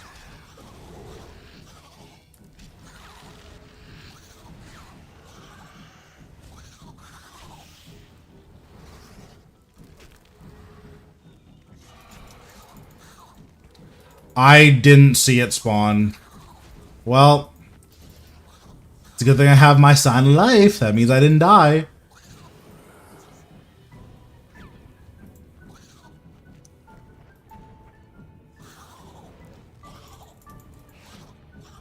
If you sign and finish the kill, it's not technically a death.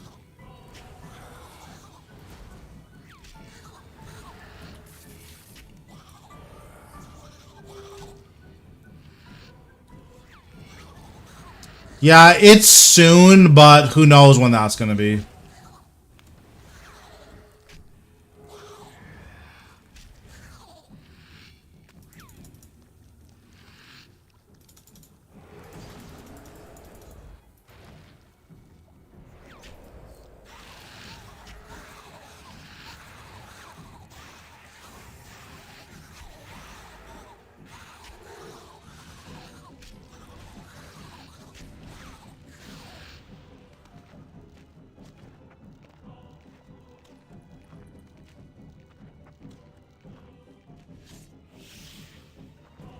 It is unfortunate that the new stuff for necromancy is really, really good for high level players and like fine for low level players. Like, I benefit more from the necromancy stuff than any of you guys will.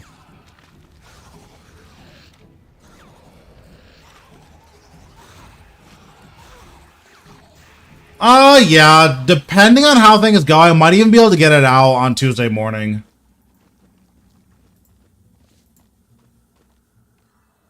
Wow, 56k. That was just completely worthless.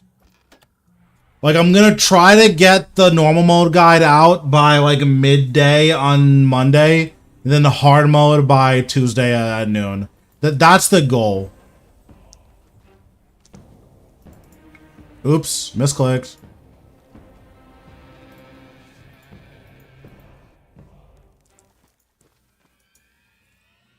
What I mean is, one of the issues with the new content is that it helps mid-game players a bit with the invoke Lord of Death or whatever, or Lord of Bones.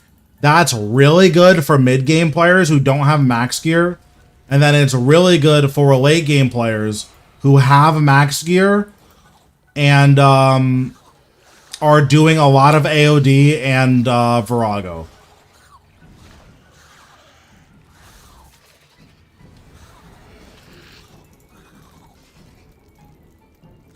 And then the content buff, like where you get the infinite porters from the Vorkath hunt, that is really good for everyone, obviously. But the out of combat buff, there are currently 0 bosses where you regularly go out of combat besides Virago. So, again, really good for me. Pretty meaningless for normal players.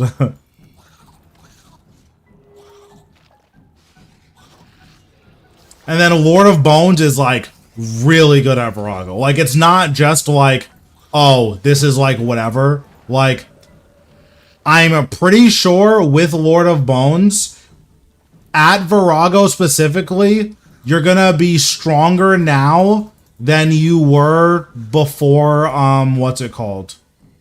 Before the Haunt nerf.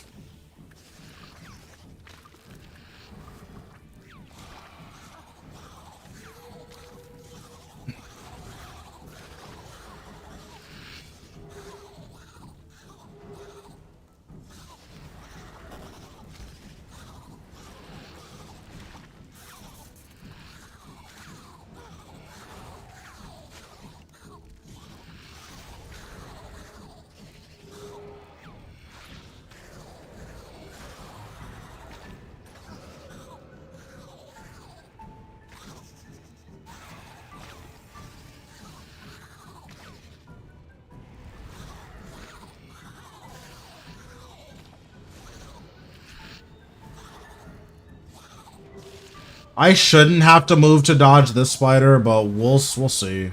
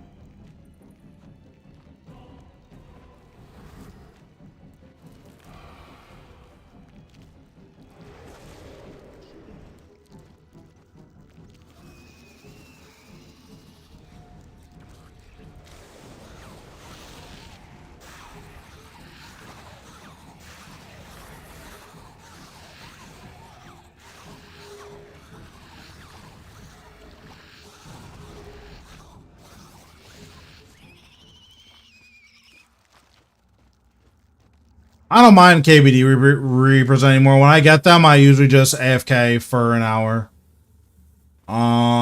This is a lot of money. It's actually fine. I'll take this. Like, that's a lot of money.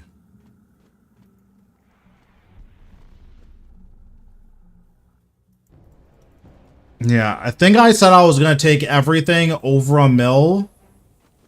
Any overload, and then what's it called? And then reroll and then any unique, obviously, and then reroll everything else.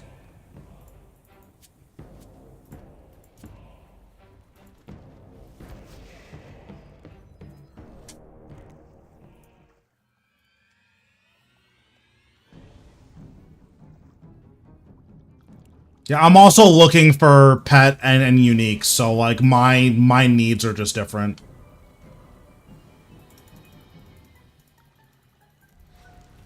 That wouldn't surprise me if normal mode Vorkath was close to like 5 mechanics Glacier.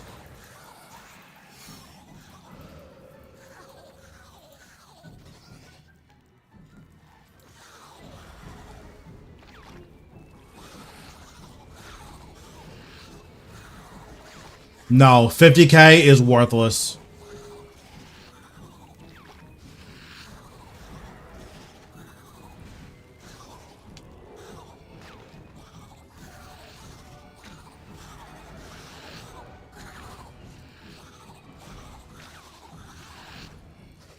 I'm not counting autos at all. I'm like really hungry and pretty tired, so I'm just kind of griefing right now.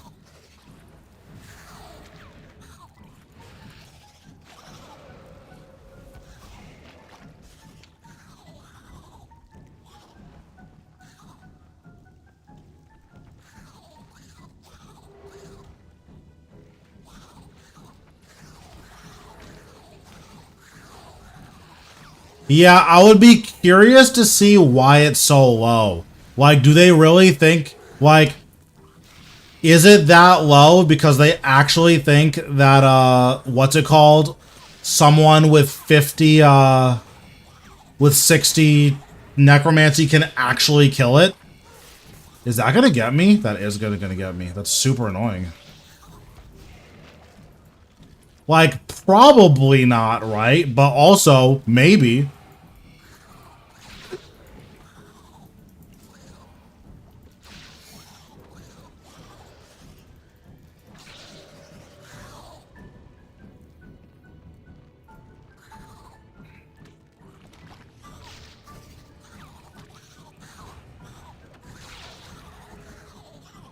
Yeah, of course. Like, for me, and then again, I also have different goals, right? Like, my goal specifically is getting unique drops. So, if that's what my goal is, and a pet is a unique, then I'm going for pets, you know?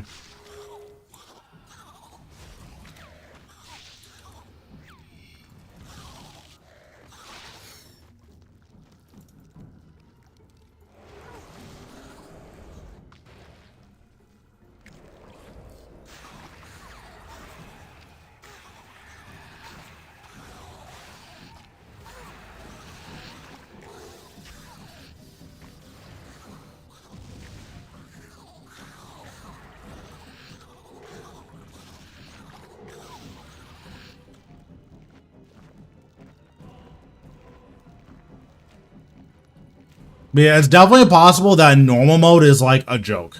Like, that wouldn't surprise me.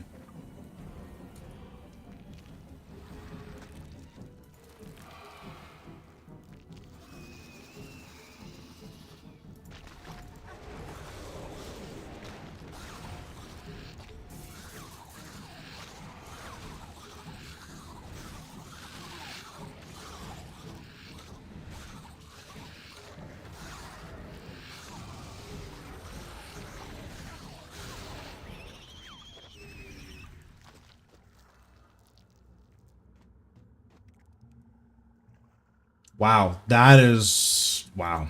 28k. Just treachery. I mean... yeah, if it was like that easy, I think that would be really disappointing. Especially because they went through the trouble of not showing us anything about the boss. Like, if it was, yeah, if you kill all 3 portals, it's literally a DPS dummy, that would be really sad.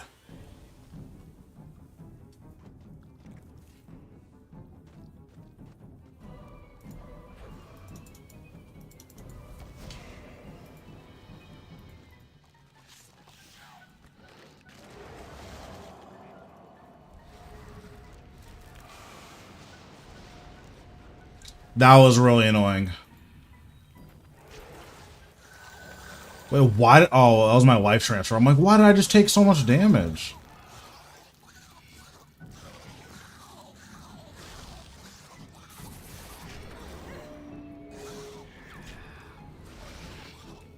Yeah, I have a complete leg in my bank, and I have 2 more leg pieces. I have top and bottom in my bank as well.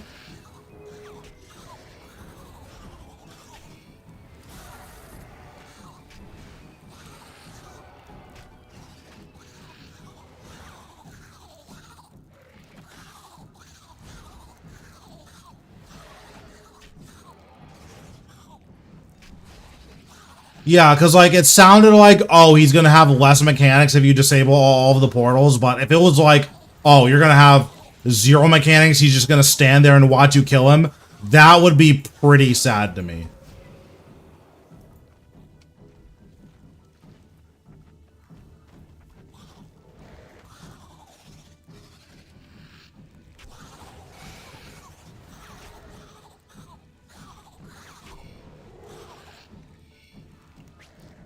Like, my expectation would be, oh, this is like normal mode Carapac if you clear all of the portals.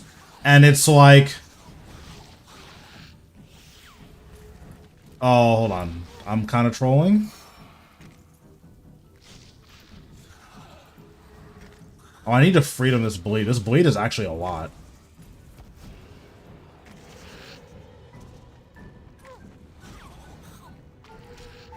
But yeah, that would be my guess. Is like normal mode Carapac if you clear all of the portals. And that I actually need to eat this.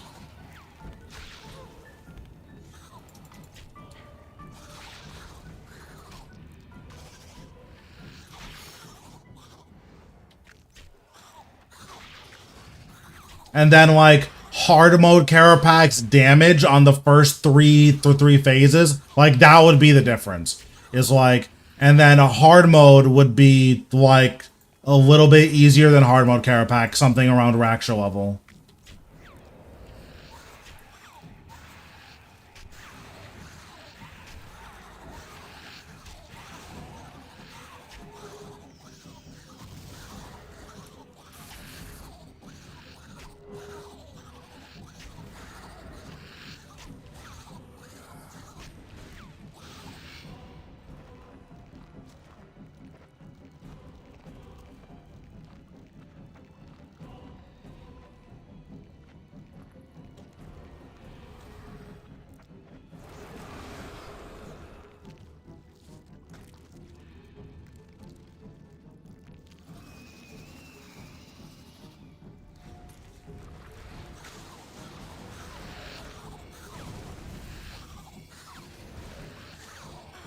Yeah, the elite range armor is really good, so I plan on going for it.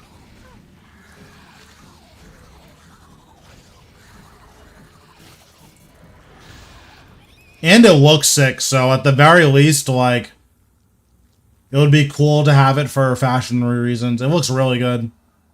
Onyx bolts, we'll take that.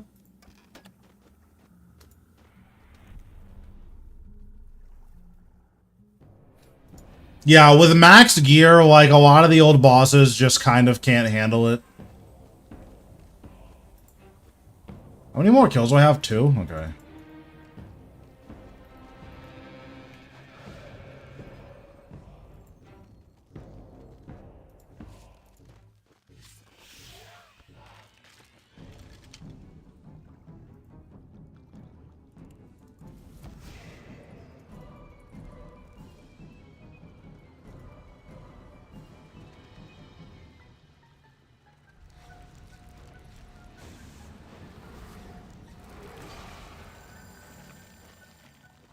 Oh, I forgot to summon a Ripper Demon. Oops.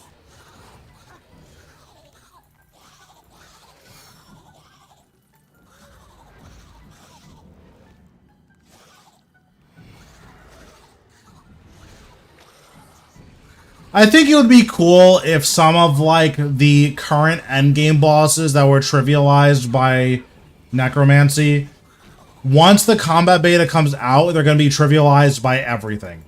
So it would be cool if they were either rebalanced or if there was a harder mode.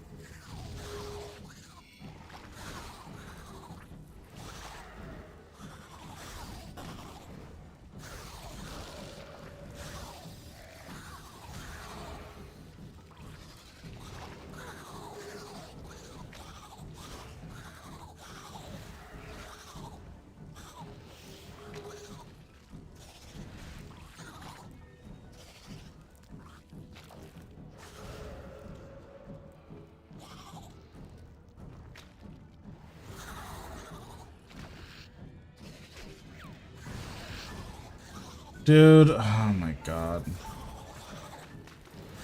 This boss is so cringe. Like, why is he using the same spec back to back?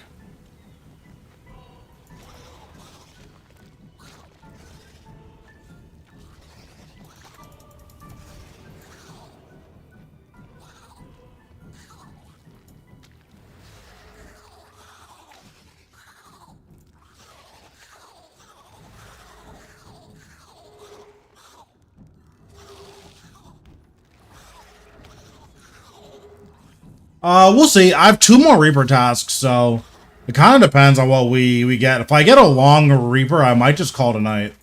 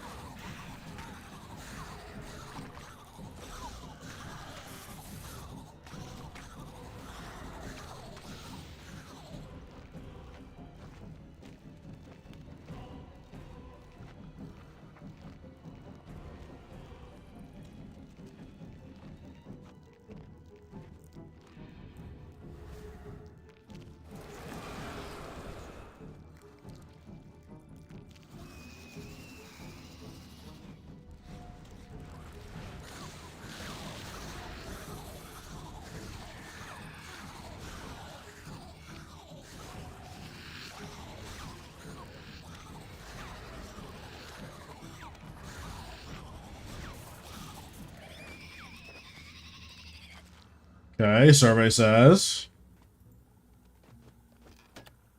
Do I want an effigy? Probably. Yeah, I'll take an effigy. It's fine. Rune crafting, wood cutting, fishing, wood cutting.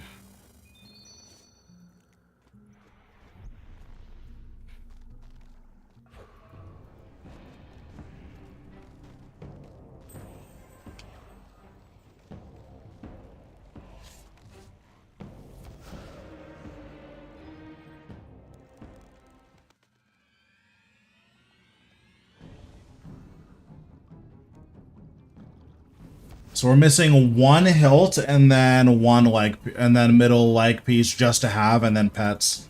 So hopefully we get the hilt that we need.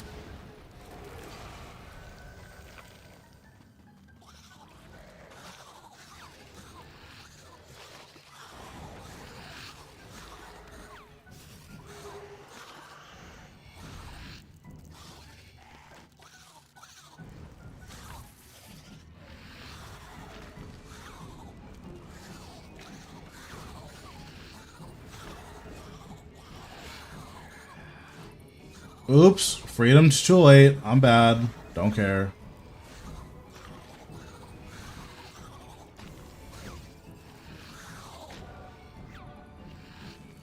I'm gonna be honest, this boss is putting me to sleep.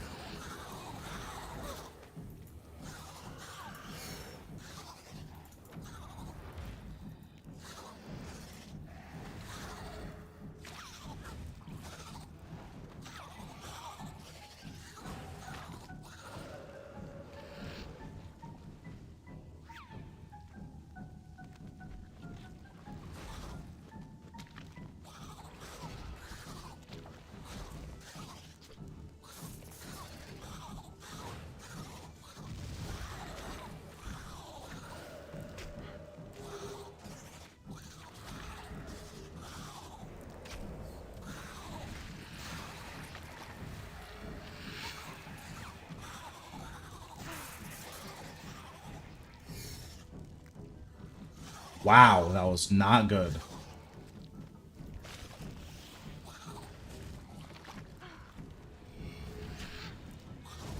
Oh, I forgot he can melee.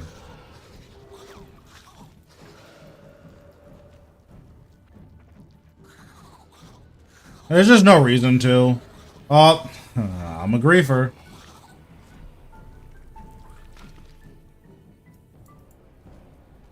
I'm trolling, don't care. Raxo Reapers don't take long enough to justify using justify using auras. So if I already have an aura on, then I'll do it. But generally speaking, I don't think it's difficult enough or what's it called enough.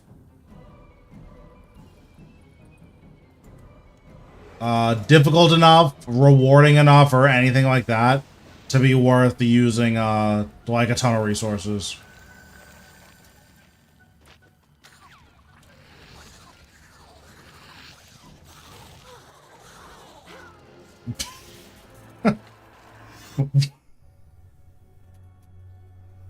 Woo! My crackling killed me. That wasn't good.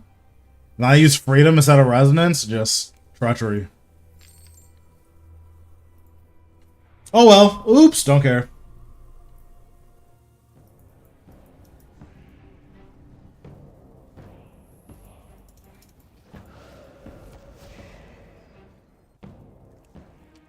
That would be cool.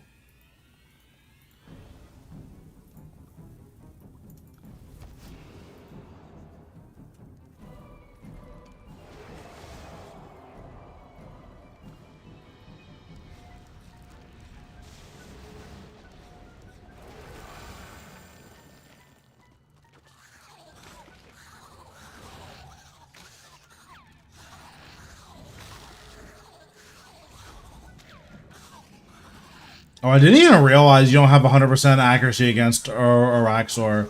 I guess this would be a good place that the aura would be good too as well. Oh, like you wouldn't be able to equip it? You could... Okay, hold on. Let me not kill myself. That would be really interesting. Like an enhanced Excalibur that you just can't equip. Its right-click option is just heal. That would be nice.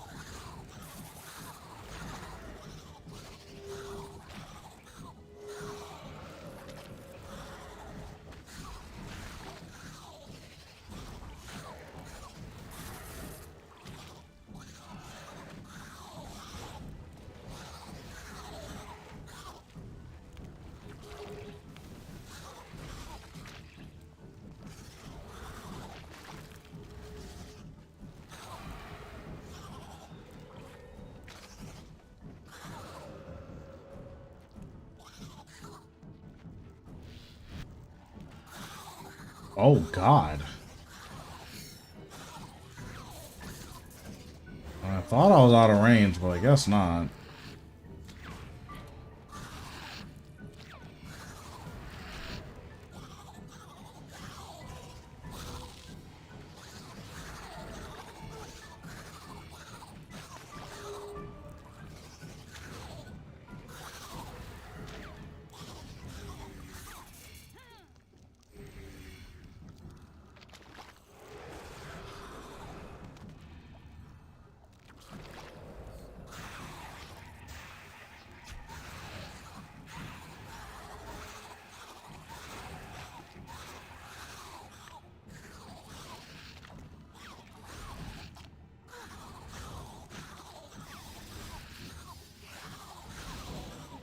Okay, there we go.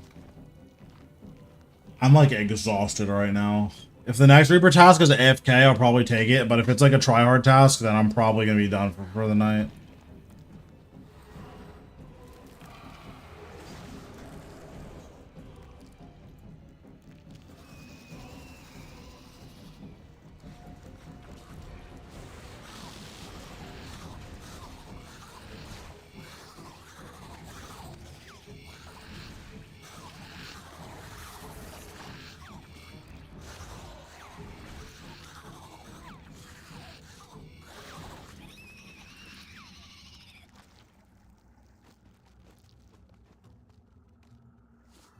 Yeah, I just don't bother, but like I also just like play really recklessly, and like I don't recommend people play the way that I play. Like I just do dumb stuff all the time. Like I I burned my sign on 0% Araxor. Probably shouldn't do that. Rex Matrix. Oh, this is AFK. Yeah, we'll do 14 Matriarchs. It's fine. Oh, and I get to log out too.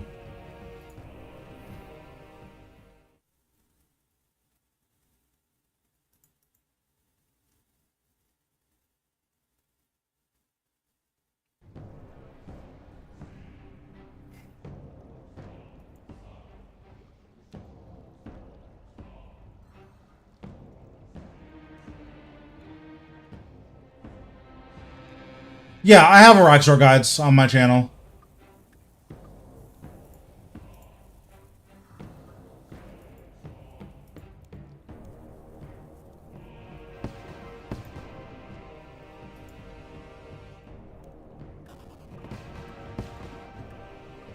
Yay! Go bank boosters. Yeah! Okay, so what did I want to put on my next presets? I wanted an Araxor preset.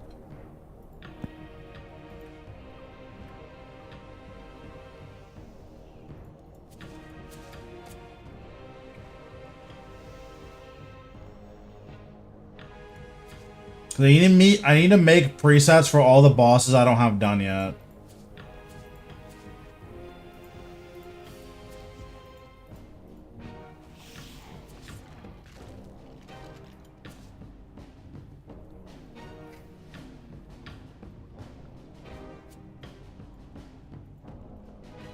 And then we'll do this.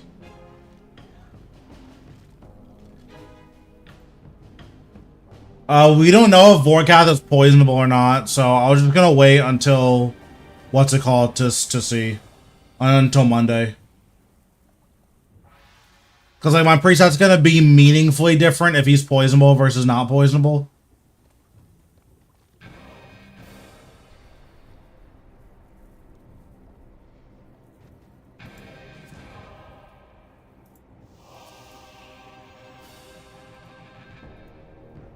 Almost out of runes. God, you go through so many spirit runes.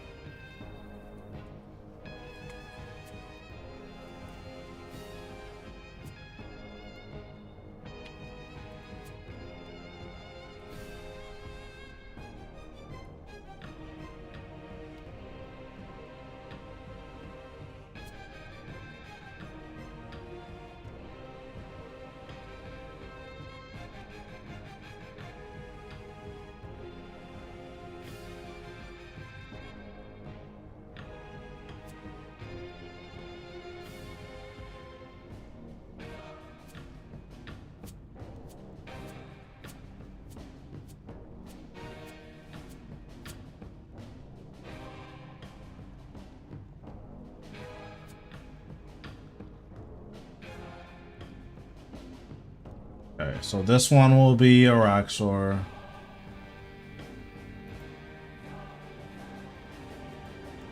This one needs to be not Raksha. Yeah, I also had like, or I bought bonds recently. They were really cheap. Well, not cheap, but they were 72 mil. That's pretty good.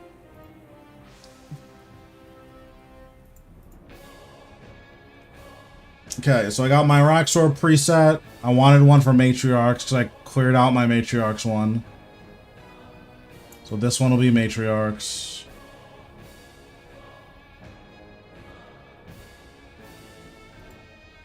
This one needs to get renamed to KBD. No, this one needs to get renamed to KBD.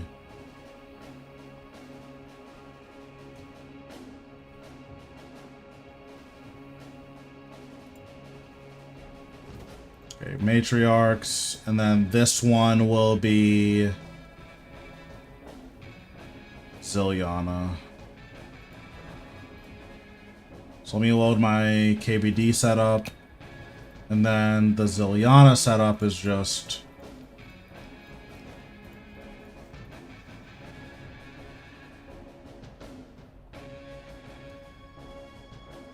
we'll see. Bro, I'm not even that rich, chill.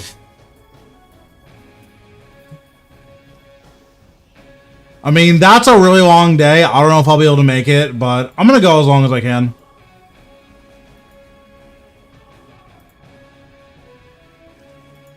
So for Ziliana, I want this. I want this.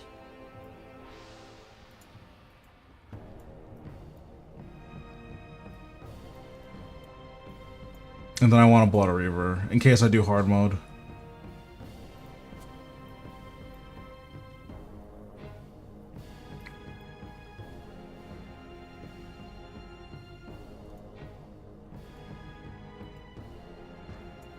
Okay, and then what's this? This is Matriarchs. Okay, so for Matriarchs, we'll do this, this, this, this.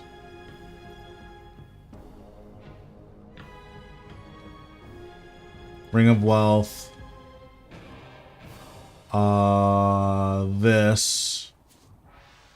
This. Withdraw this. And then these are poisonable, so we'll do this. 1, 2, 3, 4, 5, 6, 7, I believe I had. And then these two. Yeah, I made 10 of them when you could still die in the wilderness for revenants. I didn't want to have to re-get them, so I just made a bunch of them. Okay, we'll bring Blood Reaver and note paper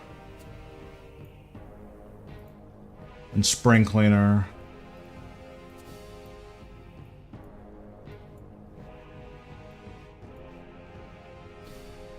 This looks right. I don't think I need anything else from Matriarchs.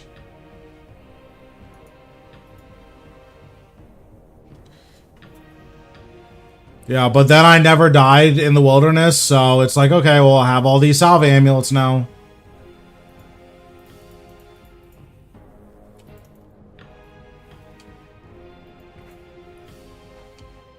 Okay, so now I'm going to show you the secret technique for Rex Matriarchs.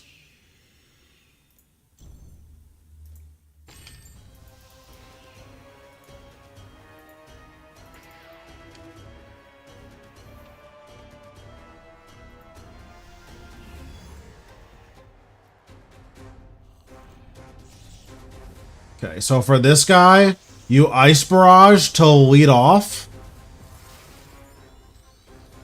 And then your main hand spell is a Exsanguinate. Or the spell you use is Exsanguinate because it does the most damage. And it gives you a 100% hit chance because it's a fire spell. But you lead with Ice Barrage just to give you more time of free hitting him. If you don't lead with Ice Barrage, like, it doesn't matter.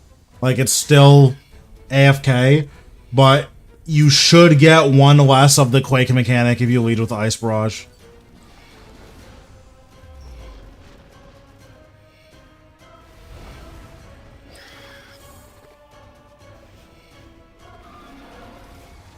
I think you usually get one Quake with Ice Barrage instead of 2.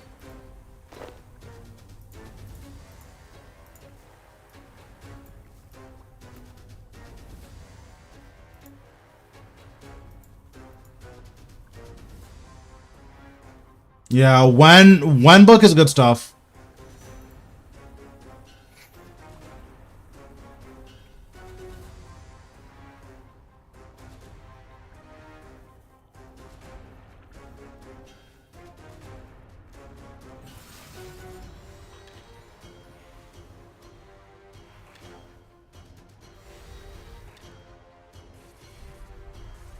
The only thing is that for some reason, if you ice barrage him, your asphyxiate won't stun. I don't know why.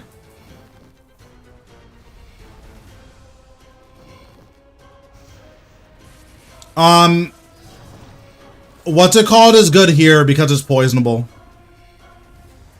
Can you use Necro here? No, you cannot. Wenbook is really, really good against poisonable bosses and against AoE.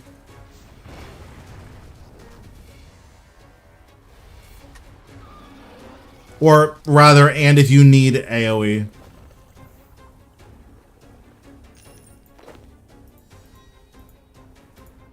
So I'm missing the red dinosaur's pet and the green dinosaur's pet.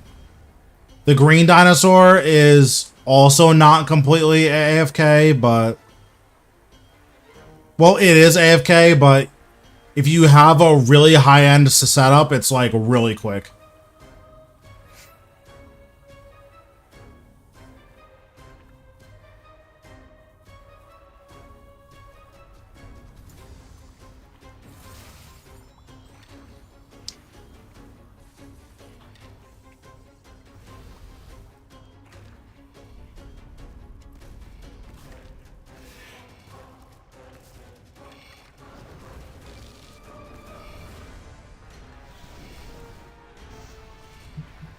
I mean, we'll see if it ever comes.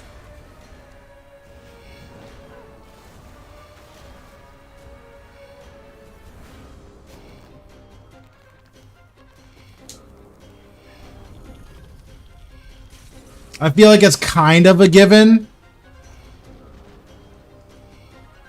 Noxious Staff and Virtus.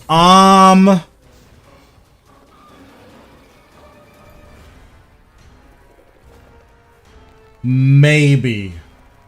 So one of the issues is that the Quake, if you stand on it, it has capped damage. It can only do so much damage to you. I'm not sure how much Crypt Bloom and Anime Dead are like reducing the damage that I'm taking. Like, I don't know if it's, oh, you would take like 12,000 damage, but now you're taking 8,000, or oh, you would take 12,000, or you would take, you know, 9,500, now you're taking 8,000. I just don't know what the damage discrepancy is.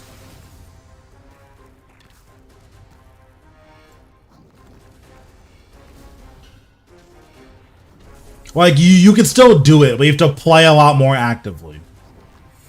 Like, you can't semi-AFK it without Crypt Bloom.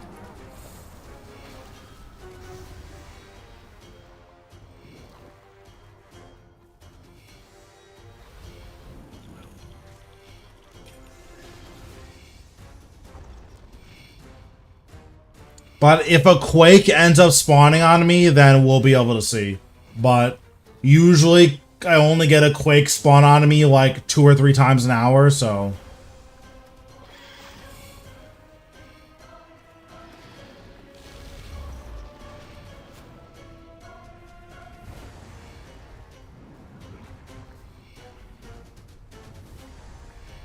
Yeah, you can use Darkness with any style. I'm not using Darkness now because Animate Dead and Darkness cannot be used at the same time.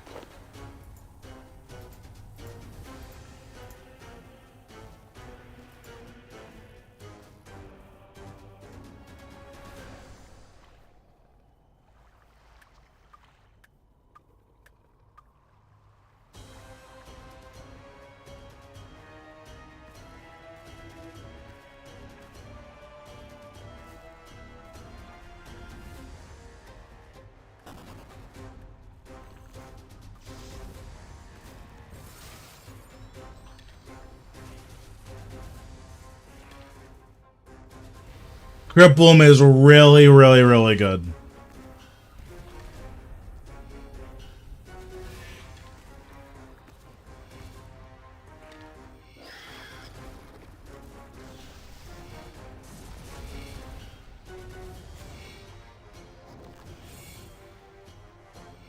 Oh, I need to take off Artemis.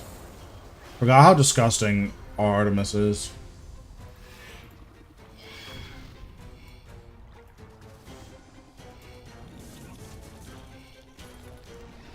But yeah, with ranged and melee... Okay, here, so...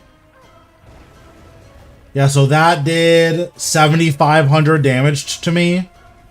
How much damage is Crypt Bloomer reducing? 12%.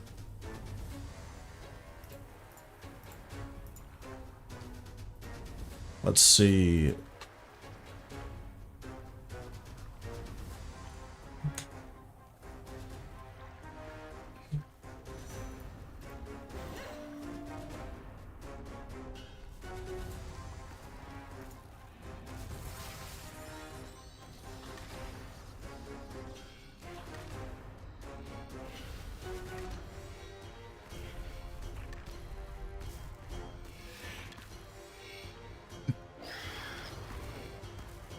You might be able to survive it without Crypt Bloom. It's like...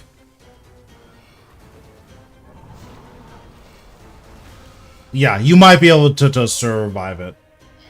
Because Crypt Bloom and Anime Dead are basically reducing around 10. They're making it so you take... Yeah, so 3, 4, 5... Would you survive that? No, you have to wear Crypt Bloom and Anime Dead. If you have Ganodermic and Anime Dead, you will also survive, but you have to use Anime Dead.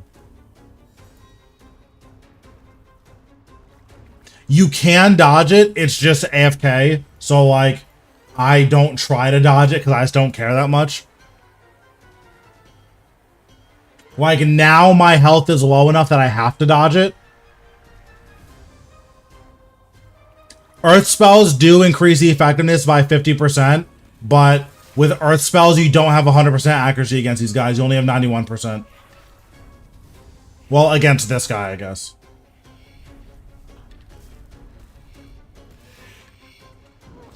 Or I guess this girl, because it is a matriarch.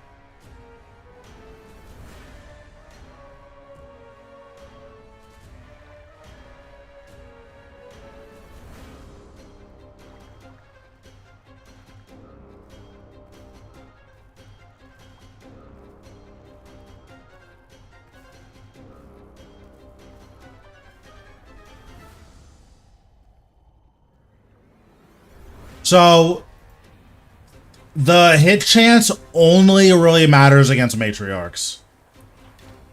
I don't have anything out for matriarchs because they aren't really, like, bosses in the traditional sense. Or they don't have mechanics in the traditional sense.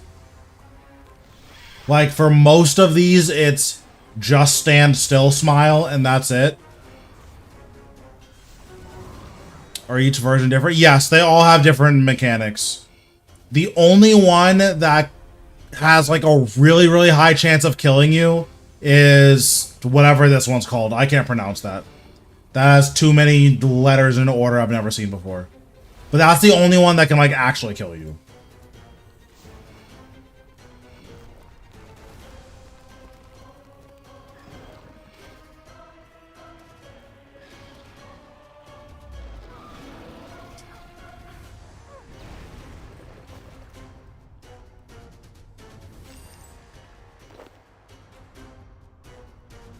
But yeah, typically your spell doesn't really matter for hit chance against most enemies.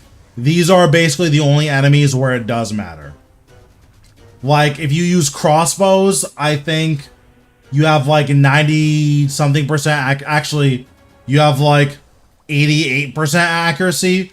if you use a Hex Hunter bow, you have 100% accuracy here. Or a Bow of the Last Guardian. You'd probably use Bow of the Last Guardian.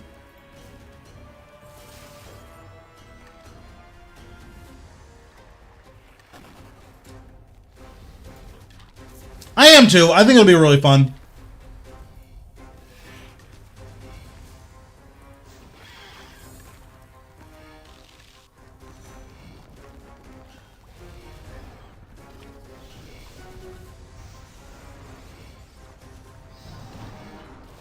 Yeah, it's the same thing with this guy. This guy is weak to stab, I believe. If you use slash weapons, you'll get dramatically reduced accuracy against this guy.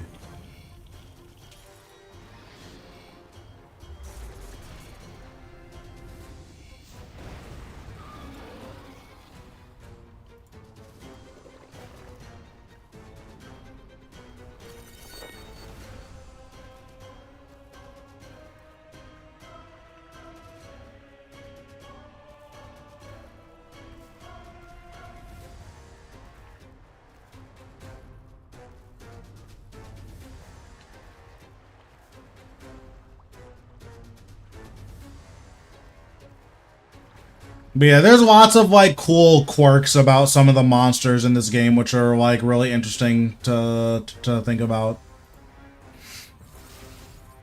Like for some reason, I don't know if anyone knows why, but the secondary material that Nihil dropped that used to make the pouches, that gets picked up with Grace of the Elves.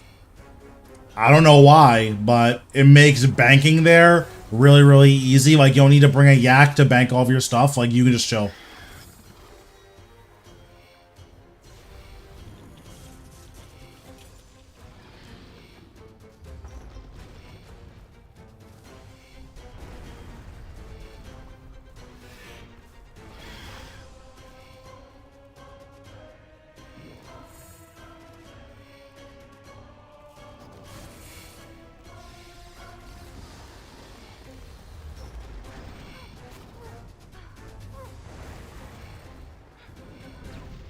But yeah, this damage from these quakes, these are always capped. If you're in this gear, it will never kill you.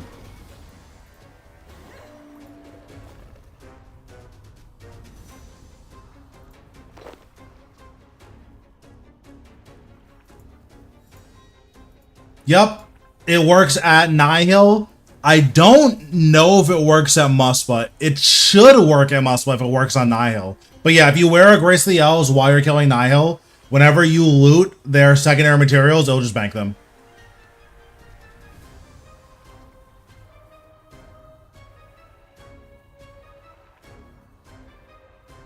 But yeah, doing like a random, like, hey, here's a random thing that will like make your PVMing a little bit easier. Like, doing stuff like that would be like fun. Especially because there are a lot of like tips and tricks that like are useful. It feels like a lot of those types of videos are like kind of annoying and don't matter.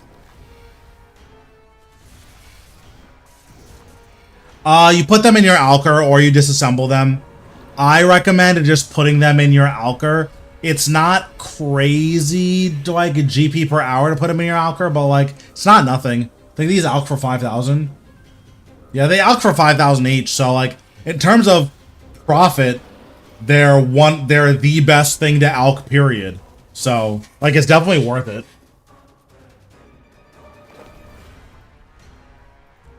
But they're just not tradable, so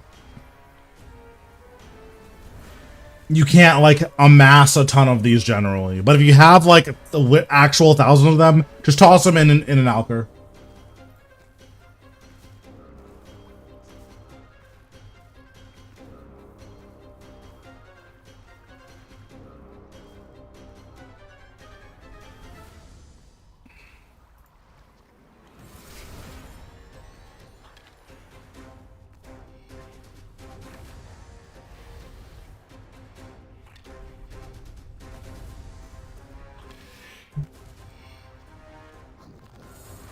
Yeah, I mean, something to keep in mind, too, about RuneScape is that, like, the game is just so vast that there's just a lot of things. So it's hard to keep track of like what you need to know and what doesn't matter, you know? Like, for the thing with Nihil, like, why would it ever be the case that the best in slot necklace for a random quest slayer mob is Grace of the Elves? Like, why would I ever know that?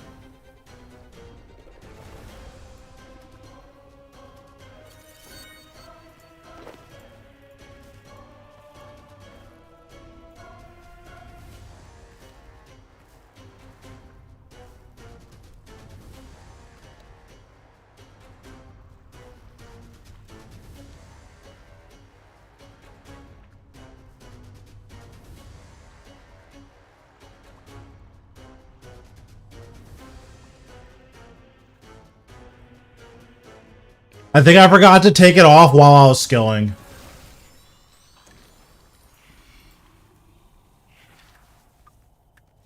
And then, like, I picked up my first Aviancy Talon, and I'm like, wait, where'd it go? And I couldn't find it, and I was like, okay, maybe I'm just tripping. And then the second one, I picked it up, and I was like, wait, I think my Grace of the Elves is, like, doing this.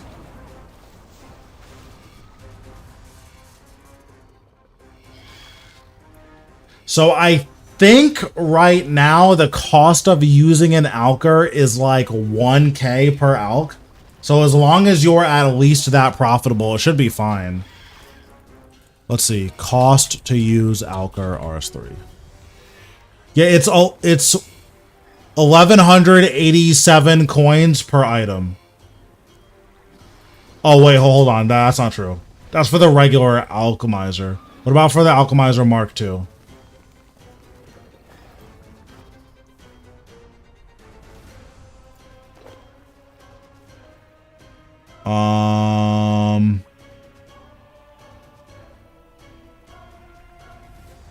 The Alchemizer Mark II is 876 per item. So there's a lot of items that have like a 4k margin on them or something. So it's pretty much always worth it. Like the things that I recommend alching, like buying them so you can alch them, is Ascendary Bolts and Onyx Bolts, both enchanted. So Ascendary Bolts enchanted, Onyx Bolts enchanted. Those are the only two things I would say. Buy a ton of these so you can put them in your Alker for profit.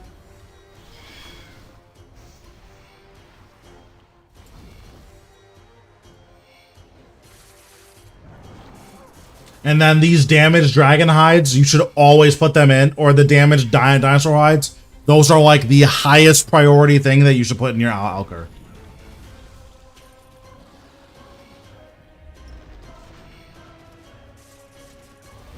Alright, so we should be done with the Reaper task here, which is good. Because if... yeah, this should be the last one. Very nice. Oh, nice. You got an ancient scale.